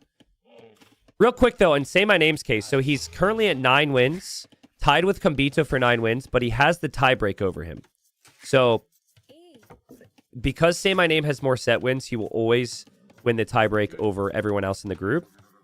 So I think if he wins 2-1 here, he's fairly secure, because Kambito has to play a very talented player in Ozone. But the other side of that, too, is Ozone can't really get first. So I don't know, like, players start to look at the playoff brackets and such. I'm not sure exactly where Ozone... Maybe Ozone, since he's going to the playoffs anyways, would want to save some strategies, right? So, I mean, Ozone's in chat. Let me know, Ozone, if you're going to go full send here. Oh, Ozone's saying if Survivalist wins 3-0. Wait, do you have a chance for first? Okay, he says he trusts Survivalist. He might actually have a slight chance for first. So maybe that's it. Maybe Survivalist wins 3-0, then Ozone gets first. We'll see. Either way, Survivalist getting Loom really early, which you don't typically see. I think he's worried about that eagle from Say My Name wandering around the map, maybe denying his dock. And Say My Name was able to steal a buffalo, also still has the llama hanging out there, and also has his dock over here. But the expectation here would be man-at-arms. The expectation here would be archers for both these civs. And then potentially some skirms, potentially some eagles from there. T90, how do you play the old patch? Isn't the download forced? Yeah, but we have access. We have super secret behind-the-scenes access to go to the behind-the-scenes patch. And, guys, every single time I'm using an old patch for an AoE event, I always forget I'm on the old patch. And then I'll finish my stream. I'll be really tired, but I'm an addict, so I need to play, right? So then I'll queue to go play. And then I'm like, man, this is a long queue. Why do I not have a game? This is ridiculous. And I'll just... For years, I've done this. I'm like, this is very odd. And I just sit there, and I'm in queue, and I'll hit like 7 minutes. And then it will match me with some Microsoft Store player who's like 300 elo, who probably had the option to not auto-update their game on. And then I'm like, oh no, what do I do? Do I kill him fast? Or do I like... What's the honorable thing to do? Do I take it easy and not kill him fast? It happens a lot. So hopefully I remember that we're on the old patch. But thankfully they gave us the access to that, the players access to that too. T90, does this mean that people can submit games to your Discord of games on older patches? No. I mean, technically, yeah, if the game's really good, we could go back, but I would prefer not. And oh my goodness, Say My Name almost traps the scout. But yeah, the new patch will be incorporated into Platinum in 2 days. Silver will be on this patch. Survival is sending a villager rather far forward here. And look at how, every time I look at Survivalist base, Say My Name's Eagle is... Well, I thought he was paying attention. I was about to applaud him for paying attention. I don't think he saw that, so never mind. That's a pretty big deal, though. What is Survivalist thinking with this? I think he wants to go forward dock, but there's 2 different areas that can be docked, and he hasn't scouted it yet. So he'll find the dock is there now. I'm curious how he adapts this. It's not bad to dock here, though, because there's still fish available, and your opponent probably won't expect it. Survivalist's early game is just a real weak point of his play. Survivalist is a great player because of his mechanics and because of his adaptations late game. But, like, right now, for example, having 300 wood, no other player is going to be floating 300 wood right now. They're going to be spending that wood on the barracks. They're going to be on gold earlier. Just... That's going to be the weak point for him in this series. And that's where Ozone, who's watching right now, needing Survivalists to get some wins, should be a little bit concerned. It's also the scouting, right? Like, I know it's going to be Man-at-Arms. He hasn't scouted or pre-walled anything. This is really bad. And, oh! All right, well, he adapts. He adapts. He gets the quick walls down. And so far, he hasn't lost anything. So far, so good for Survivalist. Survivalist is only on 1 fire, though. It's like... Believe me, this is not me trying to be critical. But this is just not a good hybrid map build, guys. The gold was late. You go 2 dock. You can't even produce a second fire. 400 wood floating. I didn't see all the Survivalist games in the Silver League. But I did kind of feel like... He was going to struggle in a group of killers. Everyone's super, super good. And 2 people have to get relegated. This is really slow so far. I don't know exactly what he's planning on doing, to be honest. But he's got a scout, and he's got 1 fire galley, and he's going to add some fishing ships. Now, Say My Name is going to find those fishing ships with his fire galley down here. I mean... Say My Name's 1 dock has 2 fires. Survivalist went 2 docks and has 1. That should pretty much tell you how off this is. Yeah, this is the Survivalist player who you'll see make some videos and make some and stream and stuff. It's just when it's not Arabia maps, when it's tournament style, when you have a draft. I think the pressure as well, because it's a whole different element. It's just a completely different world. And Say My Name has been in this world for 20 years. His first Age of Empires result was in 2003. And things are looking pretty good for him so far. Towers denying the gold. Survivalist will fall back here. He's still surviving. He's actually still in the game. He actually has 3 eco kills. What did I miss? 3 eco kills. I guess he killed fish? Maybe he killed some fishing ships over here? Yeah, okay. Killed some fishing ships there. I'll tell you, as a player, like, I play against survivalists a lot, and it's a really good test of if you can hit the meta timings. Because if you don't apply continuous damage to him, he's going to sort it out, and he's going to survive. He will adapt. His favorite building, I'd say, is the market. Oftentimes needs the market to balance out his res. There he goes to Castle Age, guys. So, somehow on the way to Castle Age. I think Say My Name has missed. The fires could be winning water right now for him. He'll probably find the fish down here, but he's completely forgotten about this fire. So that's 6 fishing ships for Survivalists he's getting away with. And Say My Name still not really that far ahead in resources collected. Doesn't have a kill in the game. And he wants to go for another tower against Survivalists, which I'm guessing Survivalists will see. And then he can drop off the stone and maybe build another... He can build a counter tower here. Should be fine. Yeah, that's fine for Survivalist. He's surviving. When he gets to Castle Age, I'm still not entirely sure how this game's going to go. And okay, Say My Name has found the fish. And this is where Survivalists will have basically no food eco. But it did take Say My Name some time. I don't think Say My Name is from... I don't think it's a Breaking Bad reference. Can someone tell me the year Breaking Bad came out, though? I know Say My Name pretty well. He used to be known as Yellow. For years, he used to be known as Yellow, and then he changed his name to Say My Name. The funny thing is he would never play in the color yellow. And then he would play against, like, Viper or someone who is playing in the yellow. So I'd be like, and Yellow does this, and it was super confusing. And I told him, I said, when I say my name, people then say my name, and it's really annoying. And he said, lols. And that was that. So I don't know. Maybe this is from... Chat saying it's the song. It's a Destiny's Child reference? I doubt Say My Name is a big Destiny's Child fan, but who knows? Anyway, Survivalist has finally lost everything on water. He's made it to Castle Age. He's going to have Elite Skirmishers with Dravidians. With Bodkin and Elite Skirm. He's in this. He will lose his barracks, it seems, to the range units. But he is safe. He is surviving. None of this is meta. Like, this is what makes Survivalist such a unique player. You can't really practice for this, right?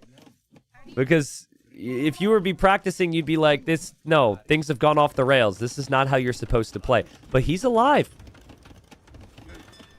Say My Name is still looking for damage. I think he just caught a glimpse of those villagers, so Survivalist Town Center will be delayed. But for the next 2 minutes, these skirmishers are actually a threat.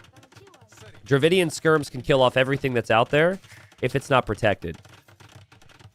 But can very easily... get the fishing ships that Say My Name has right now. And Town Center will be completed. Say My Name backing up. Tower now for Say My Name to protect from the skirms. Survivalist getting some snipes. So honestly, like, I think for Say My Name, he really struggled to kill the fish as quickly as he needed to. And he didn't get any Vil damage with his armies. He is getting some damage now, though. He's killing off some Vils. Oh, no. Survivalist, no. Yeah, he hoped the skirmishers would do a better job there. Was probably also microing here. The fact this town center still isn't up is really rough for a Survivalist. It's a town center that will eventually complete. I think this is an area where we'll see Say My Name go siege. And then once Say My Name is in Castle Age, Eagles should be able to deal with the skirms. But his upgrades are still not great. Guys, the red X's are a capture age bug that'll be fixed in 2 days. They updated capture age for the new patch, and we're on the old patch, and it's just not showing the unique text here, so. Wow, adaptable game. Adaptable game, and I think that's what you want for Survivalist. Is he just needs to get to the mid game. He never wins his games early. He always takes it late. He also has enough for a castle right now. So, against Eagles, he can go for Yorumi Swordsman. I'm really feeling like there's a shot here. We'll drop the market to balance out his res. He's gone this whole game without it. I think for Say My Name's perspective, he doesn't have any transition eco. So he doesn't have any farms. He's not really on the berries there. He just has those 4 fishing ships. And now a castle from Survivalist. So Say My Name does the right thing. He'll put his archers inside the tower. He's expecting this is going to be shot down. There's no way you stop this castle. So you just put the archers in there and you hope to get some damage. On the back, he's sending the skirmisher. He's sending the eagles after the skirms and will kill all of that. And then right before this castle goes up, ideally you run with your archers. Though he might just forget about them. But you should run. Didn't kill a lot of vills. Looks like he kills 1. Tower will be shot down. Survivalist now has Yurumis. But yeah, Survivalist will start to use that market a lot. Say My Name's probably wondering if Eagles are a good play now. The other day I played with Dravidians. I went Yurumis against Goths, and it was very strong. I think the unit... The main reason why you don't see the unit early is just because the ecos don't normally flow towards castles like this. But man, Survivalist's economy is a mess. He has farms that aren't actively being farmed. He has berries that are there and not being taken. He's got tons of stone, very little food. He can't really make much. And at home, Say My Name is just going to mass some archers. So he's expecting the Yurumis. Second town center for him. The Eagle's still going for the raids right now.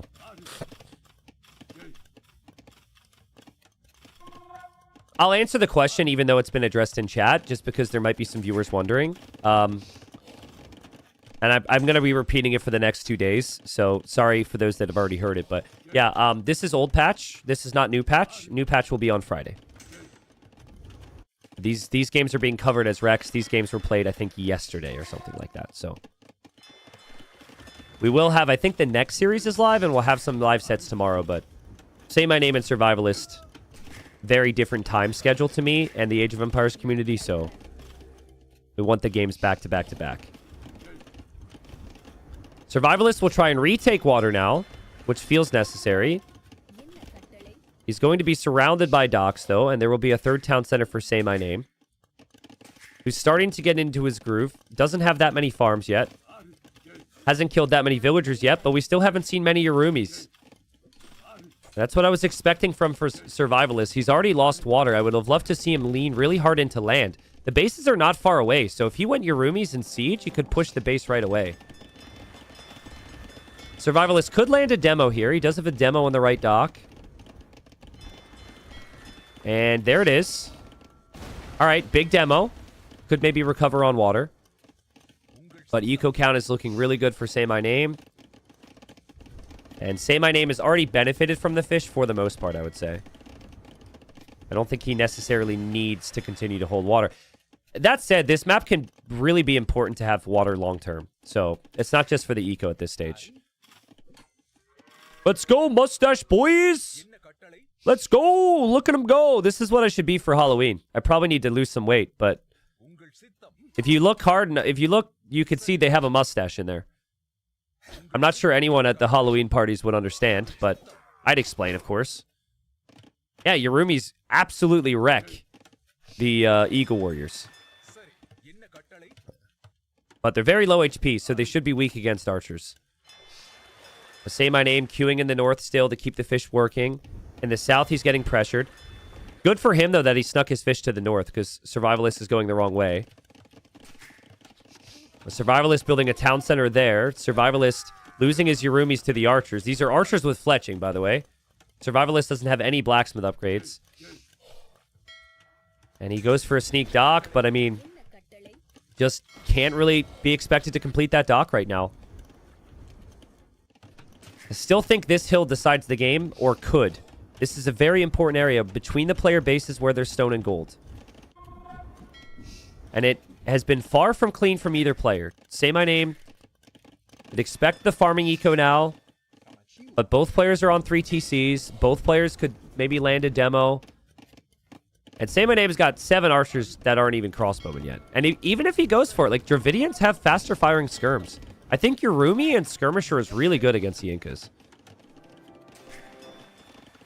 Starting to see Survivalists get eco upgrades he didn't have before. Starting to see the farms improve for him.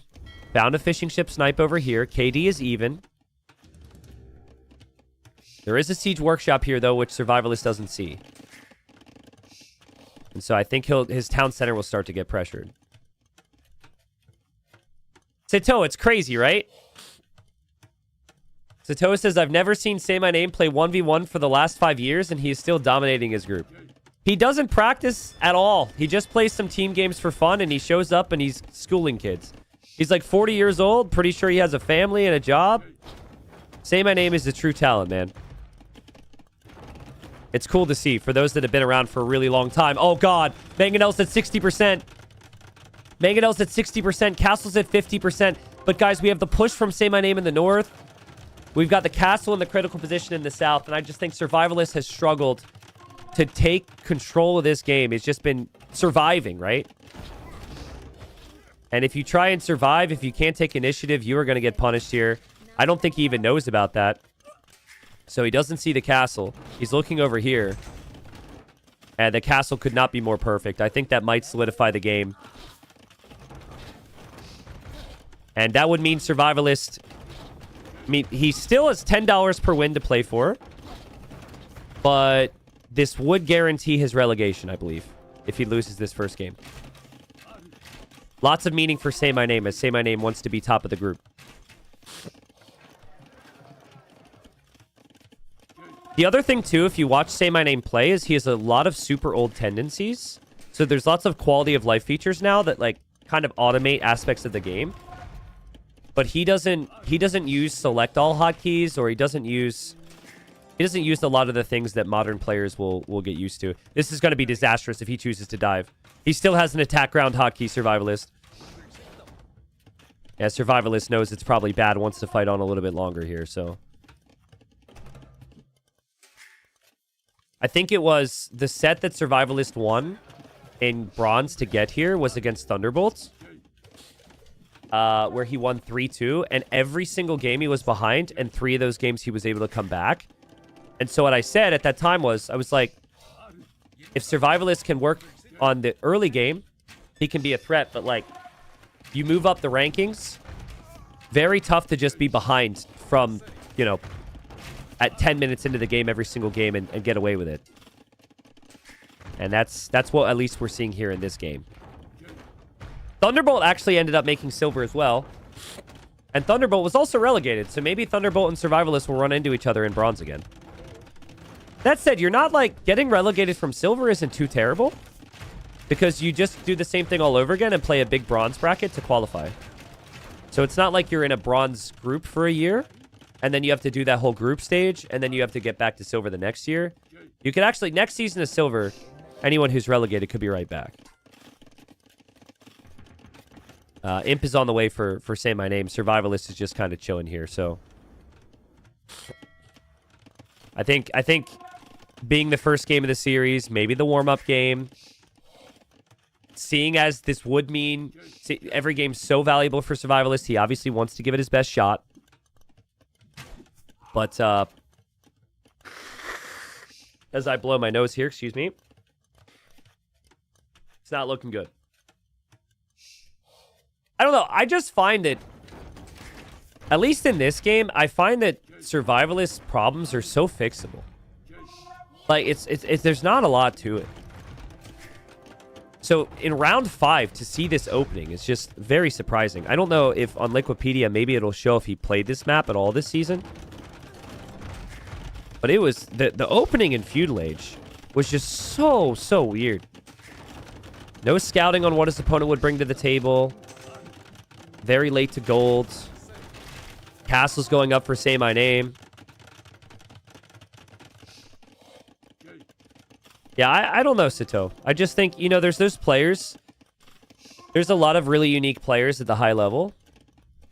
And I think Survivalist is just one of them, where it's like kind of like MBL. If you look at MBL, everyone's been saying for MBL, like, stop getting housed, stop making spears and skirms, stop, like, doing the things that MBL does. And guess what? Like, it works for him. And if MBL tried to play like somebody else, if MBL tried to be Viper, he would be way worse.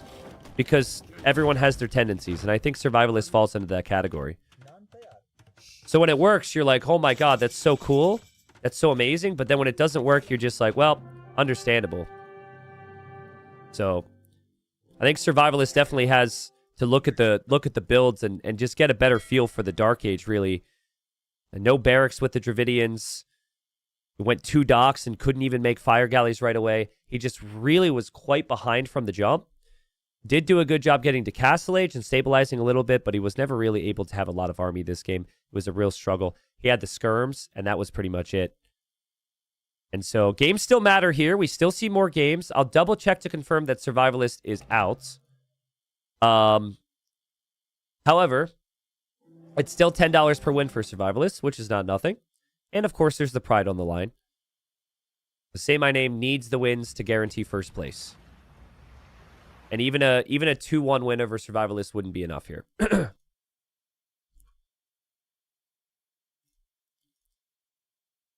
I see someone on YouTube saying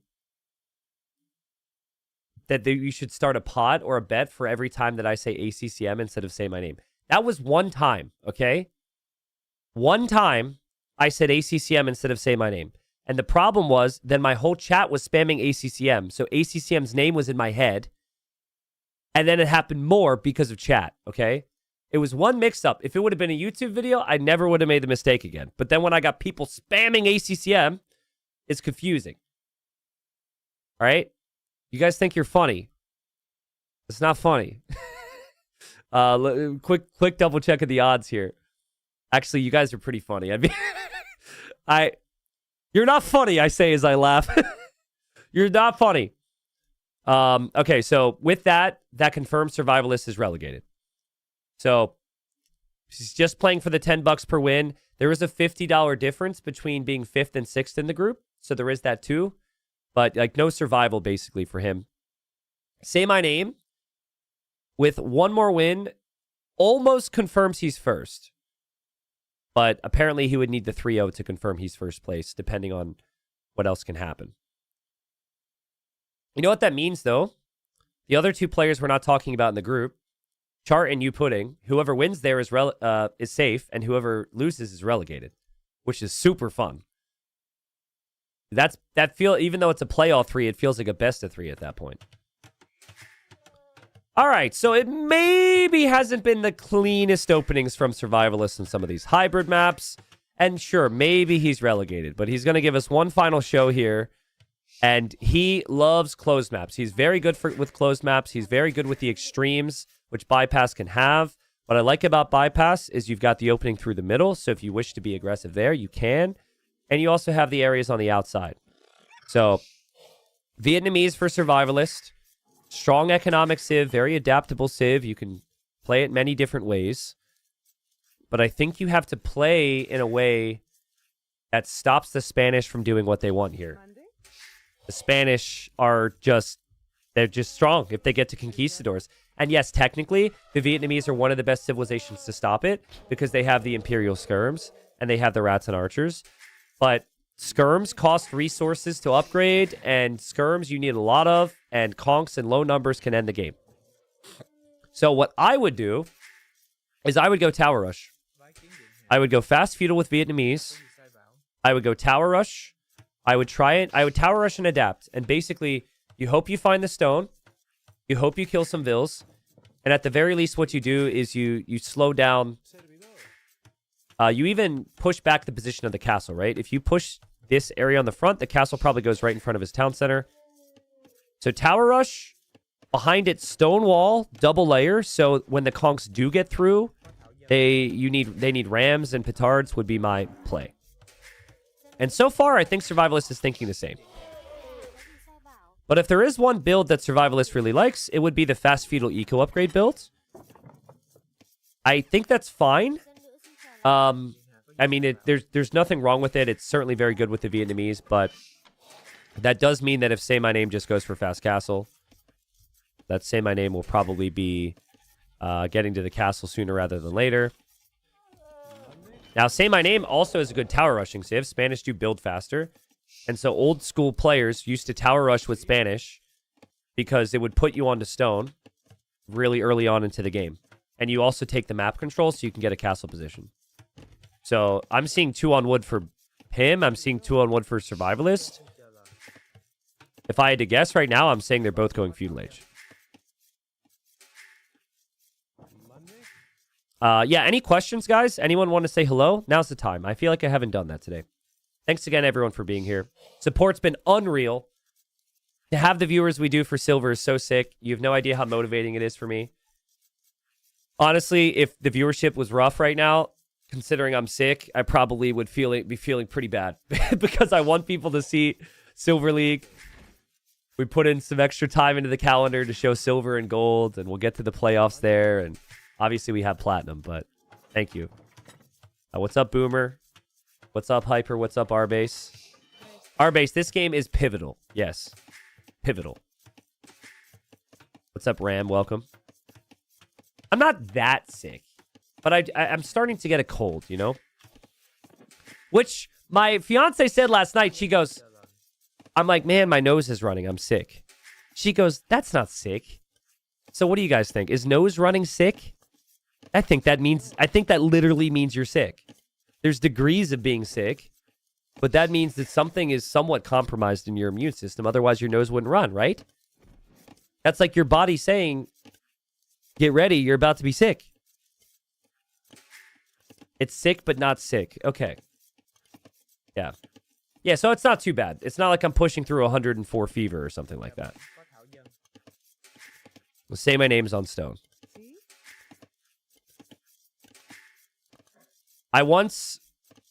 It's fun to bring up these stories because at least I think you guys appreciate them.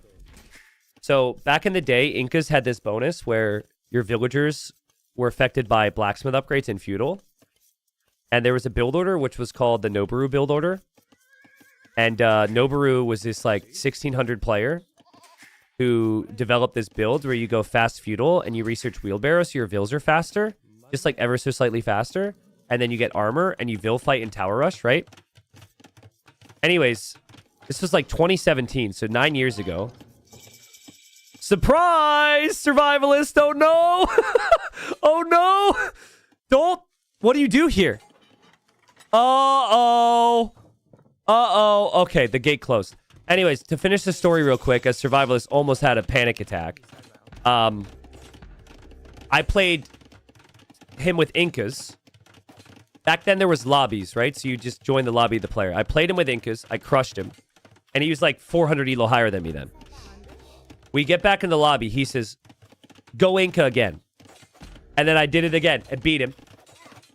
Again. Inca again. And like we just kept going through the list of strats. And then eventually I could never beat him. He was like motivated. He's like, I gotta learn how to beat this.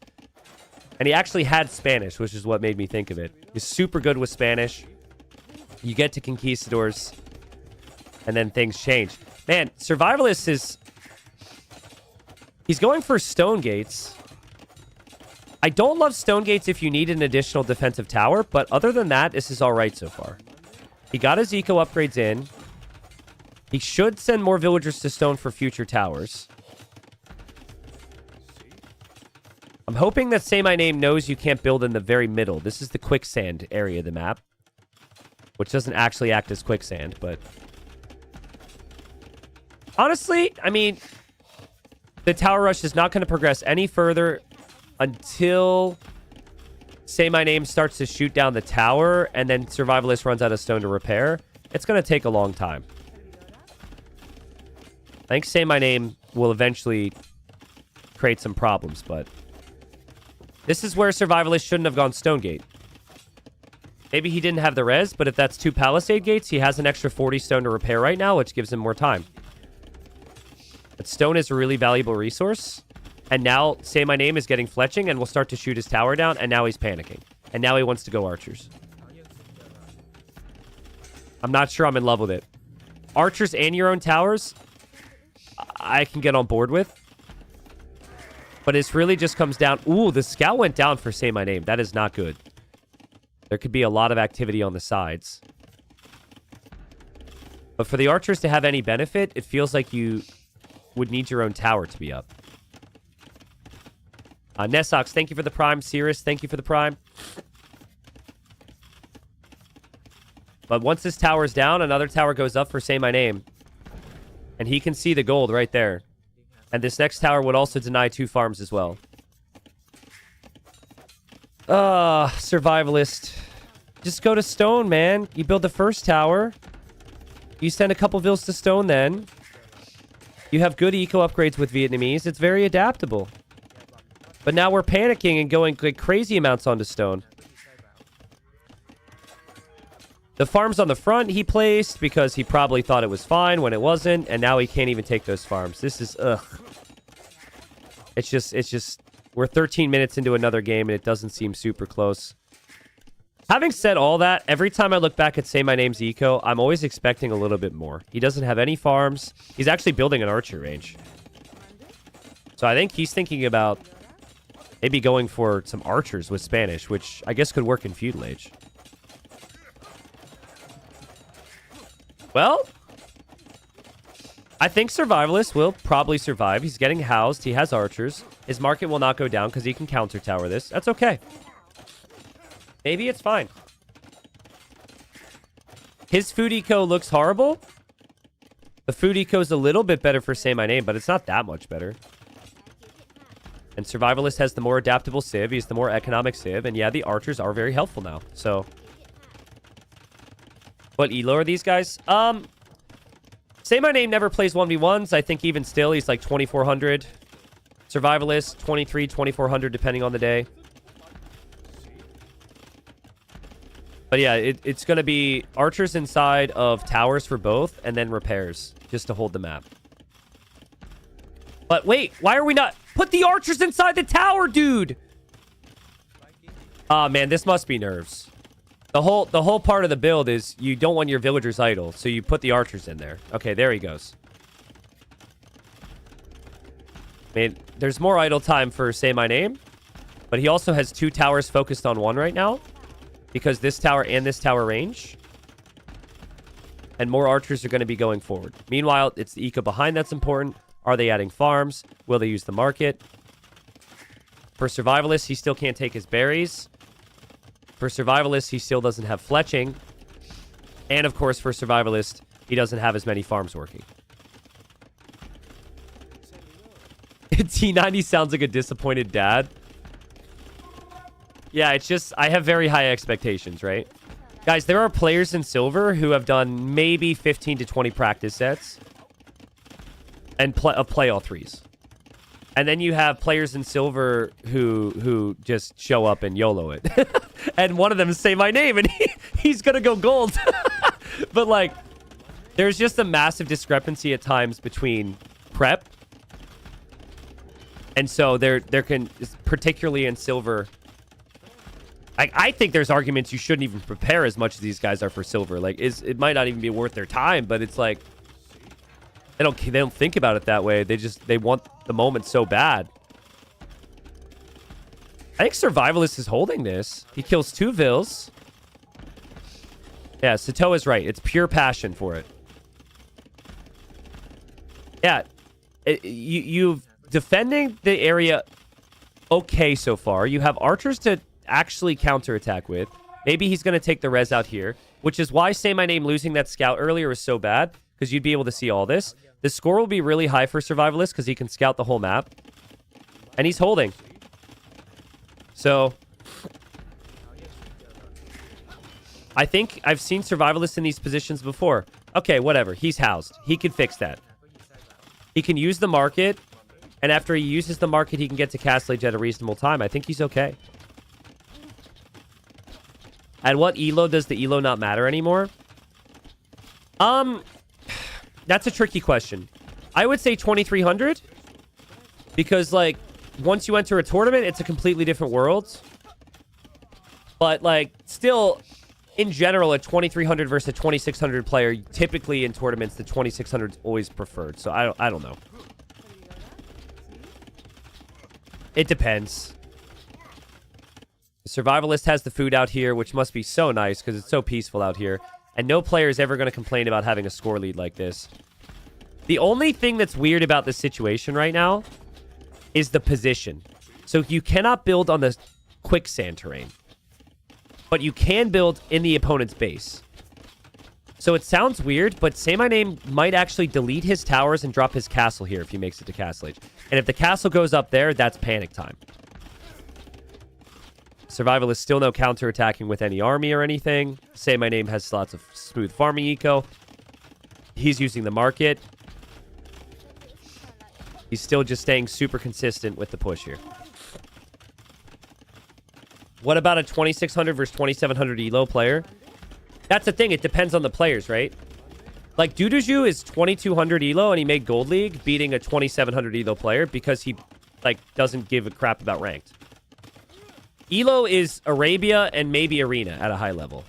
Tournaments is mixed maps. You can't play the same Civ all the time and just play, like, the same 2 to 3 strategies. You have to be a lot more... You have to be a complete player, so...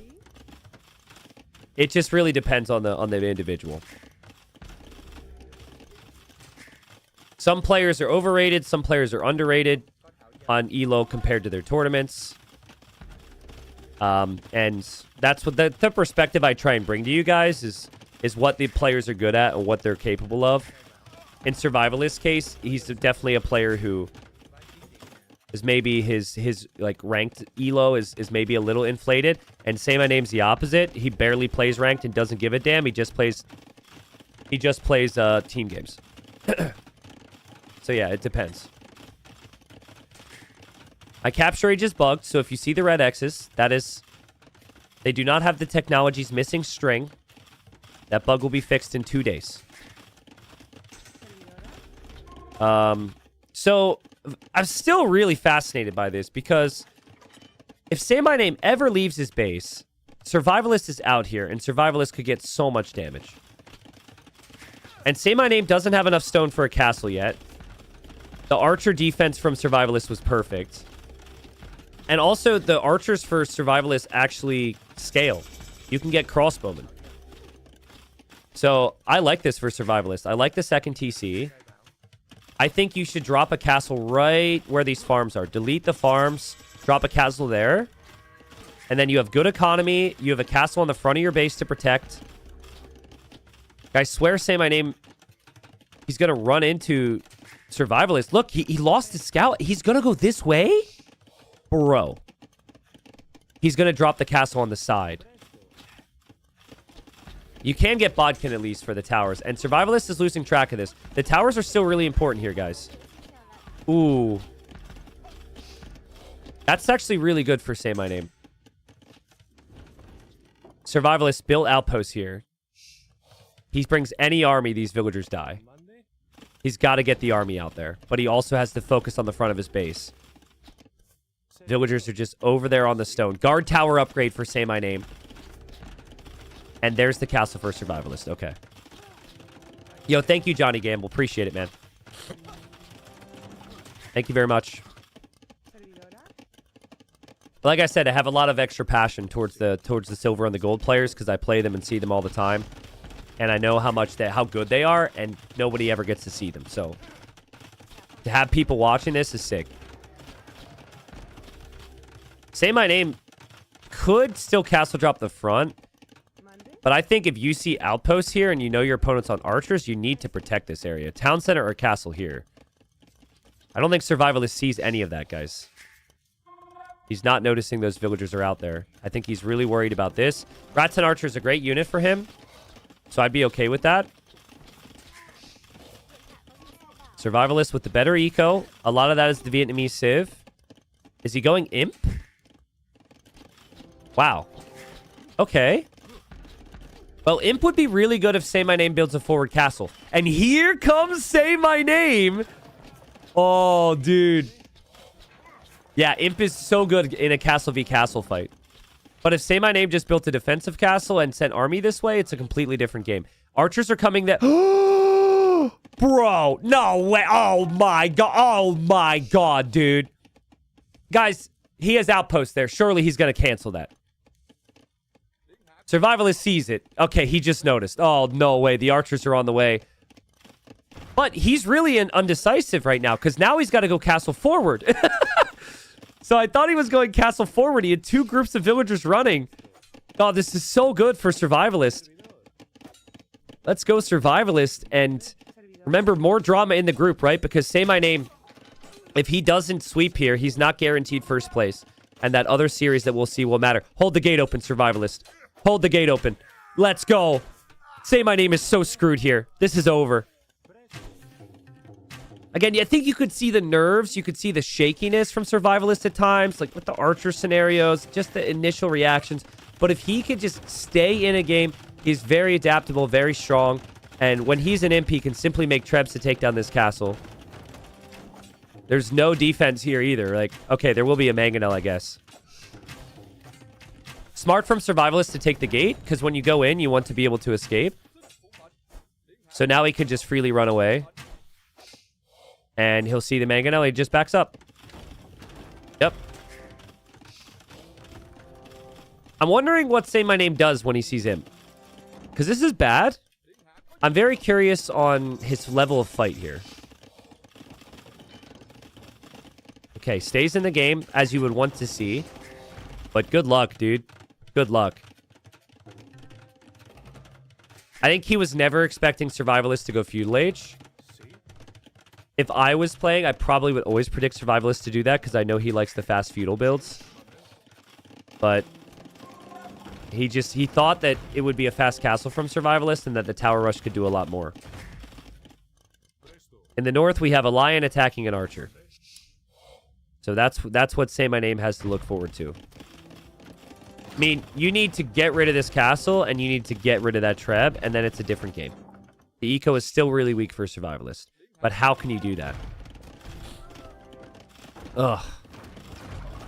Well, repair your castle. Bring the Rams forward. It'll take a super long time. Hope to get to those trebuchets is basically the plan. Are you saying it's a lack of ranked experience? I don't know. I mean, maybe. Like, Say My Name doesn't play Survivalist as much as he would if he played ranked. So, yeah, maybe. He probably doesn't know his tendencies quite as much. But, I mean, I am in the...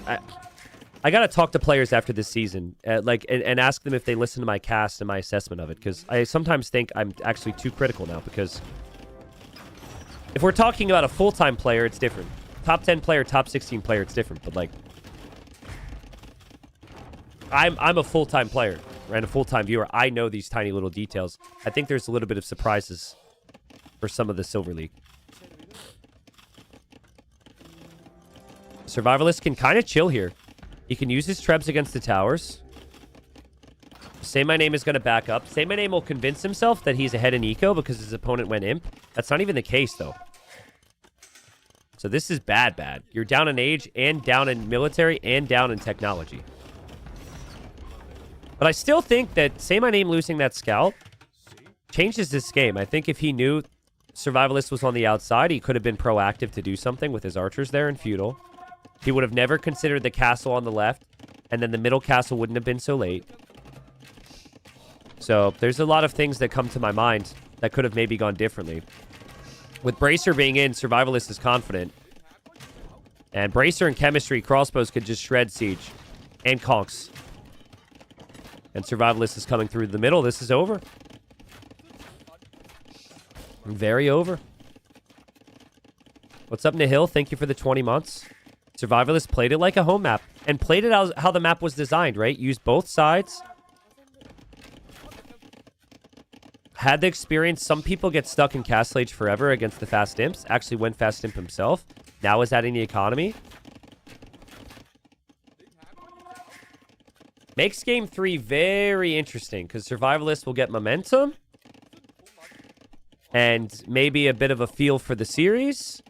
And the win matters a lot for Say My Name. And while we're at it, for Ozone and for Kambito in the group. Yeah, very calm micro from Survivalist. Let's just not forget that he's still focused over here too, right? He's still got the trebs protected, still pressuring, and GG. Yeah, the little Tower Rush Archer scenario just left Say My Name with a bunch of leftover archers that didn't accomplish much. He wasn't sure where to place the castle because Survivalist made it to the castle age faster. Survivalist, little rough around the edges, made it happen. Ends the game with 44 on gold there. Crazy. 1-1. GG. So 6.8 KD rather for Survivalists. And beautiful economy behind. Yeah, just a game that Say My Name struggled. So let's see now. Game number 3 is going to be on Mudflow. Mudflow is not an easy map to play if you're not ready for it. So, again, kind of wondering. I don't have all the Survivalist sets memorized. I'm wondering how many games he's played there. Say My Name is probably going to go for the Magyars. I think it's very transparent. He just wants to spam scouts. I think Survivalist is going to go Tetons and do the same. But updated odds on the sheet here. It's live standings.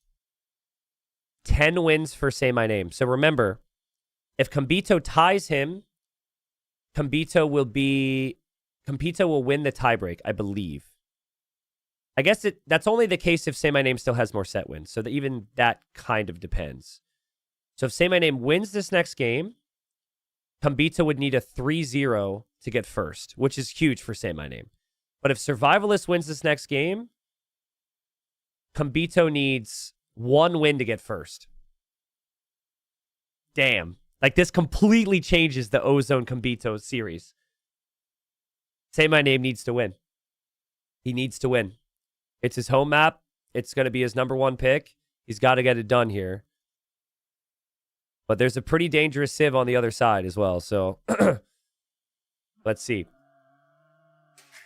All right, guys. So, game 3. I'm going to repeat the stakes here. If Say My Name wins this game, Kambito in the Ozone series needs a 3-0 win to steal first place from him. Okay?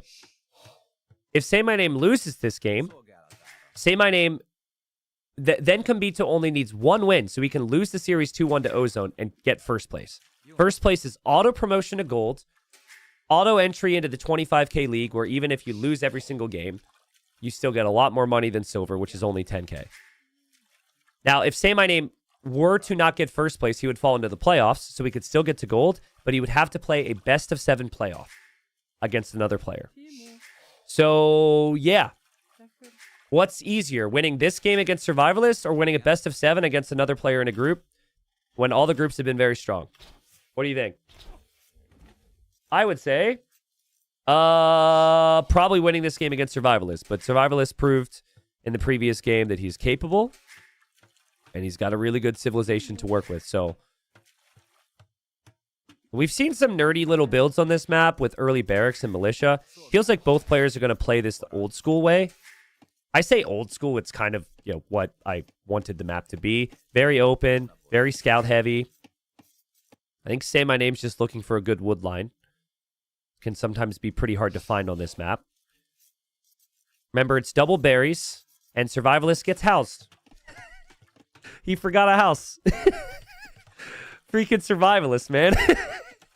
Oh, man. But hey, the previous game, I was also questioning some things, and he made it happen, right? But he is down a villager now because he forgot his house. I think it's a little weird if you haven't played it because you have to walk quite the distance for your first house. So maybe he thought when he started, he could just build 1 house and it was fine. Villager from Survivalist is walking around the wood line. I don't know if this is with a purpose, but now I do think it's with a purpose. Where are you going, dude?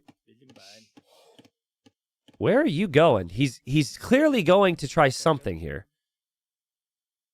I think he's looking for Say My Name's woodline. Say My Name ended up lumber camping over here.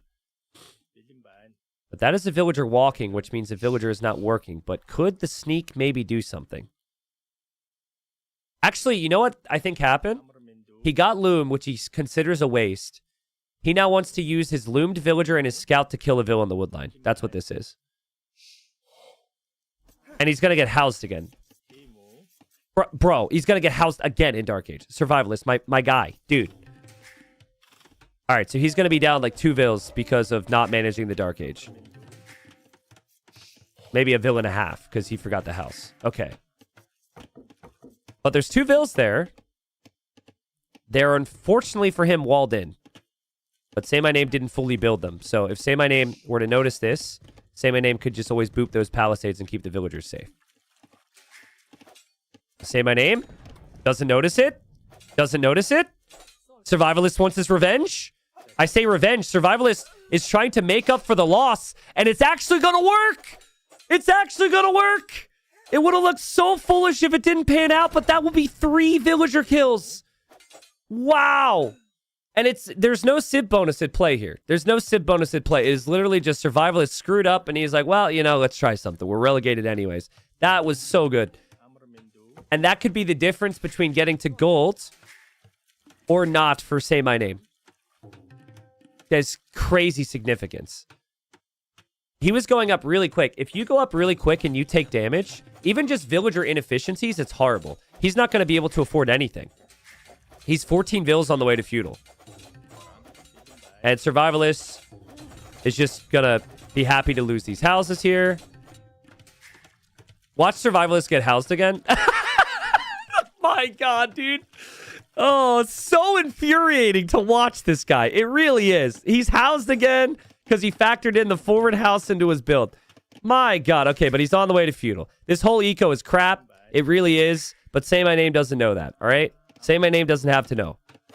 And that villager is just going to house wall in there and stay there. I assume for a tower or something. Yay. This is crazy. Honestly, I think certain players have an ability to bring you down to their weird, awkward level. And I think what Survivalist is doing here could accomplish that. And I don't mean that to be disrespect. I just think that Survivalist is just so random and all over the place that a classic player like Say My Name could probably be a little thrown off. But he'll keep an eye on this villager. If the villager builds a tower, I guess he can just build a counter tower. He's not actually scouting, though. He doesn't want this vill to escape, so he won't leave. He's not seeing what Survivalist is going to do. Seems like Survivalist is going to go archers here. It's going to be scouts for Say My Name, which was always expected with the Magyars. The Khitans, you're kind of expecting the same. And then look, yeah, the second he runs away, the villager leaves. Super sneaky from Survivalist. And Say My Name doesn't know either. So he literally does no clue. He thinks the villager's still there. So what is this going to be? Sneak archers? Say My Name comes back. He doesn't see the vill there anymore. He's like, hold up a sec. Now he finds the vill. And the scout is very weak for Survivalist. That villager needs to be quick-walled. A dock? Okay. I mean, it is doable. And if he gets a demo onto the wood line, it would be horrible for Say My Name. Let him cook. Let him cook. Say My Name will drop a tower, but that whole wood line needs to be walled in now if you're Say My Name. And Say My Name just needs to stop paying attention to his own base and just go to his opponent's base. Like, Survivalist surely is going to be exposed there. The Survivalist will add some spears in defense, though. But that dock can be really important long term. I'm not saying duck. I'm saying dock. What a messy game. It's going to be galley.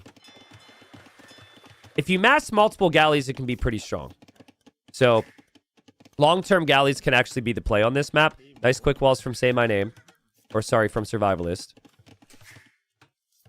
Say My Name's food eco is not good enough to make more scouts, so he will drop an archer range.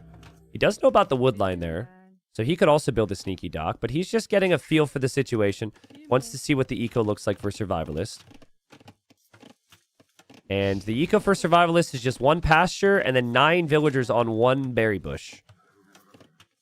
But when there's 9 villagers, you can fight back 2 scouts, so it really just comes back to Say My Name's not spamming scouts because of the early game. It's had such a weak economy ever since, but, oh man, Survivalist loses the vill. And then Survivalist Galley is there, but it gets ranged by the tower, so I guess technically that could be good.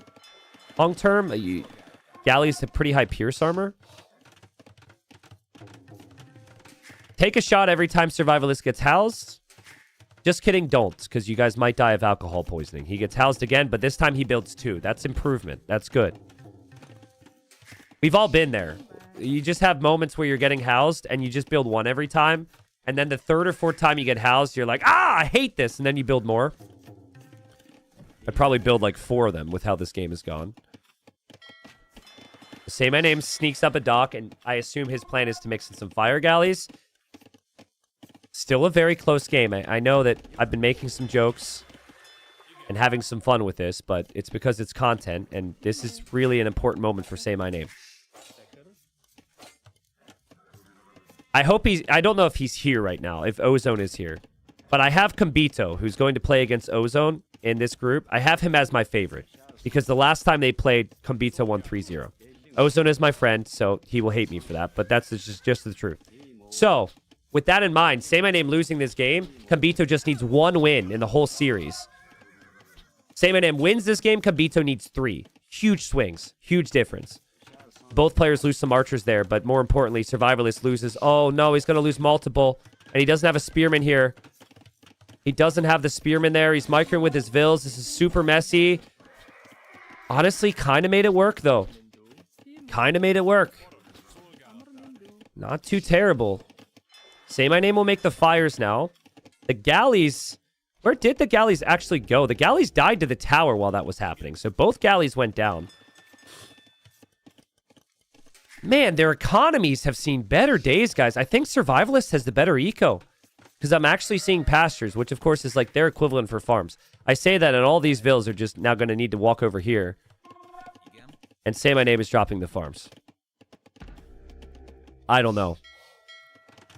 I don't know who to trust at this point, to be honest. It's been such a messy series. It's been such a messy series. They both have played better sets. Survivalist going 23 on wood. You know, normally that's horrible. But because you can pull the villagers and just build pastures here, and the pastures don't need to be next to the mill, I think that's fine. And oh man, Survivalist, he's lacked any offensive presence here. The villagers on gold are really important for the ships. He's made a demo, which I think he's hoping to use against the wood line, but he's losing his villagers on gold. He's bringing the archers too, but this is... Well, you know what? It's not completely walled, but the ships can't pass there. Okay, JBR, thanks for letting me know. Apparently there's some other potentials with how things can go here. This will be the first time that Say My Name's base is pushed by Survivalist, and Survivalist has a couple archers with fletching. Say My Name still doesn't have fletching. And so Say My Name, not expecting that. No, don't... Survivalist uses a demo on one archer that was going to die. Demos are just like that sometimes. Archers are here with fletching. Say My Name will recognize those archers are rather weak. He'll get fletching. I think with the one skirm there and a couple volleys, it's okay. Good micro from Survivalist. Good micro. I don't know, man. This is anybody's game. The same time, Say My Name was microing over here. Survivalist really needs more pastures. Survivalist needs to take gold again. I think I'm still going to give the slight edge to Say My Name due to the experience. But, like, the eco, I don't know. No, I think Survivalist could do this. He's got the eco lead. I don't know how, but he does. He's finding the vills. The skirms are completely out of position. Over here, Survivalist is getting a winning trade as well. Survivalist is about to play spoiler. Damn, great engagements. I thought Say My Name would clear this a whole lot faster. It's been so messy. But you know what this means, right? We have now arrived in the state of the game where I feel Survivalist has the advantage. So, based on how these games have gone, I am now wondering, when is the next horrible, bad thing going to happen to Survivalist? Like, is he going to run into a demo or something? Because it's just been, like, back and forth. Bad start with the Vill, then he kills 3 Vills. Then he gets housed 3 times. Castle Age feels like a big swing here. The skirms are waiting at home, so Survivalist's army will not do the damage he wants. It still goes for the villager pick. And we'll get it. Nice. Not bad. Back here, he's dropping defensive towers everywhere. Here, his houses are going down, and his docks are being attacked, but that's not that big a deal. Say My Name drops the market, which feels important, and Say My Name has been on gold this whole time. This would be a perfect time for Survivalists to go full scouts. Full scouts. Stables. Forging. Scouts everywhere. Full scouts wins the game. Full scouts wins this game. There's villagers everywhere. It's so hard to protect them. But I think Survivalist is more of the Castle Age player. He's probably looking at his resources thinking he will go up soon. If Say My Name tries a demo, could land a massive shot there. Survivalist is going to make one. Who wins the game, chat? Survivalist has the Eco KD lead. He has the KD lead. He has the Res Collected lead. Army counts even. But he is he is relegated already. He doesn't have the experience of Say My Name. And he has a tendency of overextending. These skirmishers are found by 2 Magyar scouts. He will need a spearman nearby. There's the spearman. Say My Name will kill the spearman. The scouts are kind of weak. So this probably won't lead to too much damage. This is where I would still love to see a stable from Survivalist. That's the best thing this civilization does as well, is just drop a stable, make some scouts. Okay, so he was building the tower, and now he feels like the tower isn't necessary. And now he's just leaving the golds. Just gets enough gold to click to Castle Age, and he will click. So he's back off of gold. Say My Name's fires, and could be more. Could eventually move in towards the middle wood lines. That's going to be the key here. And Survivalist is super happy on stone. Or super heavy on stone. The Eco KD was 7-3, and Survivalist had a demo. I think he killed 1 villager with that. Sorry I missed that.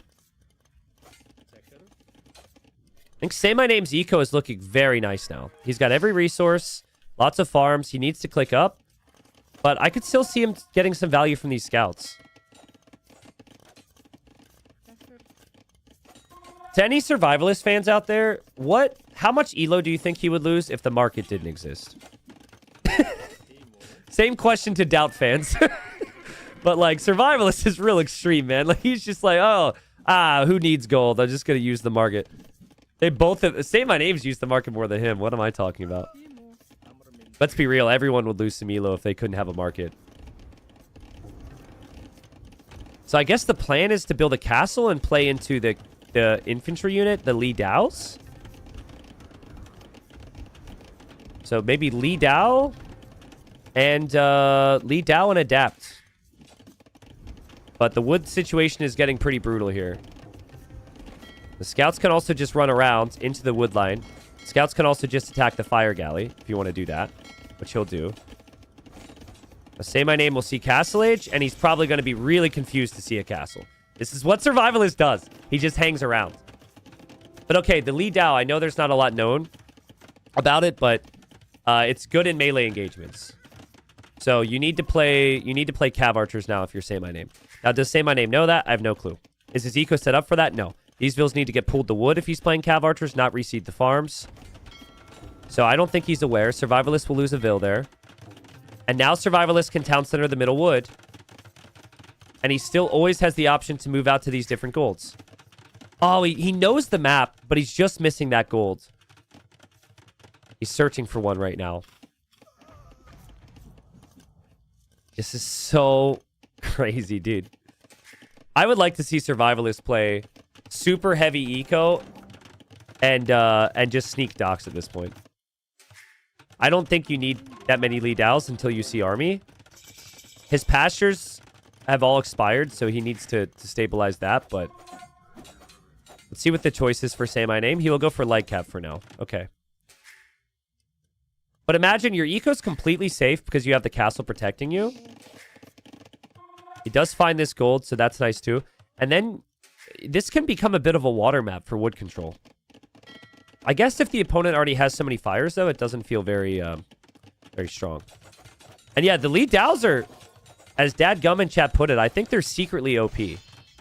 Everyone's complained and talked about the Khitan's eco, but this unit's insane. It does bleed damage. It's like after it hits you, you're still taking some damage. They're very strong. Just looking around at what Survivalists can see and what Say My Name can see. Say My Name will build outposts now. So he knows about this gold. He will find out about this gold. He obviously knows about the castle. And he knows about that town center now. Can be infuriating playing against Survivalists. Because you're just like, this doesn't make any sense. But he's cooking. He's cooking up. That's what he does. He's got the pastures. The pasture count will only rise. University now is a little surprising. I think he's maybe thinking about guard tower, but... The little counterattack on the side, if this army were to get into this eco, it's all dead. And it'll be completely against the run of play. Say My Name is trying to raid. Sniping some villagers here, but the tower is proving to be pretty nice.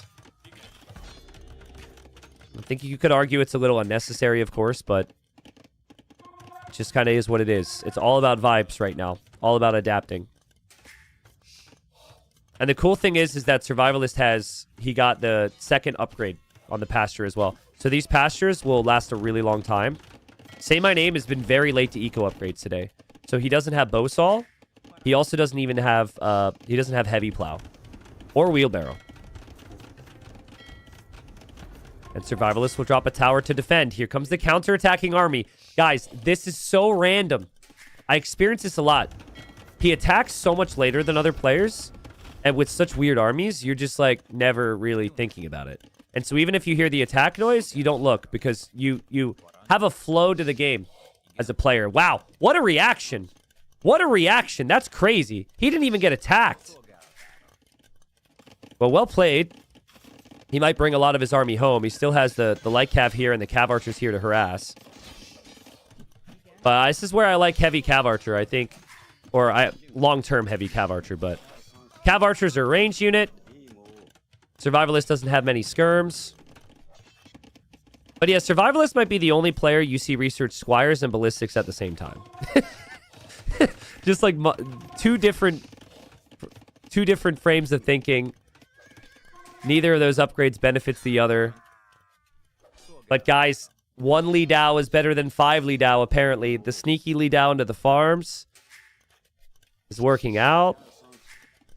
And now all the pressure that was at Survivalist base will be relieved because the army has to come home searching for the small raiding army, which could still be coming back. And now Survivalist is dropping the docks. I think this is key. There's so much eco in the middle here. How is the Khitan Navy, though? I don't even know. That's good enough. As long as you get fast fire ship, as long as you get galleon, that's good enough. I think Survivalist should win this game. Also, this army was not found, and Say My Name didn't want to wait around for it. So Say My Name will move forward. The army could come right back in. 10 villager lead for Survivalist. Very good economy. Access to every resource. Okay, but Say My Name spots the docks. That's kind of key here, when you already have the fire galleys.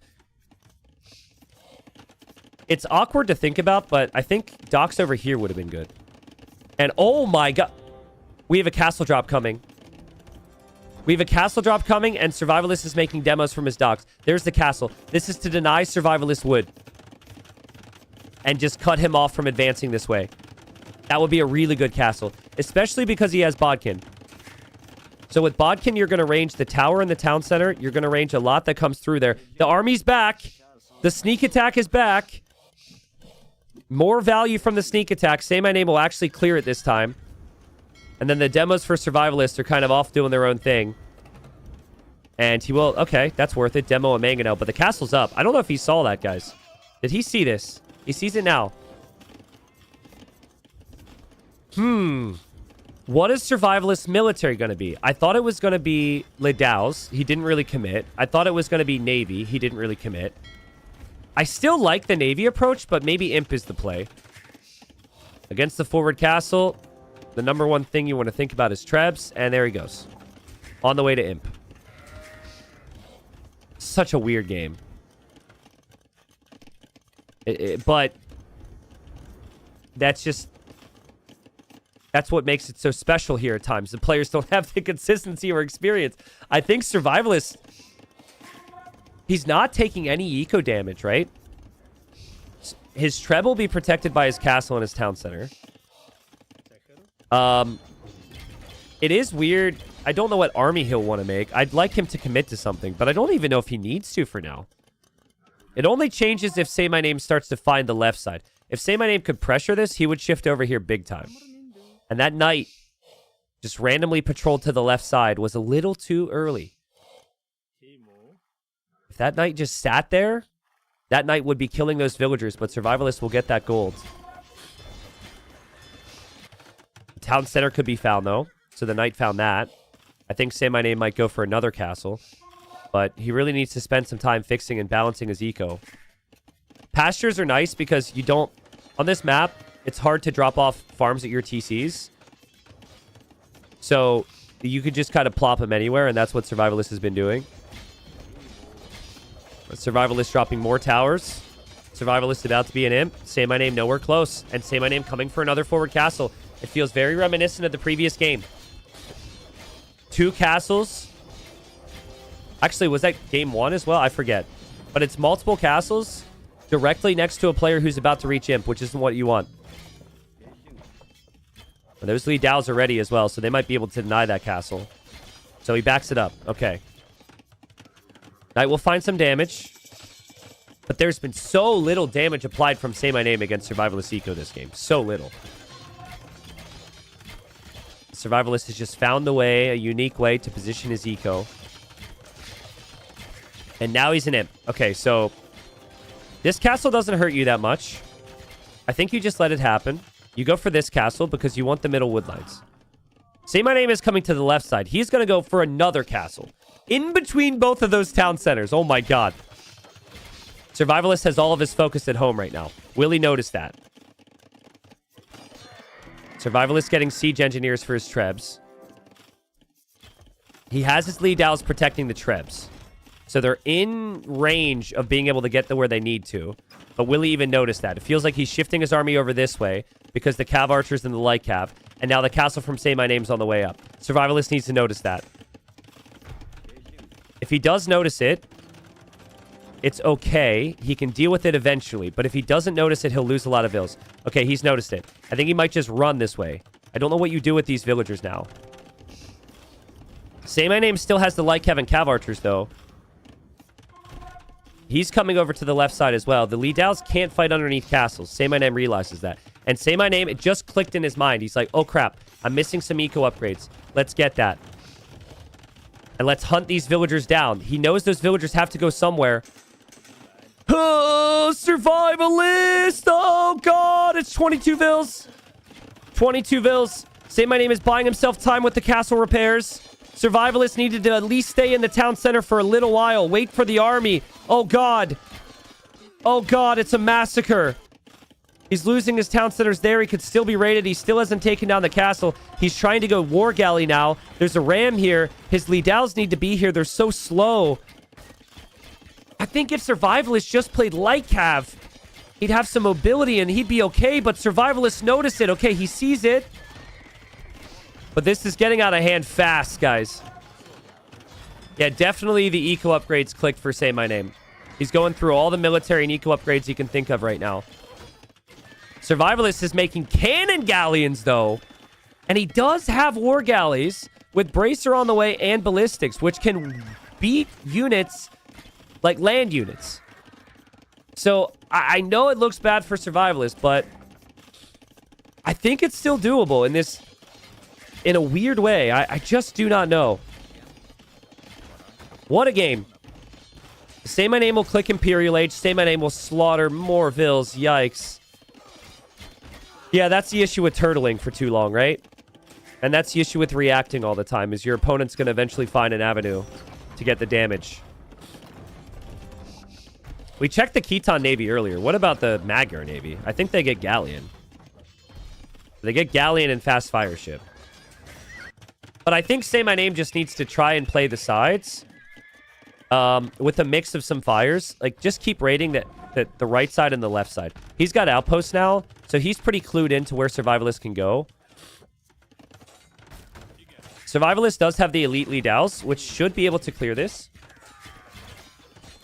He does lose the town center, though, which is kind of brutal.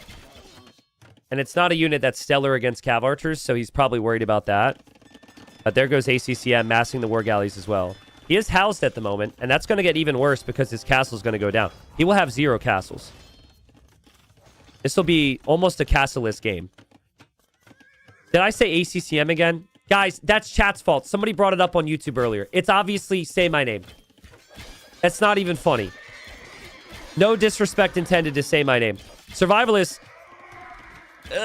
He's going for the trap. He's going for the trap. Cav archers are going to make it through. And behind this, we got light cav raids from Say My Name in the back.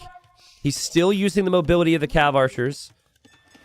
Survivalist has cleared up the castle, but Say My Name, we have not looked at his base in a very long time for good reason, guys.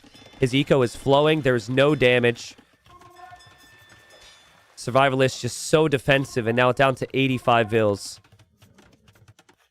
He did have something there as a counterattack. I'm not really sure what it was, but Say My Name has bought himself some time. And so there he goes. I mean, let's compare the Navy numbers now. It's 11 war galleys for Survivalist, and it's going to be the same for Say My Name plus some fire ship support. Say My Name doesn't have ballistics yet, and he will lack chemistry. So he is actually upgraded there. Not having ballistics means you can take a really bad engagement. But now Survivalist, he can't take any golds on the sides. He's kind of running out. And he's also run out of a lot of wood. He's coming to the middle right now. It feels like Survivalist has to win every engagement. I just think the fires are going to be enough for Say My Name to make the difference on the water. And I think Say My Name is going to maybe win the game here. The Survivalist, in just true Survivalist fashion, has been all over the place this game. He's made it difficult for for Say My Name. But Say My Name has been able to manage it. And he's managed it well. I mean, there's been times I've been worried for him. I really thought that he was going to lose this game, but I think the Li Dao choice from Survivalist never made much sense to me. And it's a gold unit. You need a castle for the unit. So it's really big investment. Unique units, if that's your choice, it's got to be a choice that really clicks. I still haven't really seen one instance where it made a lot of sense. I do think they're good in some key situations. Don't think they're a bad unit, but they're a bad unit for this situation. And now the upgrades are coming in for Say My Name. I think he was worried. But I think now, as he's bringing in the relics, he's got 3 now. As he's got castles on the sides, as Survivalist tries to raid him. And he's got the upgrades for the galleons. I think now he can just lean into just raiding with Light Cav himself and denying the resources from Survivalist here. If Survivalists were to win this game from here, I would drop 50 subs on the channel, because this would be quite the comeback. These blue palisades keep annoying me. When I'm a player, I actually attack them, because I always look at the minimap and see them. I don't want them there. But yeah, Survivalist basically has nothing. But it's like, now he's going Light Cap, and before he had 50 on food, right? And his opponent had no defensive castles at home. All of this eco has been exposed for so long. I would have loved to see him just play raid in early imp. Light Cav could have chased down the... Light Cav could have saved those town centers on the side as well, with all the extra attack.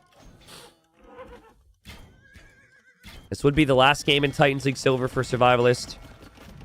At least for now, so he really wants to fight it out. But his pop is not getting much better here. Sheesh! Yeah, Chief, I agree. When you watch Survivalist, it's easy to get a little frustrated.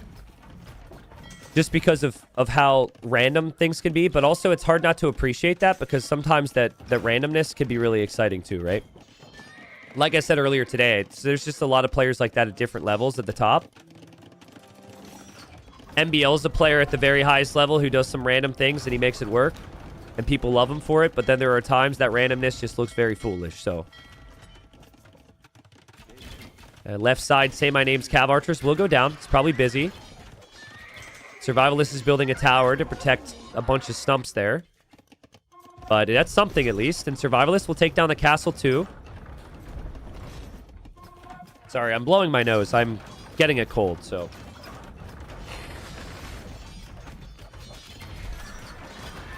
But eventually you just cannot survive here. Eventually you just run out of resources. You'll have no wood. You'll have no golds. You certainly don't have you don't have the relics. The castles are going to be up everywhere for survival, for Say My Name, so he can't be raided. And the finishing blow is really just coming in and taking down this castle with the galleons and the cannon galleons. And that's starting now. Yeah, apparently everybody's getting sick. So, I think if it was something worse than a cold, I probably would be feeling worse right now. I think probably this will run its course in a couple days. I was really concerned I would make it worse by casting all day. But yesterday I did that, and it's alright today, so. You can never really predict how these things go, but tomorrow it'll be slightly worse than today, and then it'll be better the 2 days after that. That's what I'm hoping anyways. Well, Say My Name's got the castles everywhere. Remember, there was a time he didn't have any castles. It took him a long time to build back up to this. And now he snags recurve bow for the extra range on the CA and the extra attack on the CA. And Survivalist is getting raided over on the left side. And Survivalist is losing his castle in the middle to the cannon galleons. This will not guarantee anything for Say My Name. We'll look at the stats again, but this should mean that Kumbito needs to 3-0 Ozone to get guaranteed that first place position. So Survivalist made it interesting today, snagging the win. If he would have got swept, obviously, I think Say My Name would be much happier, but we would be having less to look forward to. So, fun series, fun game.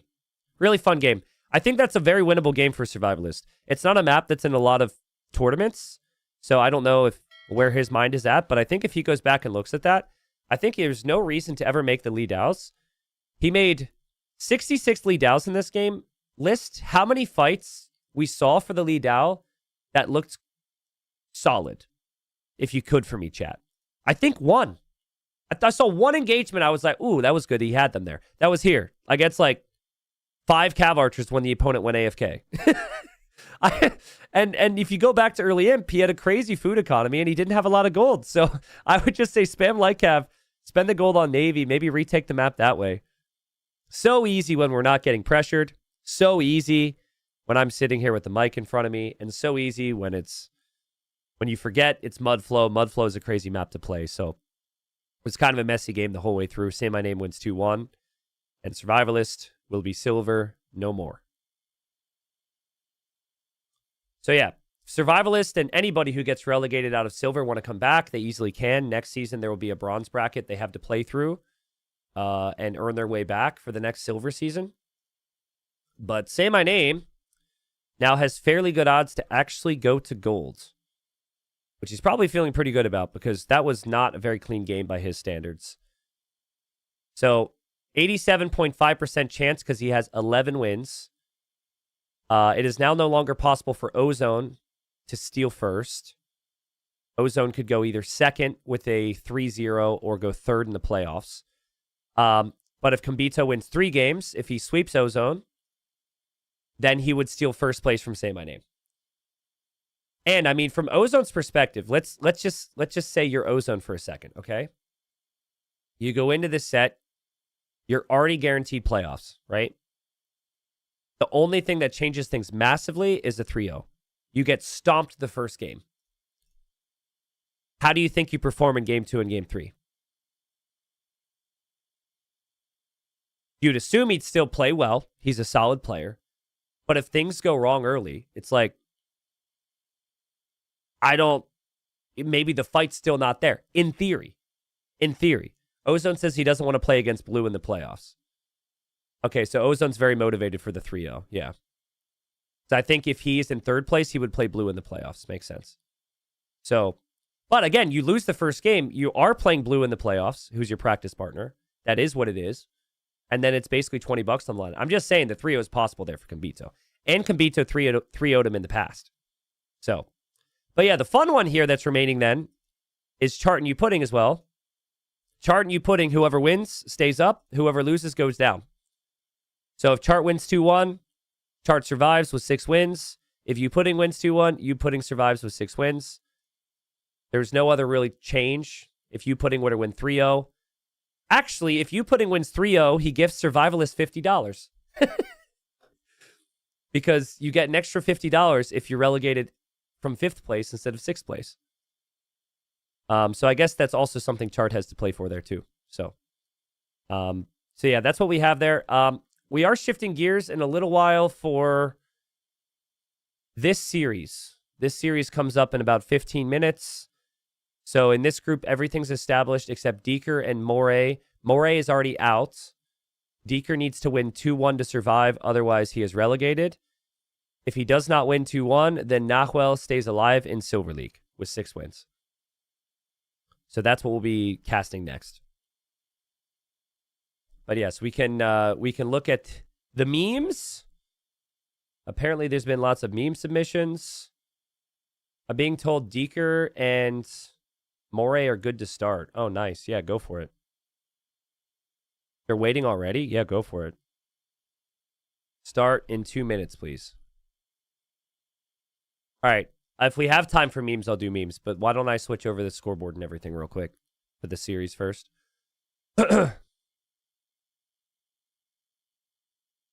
Sorry, the memes are going to have to wait. No, Chart and You Pudding... I think Chart and You Pudding is a live series tomorrow. To be honest, I don't have it memorized. In the event we cover it as Rex, maybe it was played earlier today or yesterday or something. We cover all the sets as live, so it doesn't really make a big difference for me. I think with that time zone, though, with Japan and Taiwan, I think that they probably will play... We'll probably cover it as Rex, because whatever time they play, I'm probably not awake. So... All right, so Slopes game 1, High Tides game... Well, High Tides is one of the home maps. And then Quarry is the other home map. We've got Deeker on the left. I'm fixing the scoreboard here.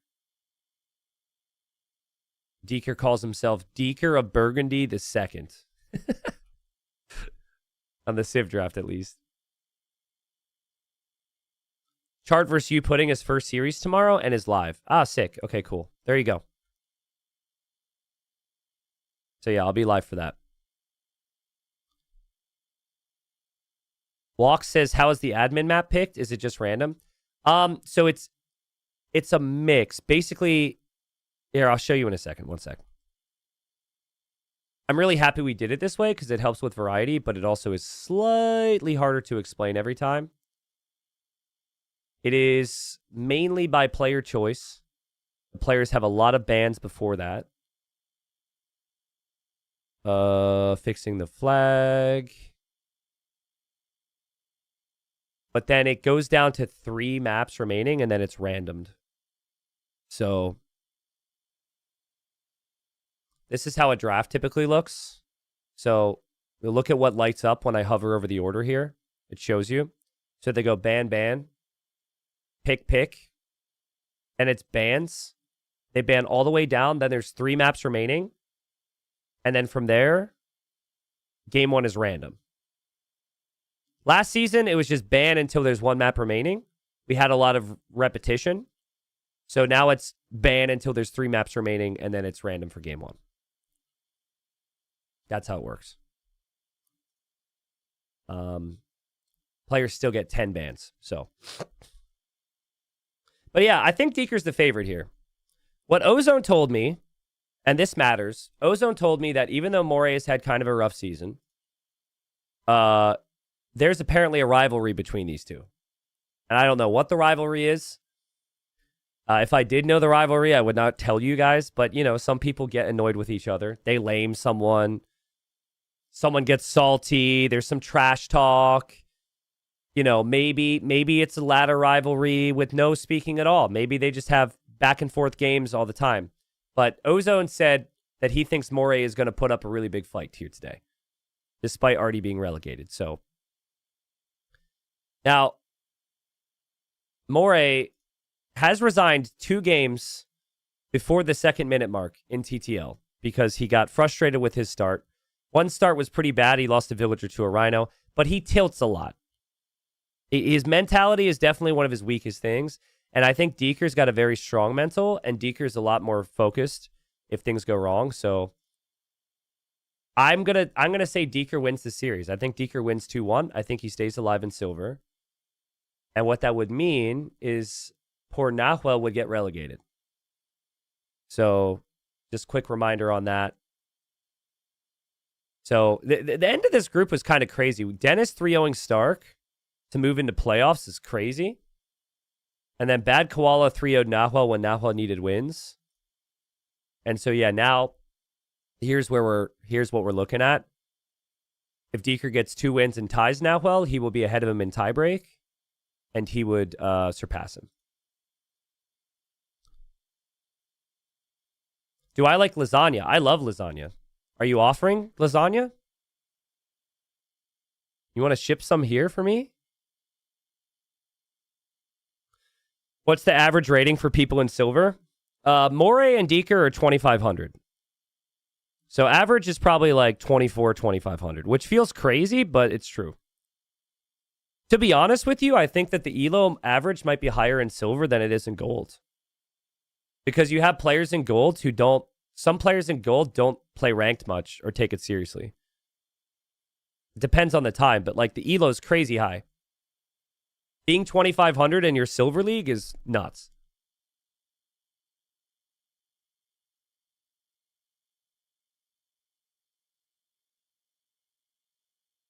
So there's not really a big gap. Like here, if you look at the players on screen here, right? You have like platinum, platinum, platinum,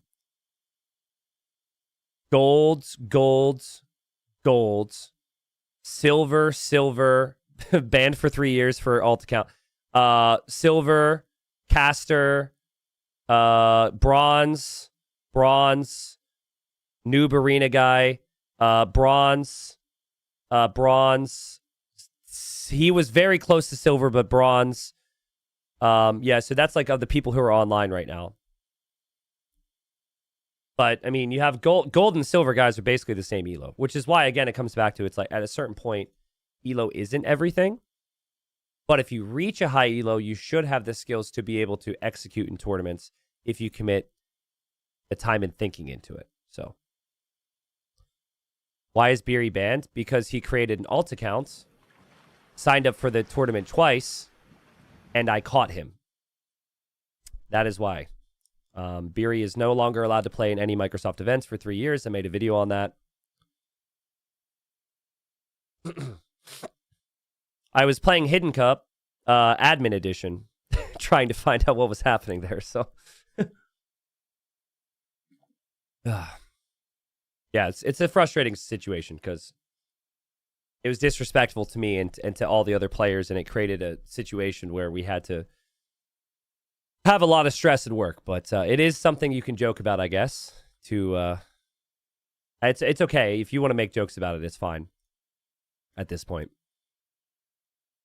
Will you ban him from your tournaments for longer or let him back after the Microsoft ban?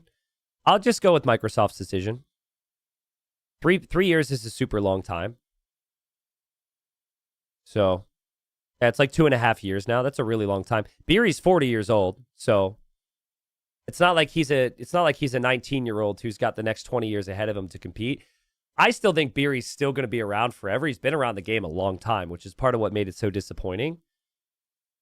Like was a really respectable player amongst the scene and like had orgs and like really seemed to care and like value so much about AoE. So, but I think he's still going to be good. He's an amazing player.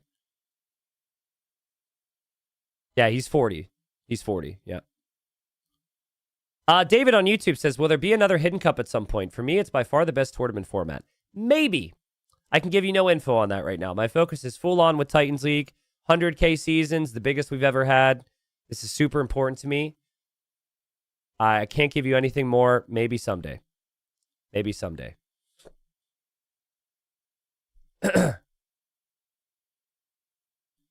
Emperor says it's longer than most sports leagues would ban someone for an equivalent infraction. Maybe. I don't think esports is comparable to sports at all, though.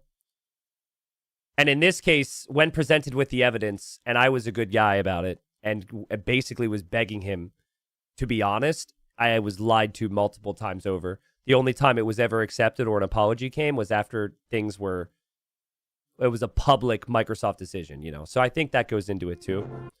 And my game dropped.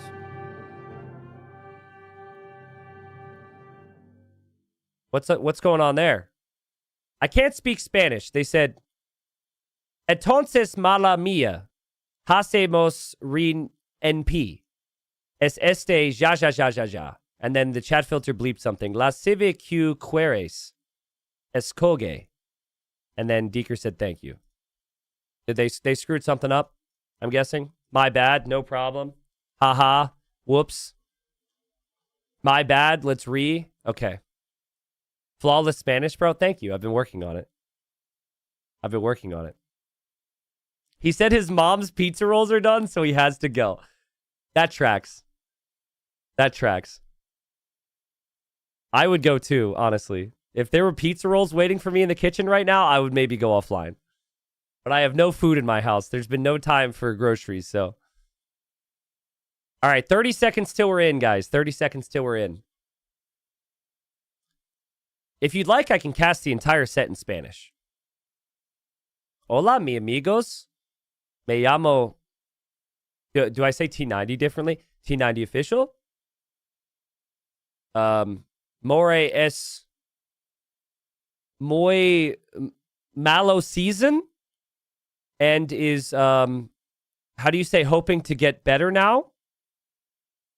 I'll work on it. I'll probably stick with English for now. Maybe next season of Titans League, I can do a Spanish cast for you guys, okay? Alrighty. No disrespect intended, by the way. No disrespect. I'm just having fun. I know we people watching who speak Spanish. I'm very jealous that you guys can speak Spanish. Unfortunately, I cannot. All right, folks. Welcome in. We've got the final rounds again in Silver League for these two. This is actually the final set in this particular group. What we know is that Moray is relegated. Obviously sad for Moray. I think he will be able to learn from this and grow from this. He's a very talented player, but he just hasn't been consistent enough. And honestly, things have snowballed on him mentally a lot. When he's lost the first game, it has affected his second and third game a lot this season. So Moray is relegated. However, Deeker, to survive, needs to get 2 wins in this play all 3. So Deeker, a player from Argentina who's typically a little bit more defensive. I think he's really tough player to break down. I was expecting him to do a little better this season, if I'm being honest. And then Moray is like a younger, aggressive player from Spain. I think his play style matches his mentality at times, where you tend to see like a lot of like, I don't know, like crazy behavior from at times in the game, right? Like lots of micro, lots of stuff, and I know he's had some really quick resigns. So I just think he's got to relax here. You know, the pressure's off. I guess you're relegated anyways, but just show your best Age of Empires. It's still $10 per win. And just remind people what you're capable of. And actually, if Moray were to 3-0 Deeker, he would then end up going into the 5th place position, which would still mean relegation, but he would get an extra $50. So $10 per win. Deeker needs 2 wins to survive. And if Deeker gets 2 wins, that would put Nahuel, another Argentinian player, out of Titans League Silver. So Nahuel is really hoping that Moray can help him out here. But Moray's playing as the Vietnamese. We got Deeker playing as the Khmer. And thank you, YouTube chat, for being understanding with my lack of Spanish. Thank you, Twitch chat, as well. And someone in YouTube chat says exactly what I've been saying for years. It's like, he says, my brain is already full, let alone thinking about learning Spanish or German. Yeah, there's no way I could ever learn another language. It's either give up focusing on AoE and do something else, or just don't. So I'm just going to stay being horrible at Spanish, if you don't mind. T90, did you pay for all the prize pool, or Microsoft contribute in some way? Any sponsors, ? Yeah, it's sponsored by basically Microsoft, aka World's Edge, which is Microsoft Studio. The 100K has been put up by them. I could have taken sponsors, but I chose not to because I didn't want to advertise to you guys too much, and I don't know, I just didn't want to ruin the feel of the event. So That's not a promise that I won't take sponsors in the future, but the support's been great so far. It means a lot. And if I could get away with not having to advertise to you guys, 2 times per hour and mentioning certain things and, that whole thing, I probably will. Well, after the event, I'll basically look back at it and see if it worked out. So, but yeah, World's Edge, I mean, this whole project started when, I don't actually know if I've ever said this before about Titans League. But basically, I went to Facebook, right? I went to Facebook. I took a deal which I knew was going to be unpopular. And I knew... I thought it was going to be better than it was, to be honest. In terms of the community, they promised a lot of things that they didn't end up doing. But anyways, I was like, I don't want people to think that I just took the me route and there's not going to be any community benefit, right? Which I think people would have been fine with. It's like, you do you, T90, like, whatever. We get it. But no, I wanted to show people that I cared about the scene and that I could work even harder. So basically, I went to that platform. And I was like, I got to do something for the players, man. I got to do something. And so I reached out and I found a personal sponsor who was going to start the league with 20K, okay? I did the proposal.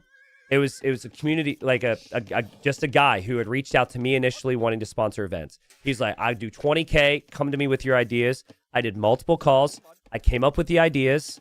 We were going to do a much smaller league format. I got it all ready, and he ghosted me. Never responded to me ever again. Just straight up ghosted.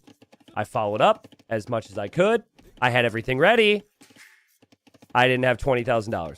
Just straight up ghosted. Saw his name pop up like 3 weeks later, sponsoring a show match, throwing some money around for streamers. But anyways, while I am a little sad about how that went down, I then went to World's Edge. And I was like, hey, these are the plans. I think this could be really good. And World's Edge was like, you know what? This is last minute, but we like it. And they did it. And then now we're at season 5 and it's 100K. So I'm beyond grateful. Beyond grateful that this is what it is right now. It's super cool. So, sorry for the story time. We've got the Drush from Moray here. He likes to play archers a lot. So he's hoped to disrupt Deeker here. Deeker, I think, maybe expected this, though. At the very least, Deeker seemed to know it was coming because Deeker had the walls on the left side of the wood line. So small walls there. Scouts are going to be coming out for him. Moray's a crazy micro player. Deeker is a crazy eco player. So typically that's going to be the difference between these two. Deeker likes to play skirms. Moray likes to play like crossbows. Very rarely is Deeker making a lot of crossbowmen for whatever reason. It's just very much a style thing for him. But he did a good job getting the scout numbers out so far. And, ooh, he finds the militia in the middle. Yeah, so Moray wants to follow up. He's brought his units back because he wants to group them all up and go for 4 man-at-arms. But that one's been sniped. This all comes down to Deeker not taking initial damage and just getting the scout numbers out really, really quickly here with the Khmer. And the man-at-arm upgrade's on the way. This is going to be a complete waste for Moray. What a find for Deeker. This is so good. Yeah, and I think this is now a very uncomfortable situation. Well, it was good. But that was a little bit mismicroed. Because now Deeker doesn't have scouts to counterattack. I think Moray's actually... I think he's okay. He also canceled the man-at-arm upgrade, which is fine. Feels like when you're playing archers against scouts, though, you need to get the walls down. Good for the players that he ghosted you. I mean, maybe. I mean, but you have to understand, like, that is one of the worst things you can do. Like, if you don't want to support events, that's super cool. I get it. I mean, that was a very ambitious offer, but to spend multiple calls with somebody and then have them get excited about game plans, like, it wasn't just like this random thing. This was like a multi-tiered thing, and I was getting real pumped over the course of many weeks. Then to just disappear is crazy. And I wouldn't have even been upset about it if he eventually was just like, hey, sorry, you know, I realize that's too ambitious for me, but nah, just... So... But it's all good. I mean, I don't think there was necessarily malice in it. It just probably ended up reconsidering after a while, which is human, so. And it worked out in the end, yeah. Worked out in the end. But yeah, that's actually kind of how it started. And then since then, we've expanded it. The first 3 seasons we worked in one way, and we try and make every season a little bit better than the other. Deeker just trying to get the walls down here. Damage control should be... Well, it should be okay. The archers are through, though. Very relatable experience having played against Deeker. You're like, yes, I'm finally getting damage against this waller. And then, oh, look, there's skirms. So the skirms are there. And, oh, there's a hole. Okay. Well, there's been a couple small things here there, right? I think maybe Morey's build could have been a little bit sharper with the timings. Deeker would have loved to kill those 2 archers. I think Morey's had a very clean game behind this, though. He has horse collar for all the farms. Gold is behind here. Woodline's pretty protected. This game will definitely go Castle Age. So, close game. And Morey may be feeling no pressure, right? Because he's already relegated. So, whatever. It's just another game for him. You can definitely see a difference when there's a lot more meaning to a game. In Silver League, it's huge variance in the skill level. But there's also the players who have so little experience, every game is shaky. And then you have the step up from that is you have the players who have experience, but only the important games are shaky. And then you have like the step up from that where it's like nothing shaky. And all those guys are usually the top 2 of the group. But yeah, Morey's just going to hang out here. He sees the skirms. Will drop a stable behind. Has very healthy food eco to add a couple scouts and still have a good Castle Age. And the spearman in the back shouldn't accomplish too much, but Morey just being a pain, I guess. Actually, can that spear win the fight? Go? No, I don't think so. Villager always wins this, right? The dude with hands is better than the dude with weapon. Boxing gloves are not actually in the game, by the way. That's just a mod. But it kind of looked like it. I guess if you had boxing gloves, you would do less damage, though, because there's a cushion. I don't know. Deeker is just attacking the farms here. Deeker hoping to slowly take down the archer range. And he's going... Wow, he's kind of going all in here. I think he clearly senses Morey is on the way up. And he's not on the way up himself, so he's going to double down. Bloodlines is coming in. Skirm upgrades are already in. Full feudal from Deeker here. You know what Morey would win the game with, guys? And I'm sure of it. He'd win the game if you went Fire Lancers. If he went... if you could go back in time and cancel this stable. Just build another barracks here. You could still do it. And just go Fire Lancers. I'm pretty sure Fire Lancers would kill the Scout and the Skirm play. But he's done the more natural approach. He's added the Scouts. Because that's good against Skirms. But now the opponent has so many Scouts. Morey could kind of struggle against this. Other thing you could do is just add Knights. I feel like the Scout Edition doesn't do a lot. It doesn't do a lot. Deeker senses. Deeker knows. He knows he's on the way up. He's going to dive. Oh, God. That's a lot of quick walling there. I think Deeker just needs to take down the gate and get through. This would be crazy if Morey survives this. But he's buying himself so much time. And then... What? Bro. He's holding. He hasn't lost the Ville yet. Okay, he'll lose 1. The town center's still firing. He's in Castle Age. His eco efficiency's in the toilet. But that would have been so much worse. He would have lost villagers back here. He's now up in Castle Age. That's actually okay. Somewhere in Argentina, Nahuel is screaming in joy. Morey just really needs to stabilize his eco, though. He tosses away another Ville. And here come the Knights. Yeah, Knights are also very good against the Skirms and good against the Scouts. And now he will run out and drop a second TC on the food on the sides. Wow. Only thing is, I think Deeker's able to give himself a lot of time here. I know it's Feudal Age versus Castle Age, but this army has to march out across the map. Deeker can just wall. I think the key for Deeker is keeping the Skirms behind the walls. If he can get the Skirms behind the walls, then he can poke at the archers. If he were to lose those Skirms, the archers could be problematic. And Deeker snipes another Ville. That's 4 villagers down there. Just because of the activity with the scouts. A little awkward against Mass Knights when you didn't build a barracks as the Khmer. And Deeker getting that villager blocked off by the Knight. Nice micro from Moray. Yeah, Moray can shrug off these vill losses, no problem, guys. There's only a 3 difference in the kills. He now is on the second TC much faster. His food eco is really good. And, yeah, Deeker will probably have a big army in Castle Age, but Deeker will fall behind here.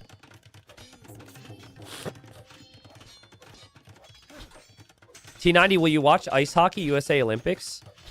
I would like to, but the games are always when I'm streaming, so I've usually just been watching the highlights. I watched the, I think there's been a bunch of them, but I watched the documentary on the 1980 Olympics team last night. And also, I looked it up because I was like, maybe we won at some other point, right? Because we're better, well, there's better USA hockey players than there were back then. Nope. Nope. Some of the other countries are still the countries for hockey, man. Not that I thought we were ever the best. I just thought maybe there was like a year where we had repeated the same level of success. So that makes that a little bit more special. What are your thoughts on Canada curling scandal?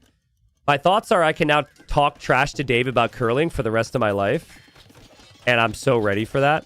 Beyond that, you know what? I do actually have more thoughts on that. How on earth is it not enforced that you can't boop the rock like that guy did?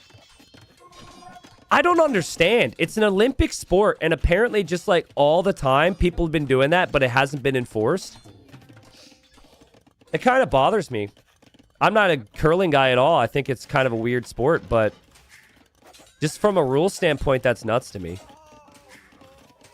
If you have no clue what I'm talking about, basically, well, you should probably look it up, but basically, in curling, you slide the rock down the ice, and the rules state you can't give it an additional touch. Once your hand leaves the rock, you can't, like, poke it or boop it. And, the Canadian team booped it, and then the Sweden guy called him out for it. And the judges didn't do anything about it, by the way, even though they had video, which is messed up. But then, yeah, then they get kind of bickered. And, like, in curling, it's very rare there's any arguments. And the Canadian guy was like, F you, eh? Yeah, tell me what I did, eh? You know, he went very Canadian-like, so you'll have to look it up. But it bothers me because apparently I looked into it a little bit. And, yeah, apparently it's just, like, been in the rule book. But at all the curling events, they haven't enforced the rule. It's super weird. Now it's in the Olympics. Nice Vill lead for Moray here. Very nice Vill lead for Moray. He does lose the Knight. But when you have this eco lead, I think it's fine. I think that's okay. That's still a good engagement. Still 3 town centers behind this. He is super housed right now, but he's fixing that. The issue for him is the army from Deeker could get into his base. Didn't they do it again or something? Yeah, they did. They did.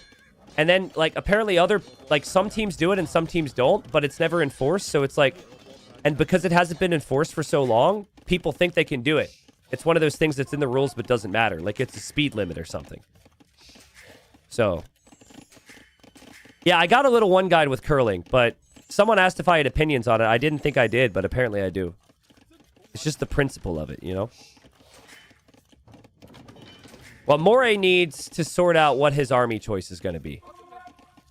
I think it's clearly rats and archers. He's got 2 town centers on the left side, so maybe a castle there to protect it would make sense. But that's where there's only stone. And the town centers do protect this, so... Yeah, he'll garrison. He'll drop the castle here. Honestly, Deeker, if he saw this, could have maybe taken this fight. He's coming back here, though. That's a really nice castle for Moray. And still 2 town centers for Deeker. We'll drop the 3rd now. Again, Deeker needs to win this series. 2-1 or 3-0 to stay alive. Moray is already out. There is not a hole there, but Moray needs to be careful. I would not chop that wood line anymore, eh? I would move to another wood line. The castle is up. House walls are behind. This is stressing me out. This is super stressing me out. Moray, move your vills, man. Move your vills. I think Deeker's waiting for the tree to disappear.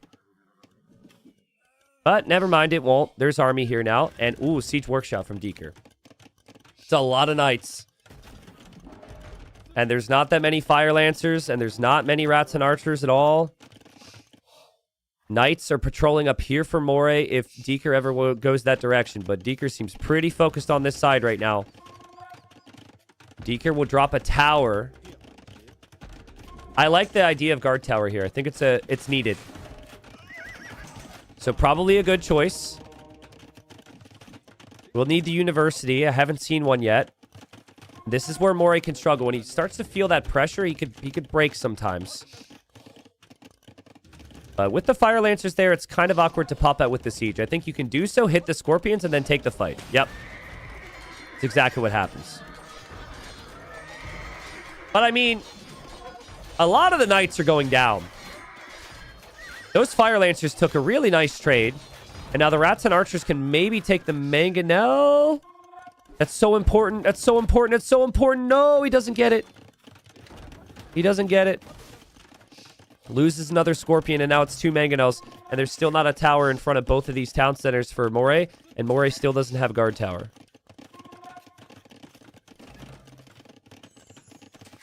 T90, what is your take on the frozen iguana controversy in Florida, and how does it affect your daily life? It affects my daily life because in a game that is in a series that is 0-0 between Deeker and Moray, someone in my Twitch chat decides to bring that up instead of talking about the very intense game in front of us right now. That is where it has had the biggest effect on my life. I think that Moray needs... He needs more army, okay? He needs more army. I can't help it. That's what he needs. And Deeker has just been pedaled to the metal. Foot on the gas this entire Castle Age. This is the risk when you go Castle Age with low army. You can never retake the advantage.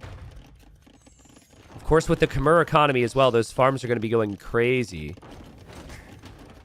Moray loses this town center. He's pretty much only over here with wood.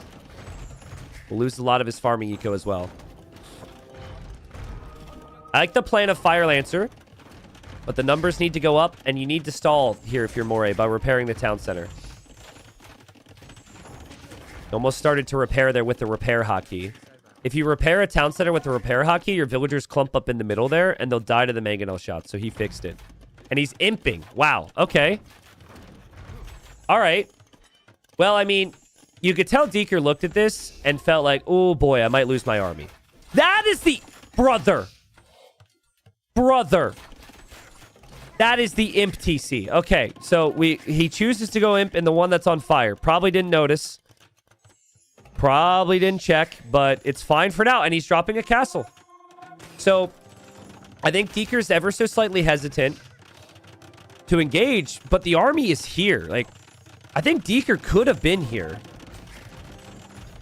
But in the end, Deeker's going to play low risk, keep his army alive, get the relic back home. Play imp towards imp himself. Now Moray has 2 castles. With those 2 castles, very difficult for Deeker to do much with this army. Except for this wide open gap in the eco. Would still like that to be walled. Fun game. But like, Khmer, they want to raid, right? Khmer really need to raid. I think Scorpions is good for their tech tree. It's one of the best things for their tech tree. But even then... Bombard, 1 or 2 Bombard Cannon splats can kill the whole Scorpion mass. So I think Deeker's hoping that he'll be up to imp faster. I like this. The Cav Archer's patrolling this side. Moray is just going to wander to the front. This is the first time he's been to Deeker's base in like 20 minutes. And now Deeker will see that. Something that will be important here for Moray is protecting his trebs. Because he'll be an imp faster. He does not have units that can snipe trebs that easily. Also, both players with low amounts on stone. Deeker just got pushed off stone. Moray needs to realize that and get some vills onto this stone or this stone. Might not be something they think of right now. Panic TC from Deeker. He's worried about this. He's probably worried he's going to lose this game because Imp is in for Moray already. That is a lot of cav. But Vietnamese Fire Lancers have more HP, and this is before all the Fire Lancer nerfs. So technically the new patch hit. New patch won't be Titans League for 48 hours, guys. So this is the pre-nerf Fire Lancers. This isn't the biggest group of Fire Lancers, though. There's only 9 there. So that's how you can take this fight if you're Deeker. He is going to take it. Let's see how it goes. He takes it before his Imp upgrades, but it's because he doesn't feel he has time. Is this a good engagement? Oh, God. His units are stuck behind. His units are stuck. Oh, no. I don't know if that was the fight. He didn't kill off the Fire Lancers. He killed off everything else. Fire Lancers are super easy to spam as well, guys. And they're so good against Cavalier. Mori has the Trebs already. Deeker is back on stone. Somewhere else. I don't know where, but it looks like back where he was originally. The army from Mori is going to go in. Deeker has to run back again. Deeker's hoping the Scorpions will save the day. Mori did get more villagers on the stone as well. And he still has the eco lead. Get some harassment into the back. I think Deeker will struggle to keep this castle up. And I always find it so freaking difficult to get heavy Scorpion. Anyone else? Ah, it's almost easier to get double crossbow at half the time, which I can't show because Capture Age is bugged. He does have ballistics. Ooh, but he gets too close with the Scorpions. I think he maybe clicked all of his siege. He wants the Trebs with the Mangonels. He takes one. He loses all the Scorpions. Yikes! And these Fire Lancers, which are most definitely OP, by the way, which definitely were in need of the triple nerf that are incoming, they are going to push the castle. Honestly, whether they're OP or not, it was just like 6 unprotected Scorpions and 2 Mangonels. Deeker is just chasing in the back. He's still got army patrolling around back there. Deeker! Oh, that's so rough for him. And he calls the GG. Moray has won the game. Moray is already relegated. Deeker needs to win the next 2 games or he is relegated out of Titans League Silver. That's crazy. Again, I speculated because Moray has had some early resigns this season that he would not care. And then it was mentioned that apparently there may be a little bit of a rivalry between these two. So Moray might, all speculation, but might really enjoy bringing Deeker out of silver with him. So, you know what honestly saved this game was that damage control. I die here every single time. Not even 9 times out of 10. Every single time. This scenario was ridiculous. Because if he gets that army through, not only is he off of every resource, but he loses so many more vills. That was insane damage control. He lost 2 vills there. And then he buys himself the minute. It was house, palisade, house, palisade.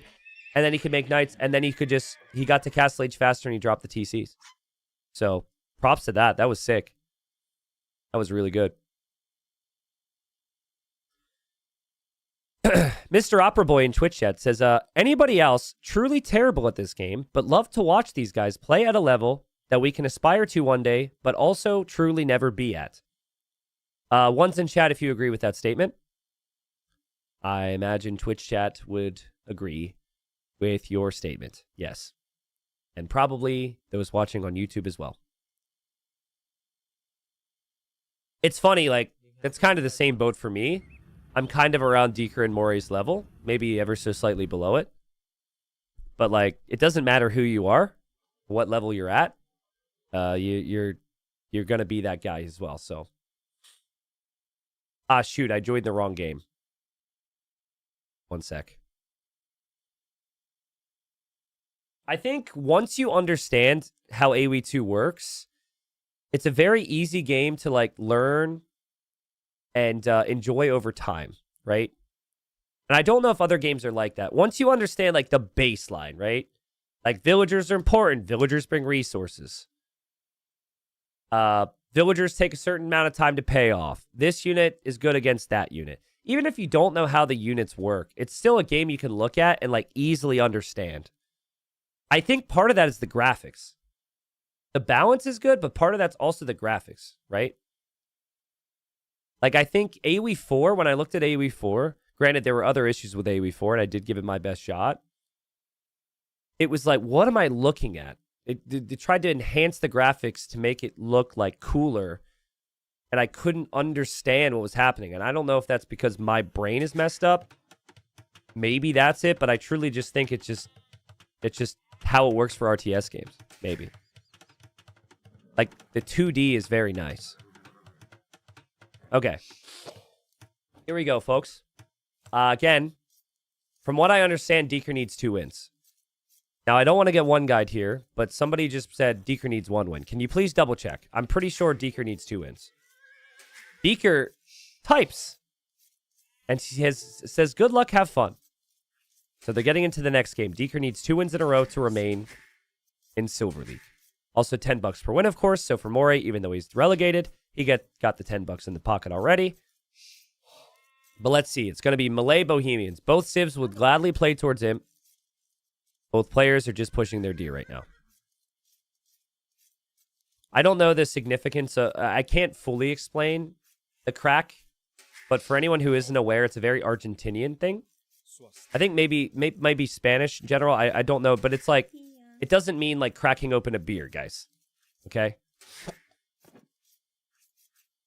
Maybe someone can give me a one sentence on how I can explain that to chatters, but I'm very familiar with it, so. Okay, Deeker needs 2 wins. Thank you. Crack is a sarcastic way of saying you're great. Okay. All right, yeah. So it's a sarcastic way of saying you're great. That doesn't make any sense, but I'll take your word for it. Someone on YouTube says, can you please... T90, are you able to read the YouTube live comments? No. No. Sorry, YouTube, I can't read those comments. Not possible. I'm not the only one that can be sarcastic. Yes, if you'd like to say something, feel free. Deeker pushing in, what is this, deer number 3? He's got 2 on wood, which would, to me, feels like the fast feudal builds. And Deeker would love to play fast archers or fast skirms here. And the 4 on wood from Moray tells me it'll likely be early barracks, just like the previous game. So.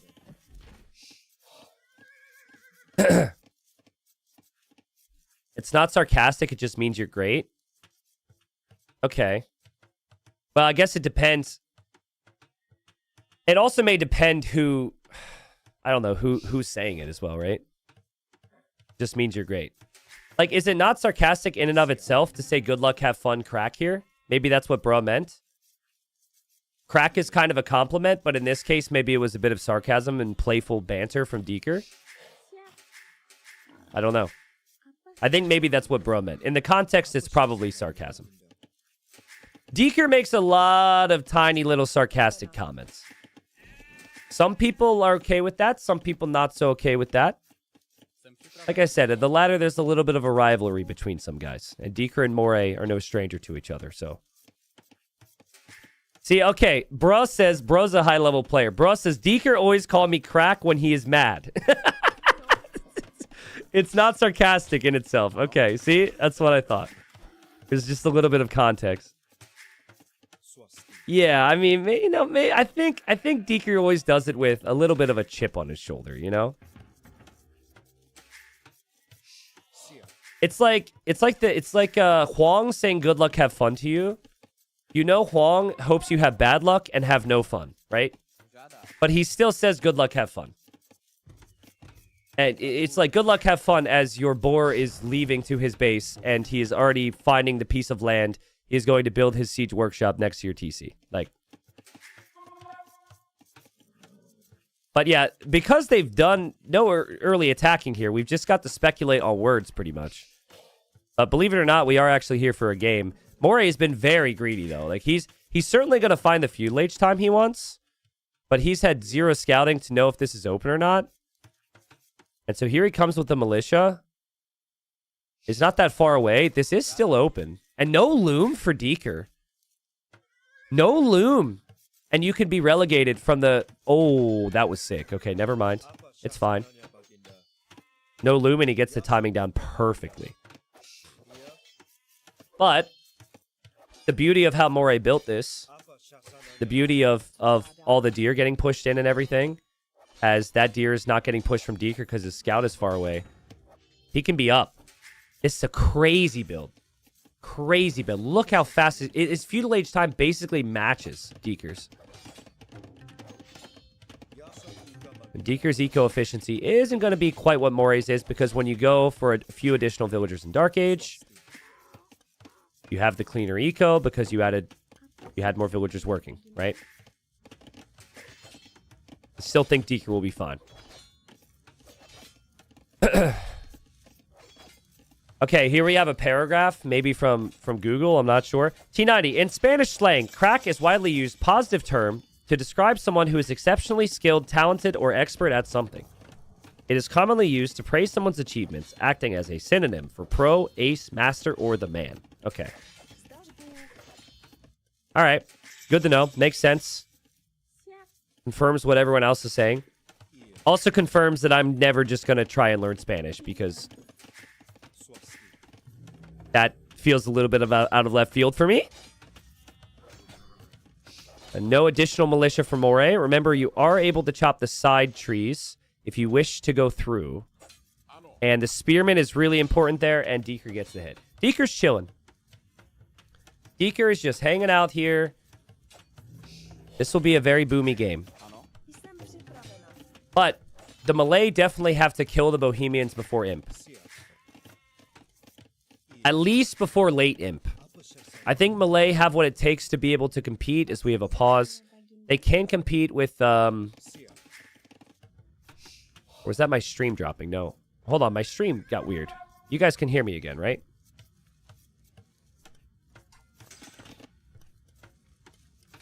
And you guys can hear me, right? Okay. That's the second time today. I don't know what that is, but my screen will freeze. We're good. Okay. The game just froze, right? It's weird. Just like freezes for 2 seconds. Well, we no longer drop frames on Twitch, but now my screen just freezes, so... So we're getting somewhere. But I think this really comes back to... Malay advance faster to the next stage, so they can get to the next stage and make Trebs and Bombard Cannons faster in theory. But they still need to research chemistry when they get to Imp. And then the Bohemians can research chemistry while on the way to Imp, but their Imp is normal speed. So I think it kind of evens out. Like in a 50-50 game, I think the Bombard Cannons come out at pretty much the same time. But in Silver League, you can't expect anything to be 50-50. At least with the eco upgrades right now, it's not 50-50. The Deeker was able to get Horse Collar, which should help with the boom later. And he's just taking his time. Made a couple archers and made some skirms. He really hasn't made that many skirms, though. He also didn't have Loom for a while here, so... T90's mom in chat. Oh, mom is here. Very helpful. Says, T90, you can also... Oh, God, Deeker lost the Vill? Sorry, that's not what my mom said. But, wow, Deeker lost a villager and an archer there. He went in before Loom was completed. Gets punished for his greed. But, apparently you can also use the word crack if there's a fissure in your cup. Oh, thank you. I was aware of that use of the word. Thank you. Man, Moray's happy with this. The entire game he's had control. He's just knocking on the door. Deeker, oh man, guys, Deeker is housed now too. Oh, Deeker's falling apart under the pressure. He's falling apart. I mean, that's a bad one, right? That's a vill and a half right there. Still low on the skirm numbers. Now the units are getting in even closer. Moray's had a really clean game. I've watched Moray's other sets, and there's just been a very big difference in his results and performance series to series.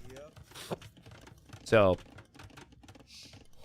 I don't know, like, and I guess in Deeker's case, I felt like the set that broke Deeker this season was that set against Stark. Because he had game number 1 won with the traction traps on bypass. Is Moray just going through?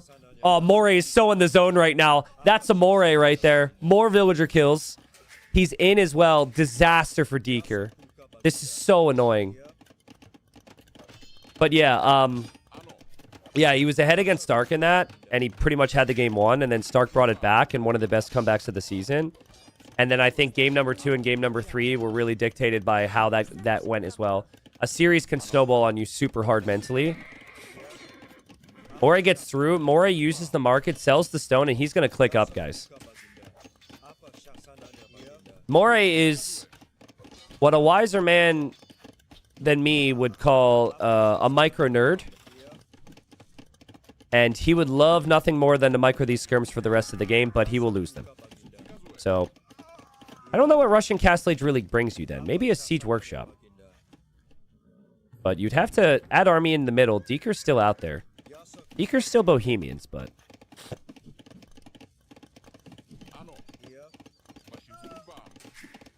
maybe a little late for this comparison. I know I kind of shed some light on how they play. But in my experience, Deeker's the guy. I'm the one trying to pressure Deeker and make lots of army, and I can't break him. And then Moray's the guy who's like going all in army like this. And if you defend from it, you can beat him in the later stages. That's kind of the difference between the two. And so the way this is shaping up, I mean, we still don't have Moray with a big army. He sold all his stone to go Castle Age. And now what's he going to do with it? Now his plan is a second archer range. I mean, second archer range, I mean, you're not going to have a big timing here. So I think this is completely fine for Deeker. God, casting with a runny nose is not fun. But I'm doing my best. And apart from that, it's not too bad. It's just a little uncomfortable. What's up? Frahen AW2 says, which players would you like casting the most? You mean like my ideal player matchup? Well, honestly, I'm going to give you one from entertainment's sake that will sound like it's out of nowhere, but this is to hype up the series. Gabby against Bad Koala. Oh my god. That'll be a Silver League set. Best of 7 playoff. Winner gets to gold, and both those players are ridiculous. We will see forwards. Like, both players are very consistently going for wacky strats and with lots of aggression. So that is one that I'm really looking forward to right now. A second TC on the way for Moray. Or sorry, third TC on the way for Moray. So he will have a big villager lead. So it's fine.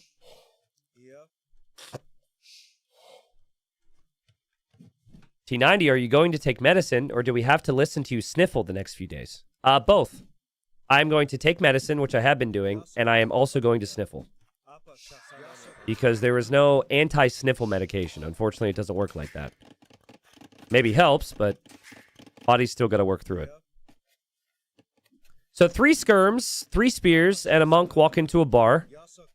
And Deeker is going to castle drop Moray's face.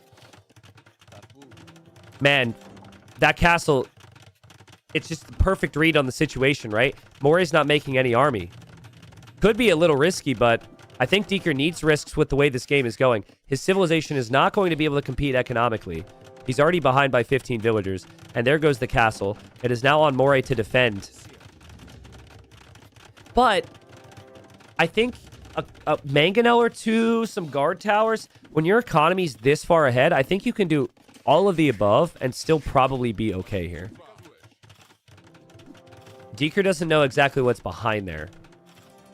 He sees the siege workshop in the monastery. That's probably enough. But I think if you see the siege workshop, you might want to stop with the wagons. Maybe go monks, actually. Also, what happened over here? How did this army get in? Did it run through the gap in the wall when he went forward to build the castle? He didn't chop the sides.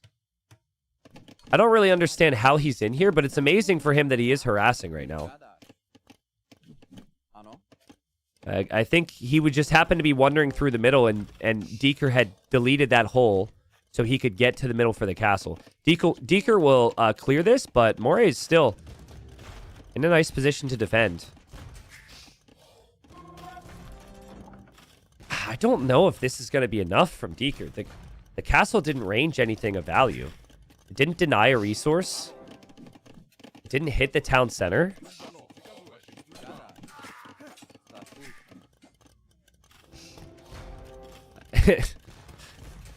I feel like if I were Moray and I won this game, I would be very tempted at the start of the next game to say, welcome to bronze with me, bro, or something like that. That's only if you know the opponent well and they won't take offense to it, but I'd be like, what's up, bronze boy? Obviously wouldn't do that if, you know, we didn't have a decent relationship. I just can't help myself sometimes. I always want to say something like that. Okay, Moray should just drop a castle. Feels a little risky. I think there might be a hole there. I could have sworn there was a hole there. If there isn't, that's a mistake from Deeker because he should have been attacking the house the whole time. Maybe he didn't, though. I can't really tell. It doesn't look like he can go through. And Deeker's getting Bodkin now, which will give him more range and damage for his castle. But, I mean, that's not denying that castle. And if that's not denying that castle, Moray is completely fine sitting here 79 villagers versus 44. I would have preferred skipping Bodkin and trying to plan around Imp. But I think you just got to break in now. You can't go Imp. Against the melee with better economy, you just have to break through. Force your way through this way. Just still a chill boom for Moray, who's going Rams? Wow, that's wild. So he's actually convinced himself that Deeker is going to be Imp before him, which is not even close to the case, but he wants to ram this down. It's always cool how you don't get to see... You don't know what the flags mean, right? You don't know if that means 1 or 10 units. Deeker's about to be through. But he won't have... Oh, my goodness. He will not have protection for his castle. Here we go. Karambit Warriors are going into the Rams. Choo-choo. Rams out of nowhere. Deeker's going to push, though. And this is about to get wild. Deeker's running in with a big army. Moray's could be in big trouble if this castle goes up offensively. Deeker's got to send it here. Oh, man, the stress. What'd be so funny for Moray is if he goes and rams down Deeker's base right now. I want those rams to continue. It'd be so funny, but he won't do it. He's got to defend himself here. Castle's going up for Deeker. Moray doesn't have enough stone for his own castle. The micro's been really good for Moray. Micro continues to be really nice, but he loses one mangonel. It doesn't matter. He'll lose the next one too. And that castle's going up for Deeker. At least this one hit the TC, and now you have the siege, and you have the wagons to hit this TC. Moray needs a new castle right now. Does he go... Moray, go forward and castle drop Deeker's base right now. It feels very unnatural, but that might be the play. Just go with the Rams and just go here, dude. That'd be so funny. Oh, Deeker's building a defensive castle. I don't know what he's expecting, but he's terrified of those Rams, dude. He's got nothing at home. Moray's just chilling. He's dropping farms. He's saving for the defensive castle to defend his eco. That is what he should do. What I wanted is the play for our entertainment. So a little selfish. Deeker has to push this town center. Deeker has to be full focus pushing the town center. But I think he now doesn't have a town center. Wow, the Rams were so good. I thought he would just go Imp. Micro will be needed here. Moray, oh god. Oh, he's gonna lose his mangonel. Oh, wait, maybe not. Ooh, Deeker thought he would get that hit. He didn't. Deeker's looking at his castle. Deeker! He's looking at his castle. And he's losing everything. Moray with the ram push and the defense. Now he can drop a defensive castle.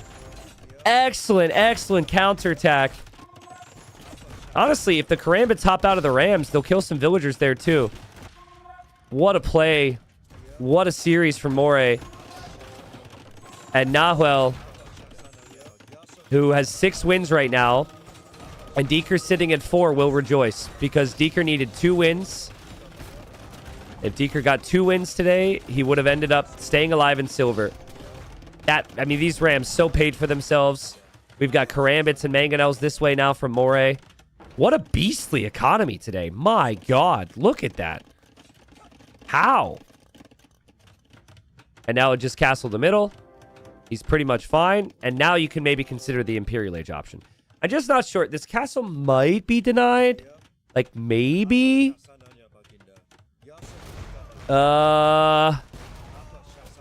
Welcome to Silver League, folks. Welcome to Silver League. After every really good thing, we must see one really bad thing. Yeah, okay. Back away. Back away. Oh, he's just microing to get the castle up. And Deeker saw that. Deeker's like, wait a second. Why are you doing that? But that castle's going to go up anyways. All right. 107 vills versus 51. Double castle for Moray. I think Deeker thought this was being built with more vills. Otherwise, he could have stopped it. I think we might see Deeker tap out. There's no positives to his situation. And I guess Moray will also just chop through so we can go the other way after building that castle. What do you even do? You're just dead. The Hussite wagons need to run directly underneath town centers is what you need to do. Deeker's got his castles super far away from each other. Zero. He doesn't even have a town center right now. He did notice that and wants to convert the Ville, but with Imp in, that's a problem, man. But yeah, this is why this was Moray using the Malay bonuses. I don't think it was actually his plan to rush Castle Age and have no army, but that's essentially what ended up happening. And he's going to drop castle number 4, by the way. Deeker spots that immediately and ejects the ram. If that's a Mangonel, maybe it's a different story, but that's not going to be enough. The Hussite wagons are coming home. That castle's going up, guys. Whew. If Nahwal is in my chat right now, I would love to hear what he's thinking. Because he needed to get, like, any wins against Bad Koala. And it was a miserable series for him. And he said later it was the worst series he's ever played. He's probably so sad and so worried. And now he's probably like, oh, thank God. Hey, Moray's got this game, guys. The Mangonel just needs to hit the Hussites. The castle just needs to be repaired. I don't think that's enough HP there. And I also don't know what that means. But I think that translates to bronze.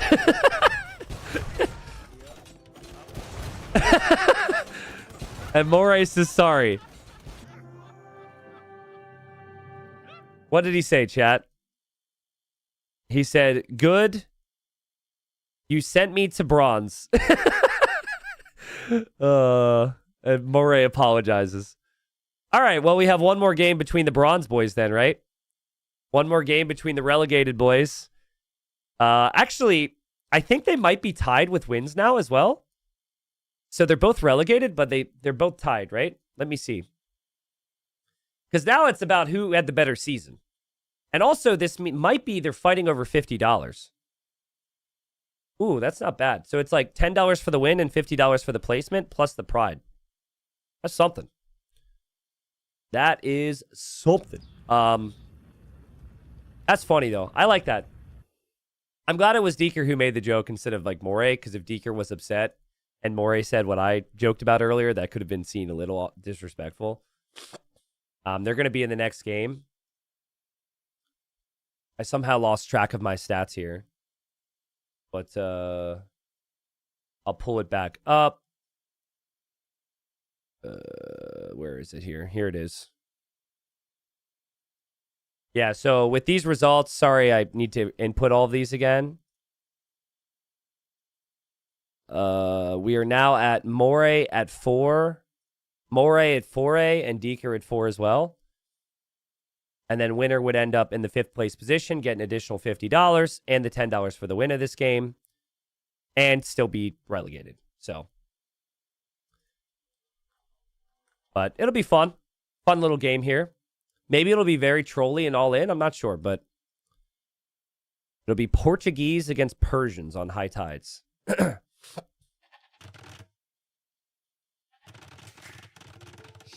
Okay, I need translators in here.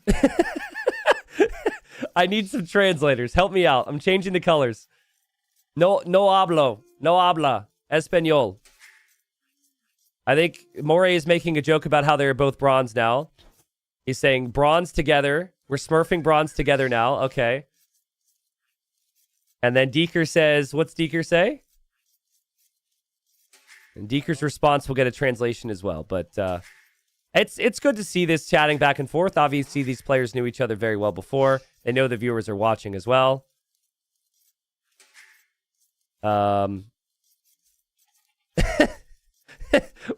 Wait, so Deeker says, let's kill Phosphoru?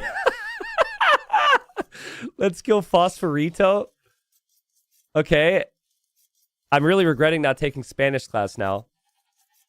And then Moray is saying something about Nahuel, I think.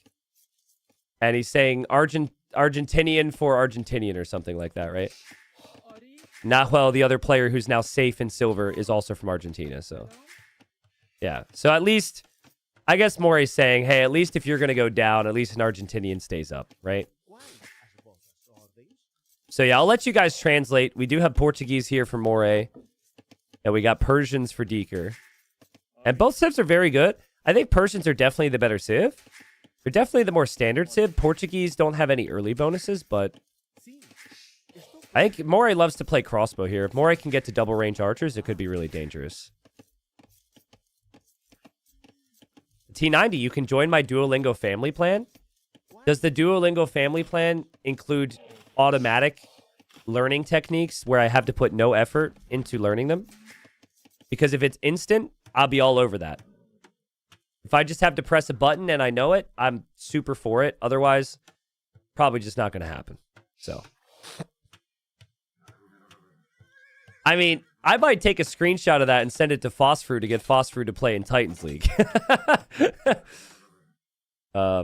Deeker actually, in the previous season of TTL, he did actually play him in the bronze bracket, and he did beat Phosphor 3-0. So he has experience beating Phosphor.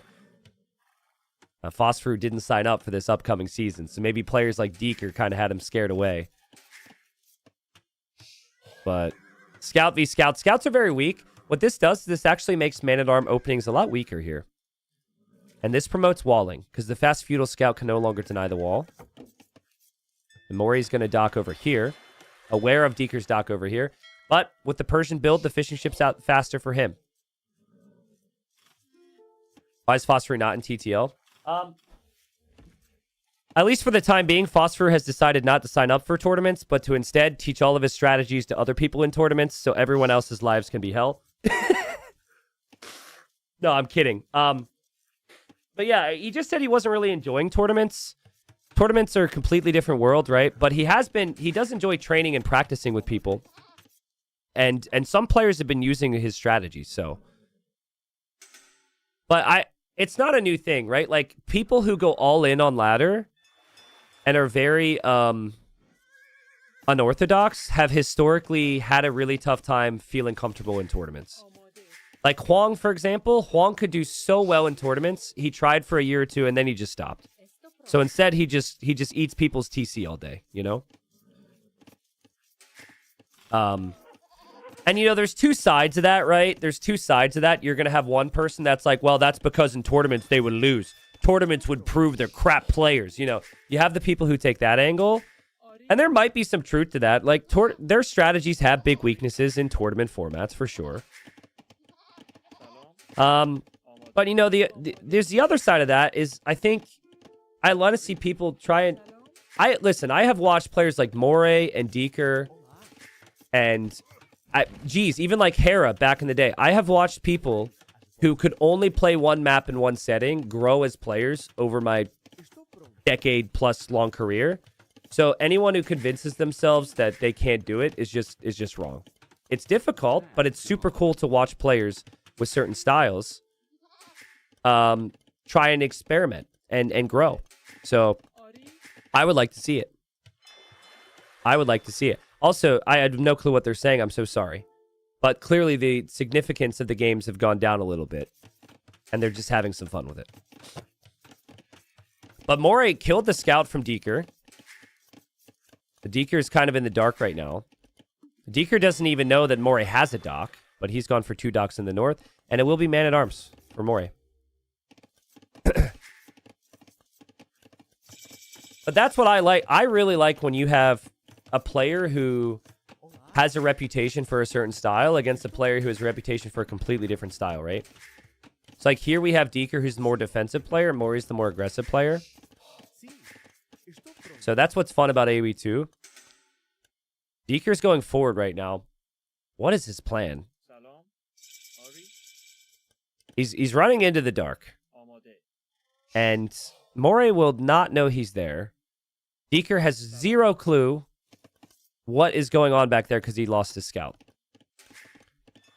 He's going to go fires to find the fish. We'll see if he does find that. The fish is all sneaky over here from Moray.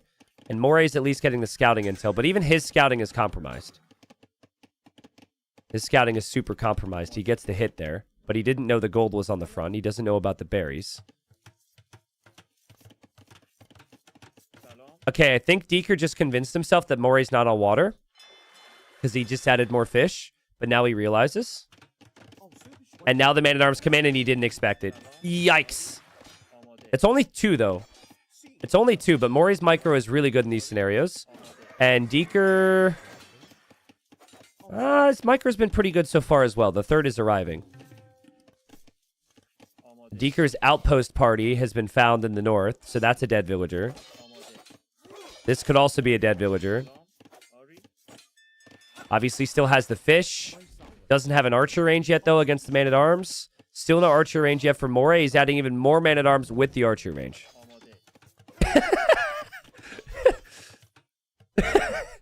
This it kind of feels like a little trolly. The forward builds with the outposts. But it's actually still a pretty even game, right? I think Deeker just felt like he had to know what was going on, and he really needs an archer range right now, and if he walls out everything else, it's fine. He needs to wall off his gold. Both players are just taking... They're leaning towards the extremes, right? But Deeker's gotten away with the additional fish, and it's 6 versus 2, and he can kill these soon. So it could be 6 versus 0. And then the man-at-arms are here from Moray. Obviously could get value, but still lots of food underneath the TC for Deeker. Ooh, but Deeker's villager has decided to go the wrong way. And he will die. And gets the quick walls down there on the gold after all. T90, have you ever cast infantry-only games? I used to really like to do that. I remember a game between ACCM and Doubt on 4 Lakes where it was Goths versus Japanese. It was really sick. If there's ever a game where it's just like one type of unit versus one type of unit, and it's unorthodox, typically I really like it. Obviously, Skirmisher v Skirmisher is not the most exciting, but I like infantry games. Obviously, with archers, you have to be careful at this level, and oof, wall comes in just at the last time there, last chance there for Deeker. But Deeker's just under a lot of pressure here. It is interesting, though, because his economy is still insane. I think this is where you have to go double archer range. You have the fish. You don't need the mill. You spend the wood on a second range and go skirmishers with archers, and then you can stabilize this. Moray's so fast with the farm transitions. I know he needs to do it, but still, 7 farms already is really nice. Continuous pressure on the front here. Man-at-arms still always have the potential to break through on the back. And the gold deficiency is really awkward for Deeker right now. This is where he'll run out of food underneath the town center. This is where he would normally need to mill. You can't farm until you mill, and people won't want to mill in the middle of nowhere, so... We'll see if he feels confidence, but he just leaves the gold. Yeah, man-at-arms will get pushed away. Should anyways. Moray will back off. It's a very close game. Completely different approaches and openings, but very close game. I really think this just comes down to if Deeker can outproduce range units. Because you need range units to deal with the man-at-arms, and you already have the significant eco lead with the fish. but it's just so much pressure. And there's the mill now. Seems like he's going to make a whole bunch of skirms. Moray is in full army mode right now. Armor on the man-at-arms. I think he even got cav armor. I think could have sworn he researched cav armor, but actually he probably canceled that because he meant to click the infantry armor. I think Deeker just can't keep up with the pressure right now. He is producing out of 2 ranges, but he just can't keep up. But let's not forget the north. Remember the north! He's got the fish. Does need to search for the deeper fish, which would be more efficient. But even working on the shore fish, it's still nice. Guys, I'm sitting here like, where was this moray in the first 4 weeks? Honestly, it was the first 2 that was the problem, if I recall. He went 0-6 the first 2 weeks. And then he won like a game that the following, in each series the next 2 weeks. He was a little tilted, a little frustrated, lacked some confidence, just had some early resigns that early rounds. But this player's insane, dude. This is insane level. Non-stop army spam, lots of man-at-arms continuing to stream forward. Maybe the aggression is because it's the last round of TTL and he just wants to go out with a bang. I love this. I think it's absolutely right, Claire. I think it's very likely that he also underperforms when the stakes are there. And there was no stakes for him today, and the stakes were only there for the opponent, and we saw that. Now that he's already out coming into this, no pressure, and he could play very well. Yeah, Archer will get sniped. There's just pressure everywhere. My God, dude. Deeker's eco is completely surrounded by red right now. 15 villagers inside of the town center. Still has good resources because the fish have saved him. Still has nice eco count. Does have a lot of skirmishers now, so maybe with good micro could start to whittle all this down. I think what should happen is Mori should just go Castle Age now. What's going to happen is Mori is going to make more army. Man-at-Arms hoping to break through. Deeker still holding. Chaos, man. Yo, Guardians, thank you for the raid. Welcome. This feels about right for Deeker. I think placing that tower is key. You have to protect the gold at the very least. Great job with the houses. He can click up to Castle Age, guys. Sick job from Deeker. This is a $60 game. $10 for the win. $50 for the 5th place. And Deeker's on the way up. Not a single farm to speak of. But the 10 fishing ships in the north, which I think he's just thought of, is going to look for the deep fish.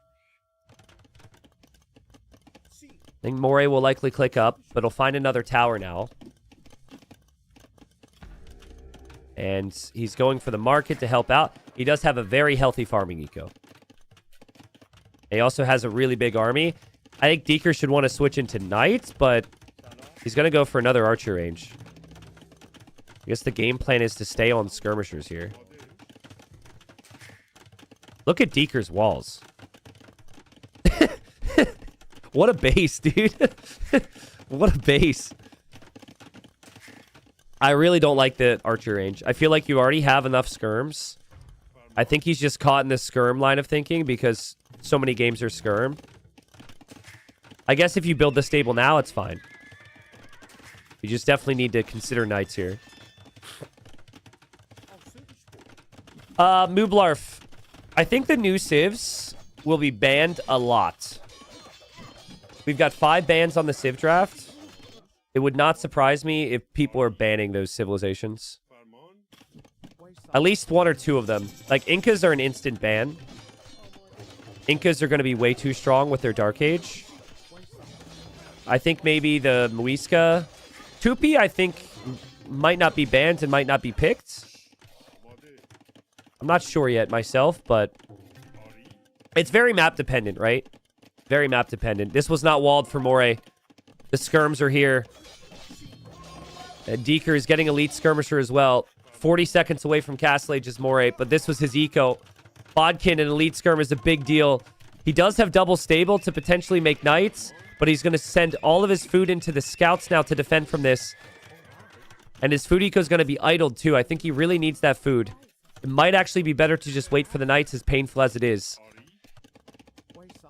Does still have the army here. Nice raid from Deeker. The reason I think Incas will be banned is because they get extra pop space from their houses and they get extra pop space from their settlements, which is crazy overpowered.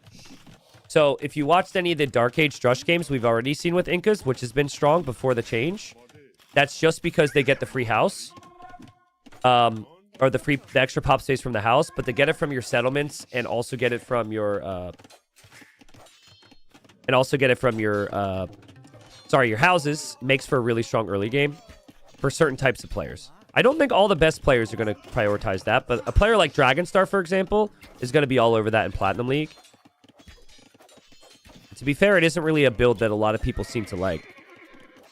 But guys, look at the economy now.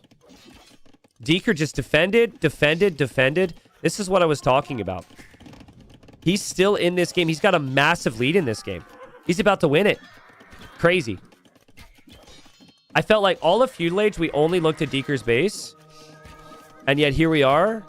And I think that Moray could potentially run out of steam here. How much does the settlement cost? Is it 125 or 100? Because I feel like I said 100 a bunch. I could have sworn it was 100. But maybe it's 125. Okay, it's 125. Alright. Honestly, with it being 125, maybe my point isn't quite as valid. But even still, it's still going to be very strong, I think. And also, you combine that with the fact that the Chompy is basically better than Militia in Dark Age. I think because of the movement speed. Yeah, I think it'll be kind of tricky to deal with. But all the civs are very good in early game, and I don't think they're so good in late game. So I think the devs I think they did a pretty good job with the overall balance. Muisca get it for less than 100, right? But then the other civ, there's also a civ that starts with extra res, right? Which really helps with the early spend. Let's go. We got Manito on YouTube. He says, Vamos, Argentina! Coming in here, rooting for Deeker. I like it, man. A little late to save Deeker, unfortunately. He will be out of Silver League after this result. But still, I think he'll be happy with getting a win. And Moray taps out. And Moray, I think he tapped out anyways. Kind of feels like he tapped out. I'll double check that. Maybe he GG'd because this army was about to get in. I think even if he ends up killing the fish at this point, it looks extremely unlikely he can do too much. And the Persian economy and Deeker just holding on with the fish was too strong. I think there was a window there for Moray, but I think maybe the additional man-at-arms didn't pay for themselves. GG's. Yeah, Moray's in chat. He says GG's. Yo, GG's to you, Moray. I don't know if Deeker's here. I know you are, Moray. You both are great players. Just make it back to silver. You clearly have the talent. For you, Moray, it was the first 2 rounds. Right? The first 2 rounds was the issue. Tilting a little bit, maybe. Dropping some games that you would maybe otherwise win. I know it's probably bummed. You're probably sad to see you get relegated and all that, but good experience. Did not practice at all. 0 tilt, though. Okay. Well, then stop resigning. Okay. If you say so. If you say so. Deeker says, Moray has potential. I'm old. Okay. Well, Deeker, you need to get younger for next season. And Moray, you need to train more. And then you guys will beast it next time you make it back to Silver League. So, we have Stark at the top. Stark is old, Deeker. Stark is older than you. Saying you're old? I'm pretty sure Bad Koala is old too. I don't know how old you are though, Deeker. Stark wins the group. Stark will get auto-promoted up to gold for the next season. Bad Koala will be in 2nd place going into the playoffs. Dennis will be in 3rd place going into the playoffs. Nahuel survives because of Moray's upset. And then Deeker ends up going down with an extra $50 in his pocket against Moray. They can come back to Silver League. They just have to do the whole bronze qualifier again the next season. So I still think they both have the talent to come right back, honestly. I wasn't sure about this. I would have said, I probably would have picked these as my top 3. And then I maybe would have had like Deeker or Morey in 4th. So now I think his preparation did pay off this season to stay alive. Because I felt like maybe his shakiness would be tough, but yeah, well played. And I think a lot of the playoff bracket is filled. That is going to be it for the stream today, but let's pull up the bracket real quick and just see what some of these matchups look like. We got the Bronze Boys. Yeah, so it's starting to fill out a little bit here, right? Bad Koala was what? That was Group D. Was it not? Hold on. That can't be right. What group is that? This is Group D. Oh, it's already set. Bad Koala and Dennis. I'm stupid. So Bad Koala and Dennis are here. So they're already waiting. They're waiting for Group C, 2nd and 3rd. So Group C, Gabby is confirmed for 2nd, I think. I will double check that. I believe Gabby is currently confirmed for 2nd, which means... Wait, hold on a second. Did I get it wrong? Is this right? Hold up. Let's look at it. You guys also couldn't see my full screen. So what are the results that we know? I'm actually kind of forgetting now. Cosmonaut won 2-1. Hold on. It's on Liquipedia. I could just look at it here. Okay, so Cosmonaut won 2-1. Gabby won 2-1. Okay, so Cosmonaut won 2-1. Gabby wins 2-1. All right, so nothing's confirmed. It all comes down to Monos and Husiel tomorrow. Interesting. So Husiel needs what? 2 wins? Oh. Well, hold on. Yeah. Husiel needs 2 wins. If he gets 2 wins, he's auto-promoted to gold. If he gets 1 win, Cosmonaut is auto-promoted to gold. And if Monos gets... I'm trying to see how this translates to Gabby. What does Gabby need? Gabby needs Monos to sweep. If Monos sweeps Husiel, Monos goes playoffs, and Husiel goes down out of playoffs. That's pretty ridiculous that both players could either be playoffs or out of playoffs. Husiel could realistically be 1st, or he could realistically be like 2nd or 4th. Poof. That'll be fun. But yeah, likely Gabby falls into 3rd, which if that is the case, Gabby would then be up against Bad Koala, which I think would be an excellent, entertaining series. And then Group B, we don't really know yet. Third of Group B goes up against Blue. And that depends on some of the results we had earlier today. But we still have a lot to play out here. Say My Name won 2-1. So I think this is still up in the air for the top 3 based on Kambito and Ozone and Chart and You Pudding. But yeah, Chart and You Pudding, whoever wins that series tomorrow is alive. Whoever loses is out. And then Kambito Ozone is basically a fight for 2nd for Ozone. And then Kambito could actually steal 1st place if he wins 3-0, I think. Right? Or am I wrong? Oh, he needs 2-1 win. Ah, yeah, okay. Yeah, it's pretty open. So yeah, we'll cast those 4 sets tomorrow. And that'll be it for Silver last round.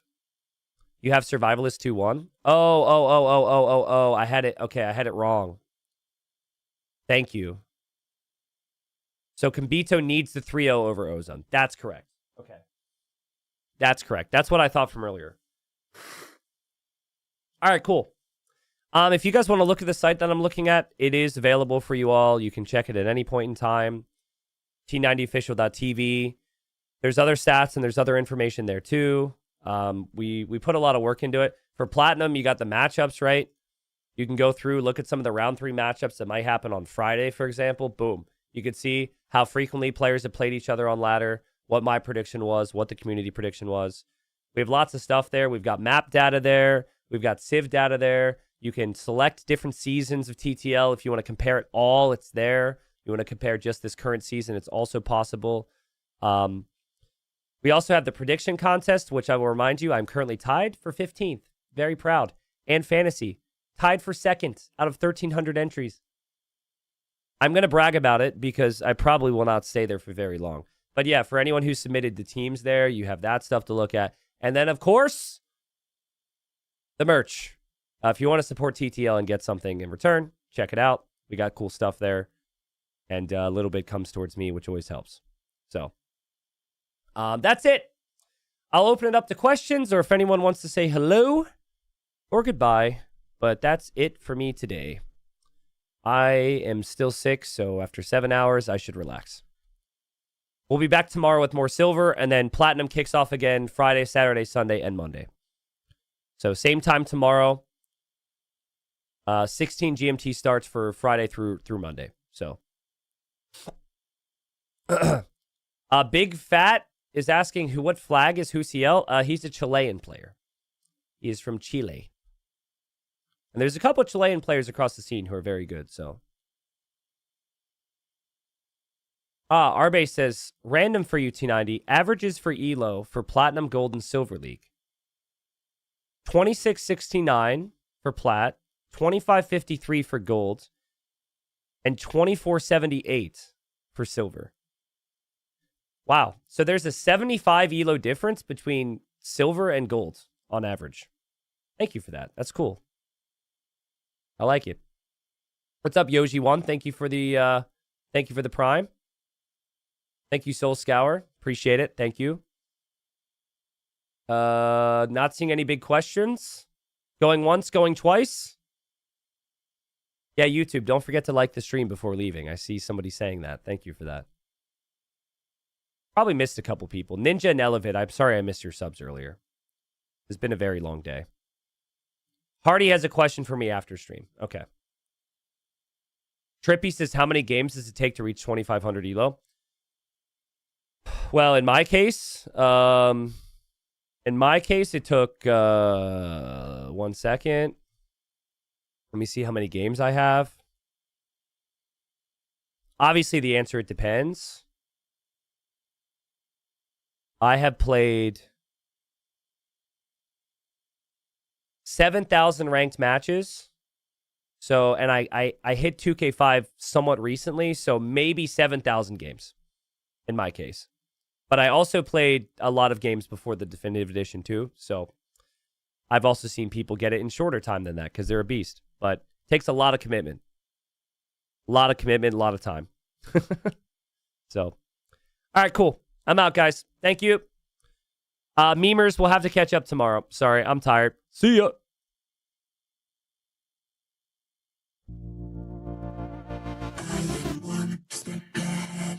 Just got to find my base. You will find him trapped behind a woodland waiting for his fate. You are one step behind. Try to pre-war all your berries while you miss my sneak militia. Making woodland gives you worries. I am one step ahead. Always one step ahead. You are one step behind. Always just one step behind. I am one step ahead. You don't think I'm going, I just got my reach behind your business. I'm eager to departure. You are one step behind. Try to buy you with your castle and you see the price of stone and now you'll never be up faster. I am one step ahead. Always one step ahead. You are one step behind. Always just one step behind. I am one step ahead.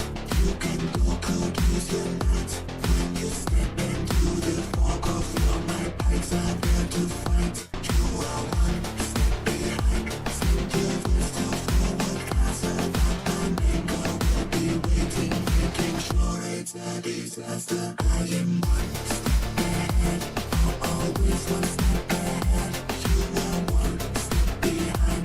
Always just one step behind. I am one step ahead. Send your raiding army over, have them running into castles, trying to keep your composure. You are one step behind, out of gold, out of ideas. While I'm feasting on my relics, there's one thing I guarantee ya. I am one step ahead, always one step ahead. You are one step behind, always just one step behind. I am one step ahead, always one step ahead. You are one step behind, always just one step behind.